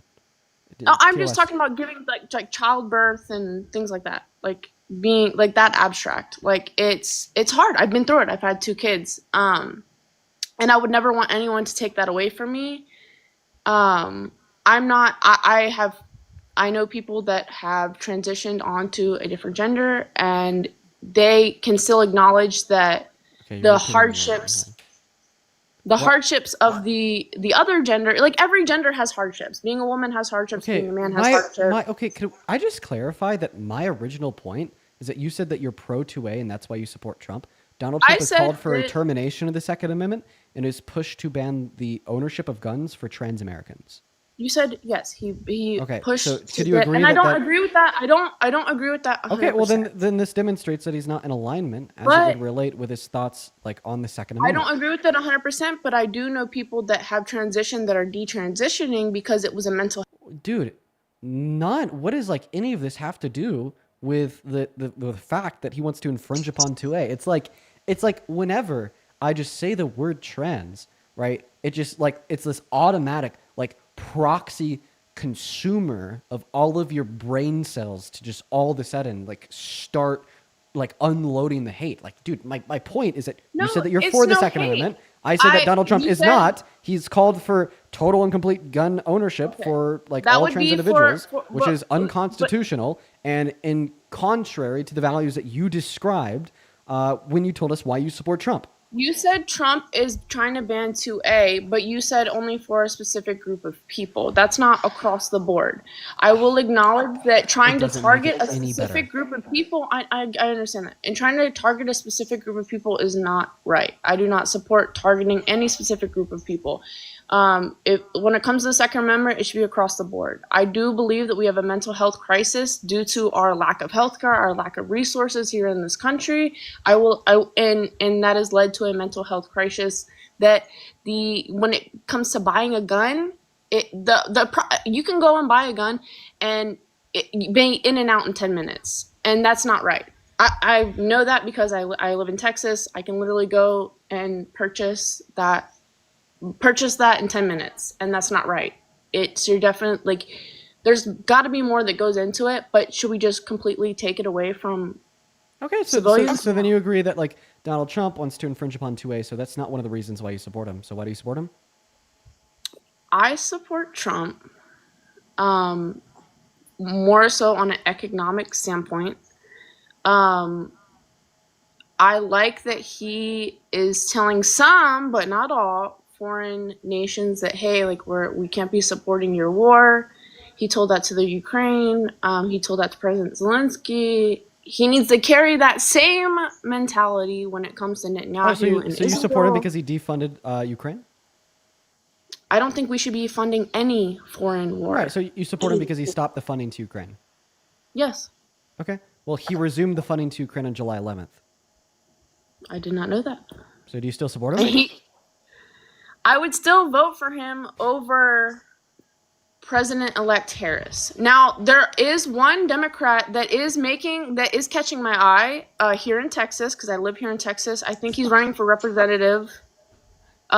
His last name is like Tallarico, I think. Dude, that guy's a bullet. I've seen a couple. Like him? I've seen a couple clips. From what I've seen of him, he's sharp as hell. Okay, I like him. I know he's a little. Okay, but that's not what we're. I mean, I don't know. I think I've seen like a clip talking to him about, like, I don't know. I saw him talking about something. I was like, damn, he's good. I'm not familiar with all of his views though. But once again, I'm asking you why you support Trump. Can I have a description of why? Personally, I support Trump. I feel like he's been decently transparent with us as Americans. I like his criminal justice reform. He has a huge criminal justice reform that he has done. Are you talking about the First Step Act? Yes, I am. Yeah, so point number one, the First Step Act was actually proposed to Congress under Obama, but the GOP was unwilling to pass it until they had a Republican in the White House because they wanted to make them look good by passing it. And point number 2, he's actually already contradicting the First Step Act. One of the things that the First Step Act did was it took individuals off of death row for distributing DRUGS, and something that he ran on and, you know, honed in on heavily during the first 100 days of his term was, you know, putting people on death row for selling DRUGS. And then also about your comment about him being decently transparent, he told over 30,000 confirmed lies during his first term, and he told. But how many did come out? How many did President-elect Harris tell? Do we know? Do we have that number? Can you name one lie she's ever told? I would have to run that through whatever database you ran that through to get that number for Trump. Right. It's I like, don't know. right. You know what I Right. mean? Well, I I would mean, have to run- isn't that like telling enough? It's like you can't like even name a lie that Kamala Harris has told. But if I was to sit here and like start naming lies that like Trump has told, oh, he said windmills cause cancer. Oh, he said coal is clean. Oh, he said he won the 2020 election. Oh, he said that he was the man of the year in Michigan 23 years ago. Oh, he said he didn't grape E. Jean Carroll. Oh, he said that he didn't commit the 34 felonies. Oh, he said that the jury in the court was rigged against him. Oh, he said that Biden destroyed the economy. Well, okay, oh, he said that he was going to usher in no inflation. Like I mean, President-elect Harris he stating lies that like almost every time he opens his mouth. President-elect Harris also told us that Joe Biden was in perfect health when we were seeing personally his health publicly declining on television. So it's like there's many like politics, like people are gonna lie, and we all it's on both sides. We all know that. even if we assume that was a lie, like I'll just give it to you because my debate is so clear. Like that doesn't even compare to like one other lie that he's told. Like for instance, denying the outcome of the 2020 election for 6 years and convincing 72% of Republicans to have virtues of distrust in our civil electoral processes. Not to mention the other 30,000, right? Because like obviously there's going to be difference here. Such a this is like comparing somebody that like I don't know. Stole a candy bar from a grocery store and somebody that like would like steal the Mona Lisa from the Louvre. Like I said, I would still vote for him over President-elect Harris. I as a Republican, my views are starting to shift, and I will say that the Israel and Palestine situation is causing my views to shift, like most Republicans currently right now. It's kind of having us lean a little more left. Can I be honest? Right? Yes, of course. I think that you have the heart of a leftist, but the social conditioning of a far-right Republican. And I'm going to be honest. That's where I think that you stand. I think that you have the heart of a leftist and the social conditioning of a far-right Republican. And the reason that I say that is because you told us that you're pro-Palestinian and pro-choice, but you live in Texas, right? I'm pro-choice to an extent. I don't think that I think the abortion pill should be accessible here in Texas because right now you can't have any type of abortion here in Texas, which I disagree with. I think the abortion pill should be readily available. It still is, but not legally. But I do believe, like, I have seen videos where people will call a clinic and ask, hey, I'm very far along. Can I have this procedure done? They're like, yeah, sure. I don't agree with that. I feel like you should, unless there's health conditions that are causing that. But I feel like you should know pretty soon on, because you can take the pill. What's your line? What's your line here? So the pill, you can take the pill up until like I want to say 11 weeks. I feel like that's a lot of time to figure out what you're going to do. So you think that we should draw the line at 11 weeks? I don't necessarily think the line should be completely drawn black and white at 11 weeks, but when do you think as the far line as should be drawn? elective, For elective abortions. Okay. So there's different types. There's the pill, which you can have, I want to say 11 to 12 weeks. And then after that, it's a DNC. It's you go under anesthesia. It's a whole procedure. They're going inside of you. Yeah. Also, by the way, the pill can typically work up until 15 weeks. Well, correct me if I'm wrong. So I think the pill should be legal. And as long as it works, then I think it should, that should be the line. When it comes to a DNC, I think those should be reserved for the most like health reasons, specific, like, heinous crime reasons that we don't know about. That should be reserved for that. I don't think that it should be completely open gate across the field, but it shouldn't be a completely closed gate. Sure. Would you say that's because like the action of like slicing up the fetus and taking it out of the body just like grosses you out more than the pill? It's like I just can't really like understand like the moral relevancy of like the distinguishment between getting an abortion with the use of a pill and getting an abortion with the use of like an abortion procedure. So most women that I know that have taken the pill, you'll miss your cycle, and at that point you'll be about 4 weeks, and for about 4 weeks pregnant. And that's pretty early on. If you look at what a pregnancy looks like. Can we just clear this up? Can we just clear this up? I want to clear this up. I don't think I've ever heard about anybody getting an abortion through the pill at 4 weeks. A lot of people don't even know that they're pregnant at 4 weeks. In fact, I'm saying if you track your cycle and you have your first missed period and you happen to notice it, if you calculate the days, it'll pinpoint you about 4 weeks at that point. Okay, is what I'm saying. I just want. Not saying that every woman let's just clear this catches up. it at that point. At what point should women no longer be able to access elective abortions? At what point? Like we discussed, I think the abortion pill should be readily available. However, I'm looking for a weak point. I would have to, like I said, I thought the abortion pill was 11 to 12 weeks. You said maybe 15. I know at 15 weeks is when they can see what sex. They can see that on ultrasound. I would say about then is the agreed point. And why does? And that's a good amount of time. How many weeks are in a month? That's a good amount of time. What makes abortion immoral at 15 weeks?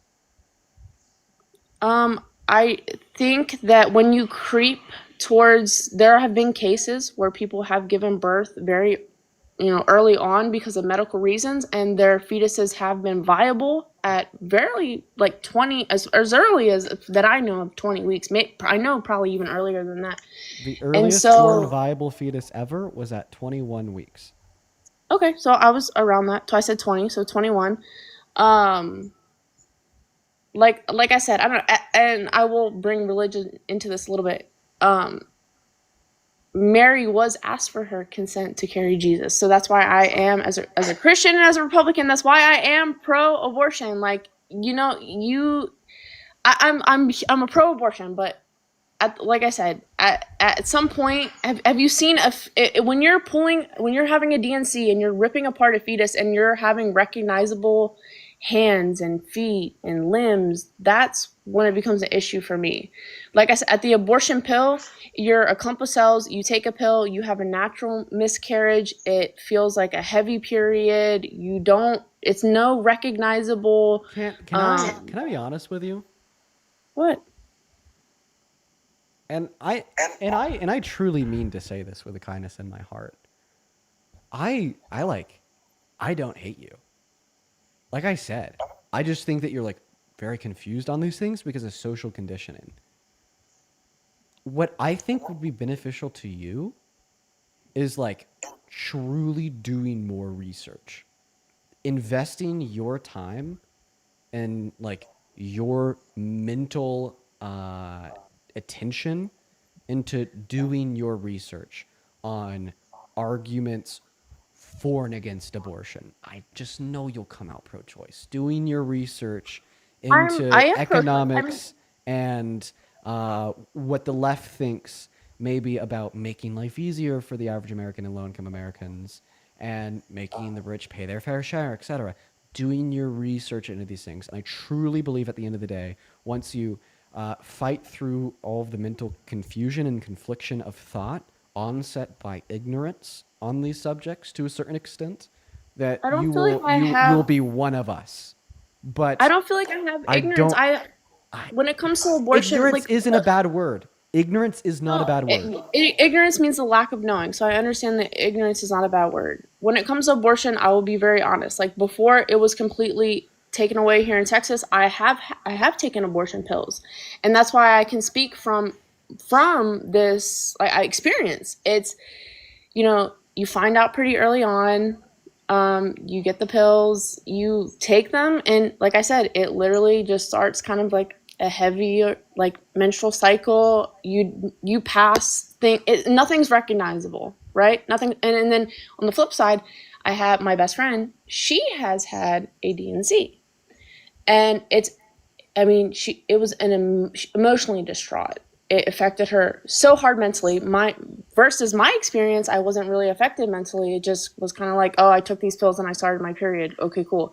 She had to go to a, whole clinic, a doctor, go under anesthesia, have a whole procedure, it's a lot more of an invasive experience, and that's why I am a little bit more against it, because I feel like I watched her go through it and it seemed like just such a invasive and kind of like vulnerable experience. And I wish that women had more access to healthcare so we could find Can out I ask a about. question? Yes. So if you're just simply saying that it should be banned because you think it's invasive and it should be banned because you think it could onset trauma. So according to a study done in 2023, you could find this on the National Library of Medicine under New Onset Postoperative Depression After Major Surgery and Analysis from National Claims Database. You will see that the highest incidence of onset postoperative depression is from hip fracture surgery. So hip fracture surgery makes people take away a lot of depression. It can be incredibly traumatic for a lot of people, and it's incredibly invasive. Should we ban hip fracture surgery? I don't even know what hip fracture surgery is, so It's probably getting not. surgery I after don't you wanna fracture speak on your something I hip. don't know. I don't want to speak on something I don't know. But it's pretty simple. It's just getting surgery after you fracture your hip. I think no. If a doctor is recommending that someone needs that hip surgery, I think So- but are doctors recommending? I don't know. I've never been put in the situation where a doctor has been like, "Yes, you need to abort your child." Well, no, like, the doctor is not like- telling you that you need to abort your child. The doctor is simply saying, if you want to abort a child, here's a recommended okay. procedure to do it. Okay, and I get that, but the pill. I mean, like I said, that's a long time. Like that's how all right. how many weeks? Wait. How many weeks are in a month? How many weeks are in a month? That's X amount of months for you to make up your decision and take a little pill. Literally, that's like me telling you as a man, look at it like the outside looking in. You have the choice to take a pill, or you have the choice to go under anesthesia and have a whole procedure. Listen, Which one's I don't think that anybody is going to disagree that the pill is preferable to the procedure. Preferable. I don't think that this means we should ban the procedure. Like, for instance, I don't think we should ban it totality. just listen to what I have to say here. I bet everybody can agree that chocolate ice cream is better than vanilla ice cream, because vanilla ice cream sucks. And if you disagree, unfollow me. But this doesn't mean we should ban vanilla ice cream, We can't compare ice cream to the birth of children. It's a little bit more complicated than that. Well, is it your argument just completely rooted in the fact that you think that the pill is better than the procedure? More preferable? My argument is that here in Texas it's completely illegal, and I think that's wrong.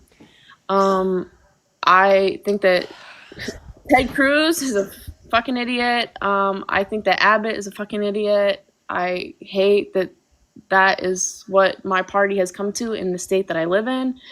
But I don't think that, and also more context, I work in a nightlife type industry where I work around a lot of women. And so I know a lot of women that have gotten these procedures because they have just been like, do I want to have this baby? Do I not? Do I want to? Do I not? And they prolong and prolong and prolong. And then it's like, oh, okay, well, I'm just going to fly to Vegas or wherever and I'm going to have a DNC. And it's like, babe, you knew this a few weeks ago. Like you could have took better action. And that's where I have kind of a riff.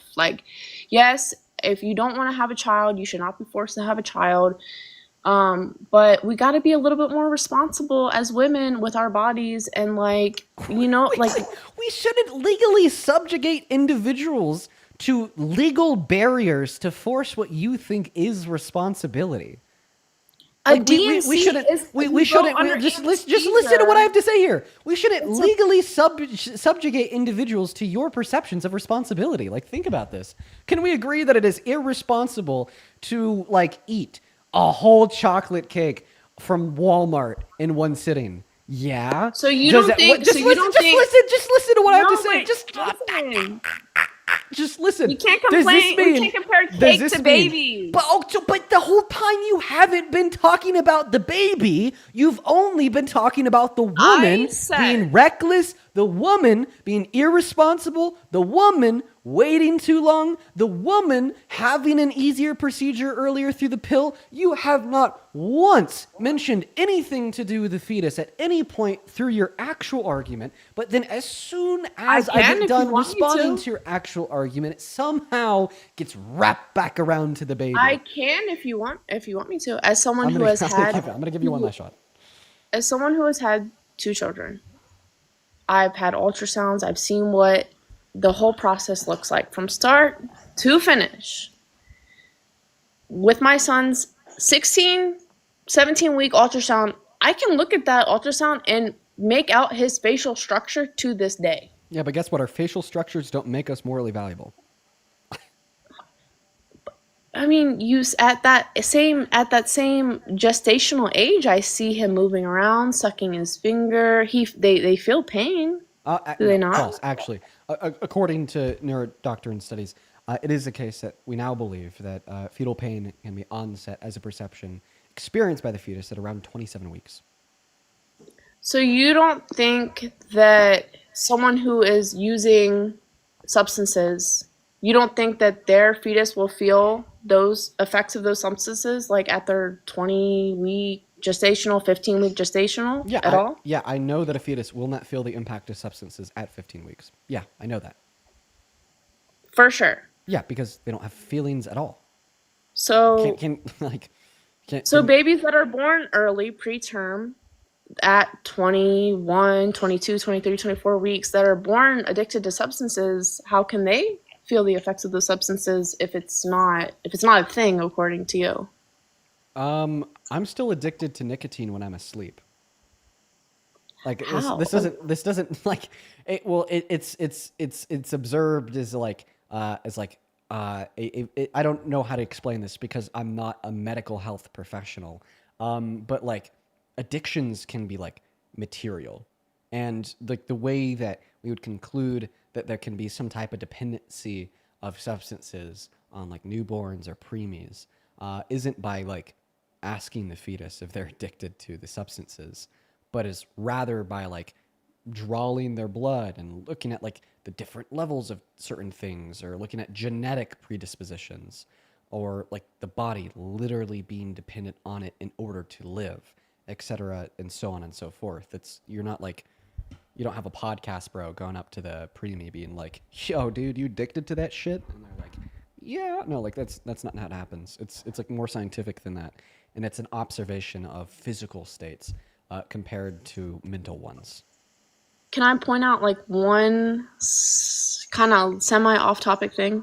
No, I think I'm going to enter conversation here, but Wait. For real. As someone who came here with an open mind, like genuinely came in here with an open mind, like as I'm reading the comments, it doesn't seem like your supporters are as accepting of people like me who are Republican but kind of questioning. I'm actually not going to lie. Like I'm still holding to my perception here that if you go out and you like do more research, like I actually do think that you'll be on the left.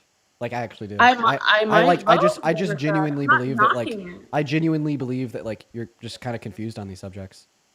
And I might be, and I'm not saying that I'll never vote Democrat. But like I'm seeing these comments of people who I'm assuming your supporters are Democrats, and they're being a little harsh, and I'm like, wow, like I thought this was supposed to be like accepting the and chat, kind of love, like love. You know, I haven't came on here and bashed anyone. Listen. I'm coming in here genuine with my thoughts, and everyone in here is like, oh, her poor kids and CPS and this and that. I'm like, wow, I'm literally coming in here trying to like the comment section. The comment section on this live is very harsh. But this isn't. The comment section is not like the Democratic Party. Like we're not going to affiliate your comment section. Listen, that's just kind of the nature of social media, if that makes any sense.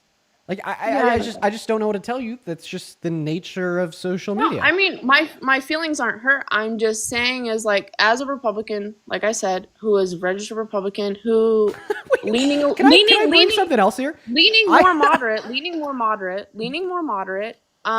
It's like, you look for the other side to, hey, like, what are you guys' beliefs? Because I'm a little bit confused, and then everyone over here is just being so harsh and so like kind of a little vile. It's like, okay, maybe I'll just stay over to the right. Like, geez. You just got done describing how where you live, all abortions are banned, yet you also described Banned-ish. how Banned-ish. you also People are have still had to having them. need to get, how you have needed to get abortions at certain points. So, in virtue of that, you described that the state Banned-ish. you live in has actively infringed on your access to healthcare. In fact, specifically healthcare that you have needed before. So, what is more harsh? Some They will. listen You to can what I still have stop it in interrupting Texas. me. You interrupt me every single time I open my mouth. What is more harsh? Some random anonymous commenter dropping a baby bottle in the TikTok live chat, or your state literally infringing and impeding and stopping your access to healthcare, specifically healthcare you have literally needed before? You can still access it here in Texas. I won't get into too much detail about that, but you can. I don't believe you. You can. I will send you the info if you don't believe me. You can, though. I promise. Okay. Well, I'm going to go to end our conversation there. I'd heavily implore you, do more research. I think that you're just a bit confused on the views, and I think that one day will come when you actually are on the left. I'm going to give her a little bit more grace. I actually believe that her heart is in the right place, and that she's just confused on those conclusions there. Said that she was pro-Palestinian and like wanted to be pro-choice. Was pro-choice in a lot of circumstances. I'll give her a little grace there, but just please, seriously, if you're still listening, please do your research. Romy, thank you for the $10 on Super Chat saying you are confused. You're on the right path. Just keep doing research and watching the lives. Yeah, do more than also watching the lives too. Like independent research can also be incredibly useful. As well as Kins, thank you for the $20 over on YouTube. I appreciate you and your message. Thank you so much, Kins. As well as Mila, thank you so much for the $5 on Venmo. And Roberto, thank you for the $25 on Venmo. Thank you so much. Saying I'm restoring an old 1968 Shelby XP500 in my garage, sorry, for my dad's birthday in January, and I've gotten your live stream on the speakers, Roberto. That's the coolest birthday gift I've ever heard about ever. You are a great son. As well as Reb, thank you for the $20 over on Venmo. Show some love to Reb, as well as Azulia.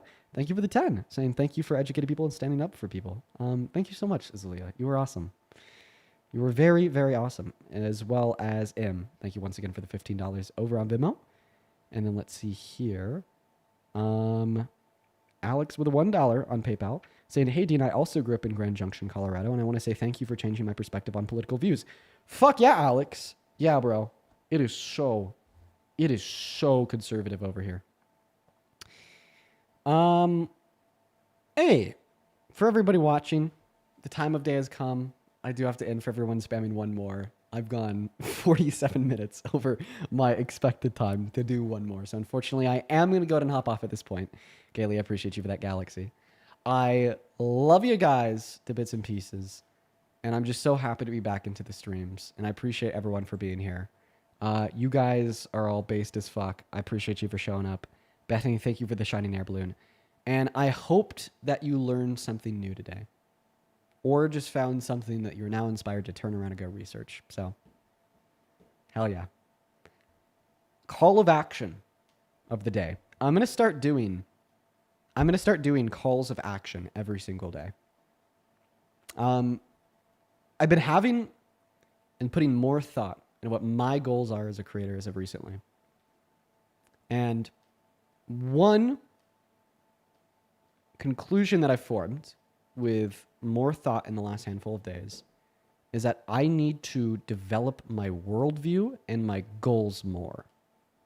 I think that the debates are a great start because they can change minds, but I need better developed goals that I want to be true of the world around me. And here's one of those goals. Okay? More material change and intellectualism as being predominant and popular of Americans. Your call of action, if you want to engage in it, if you have any friends or family that's on the right, and you feel like you could have a safe space entertaining a conversation with them, many of us don't have that availability, myself included in many circumstances.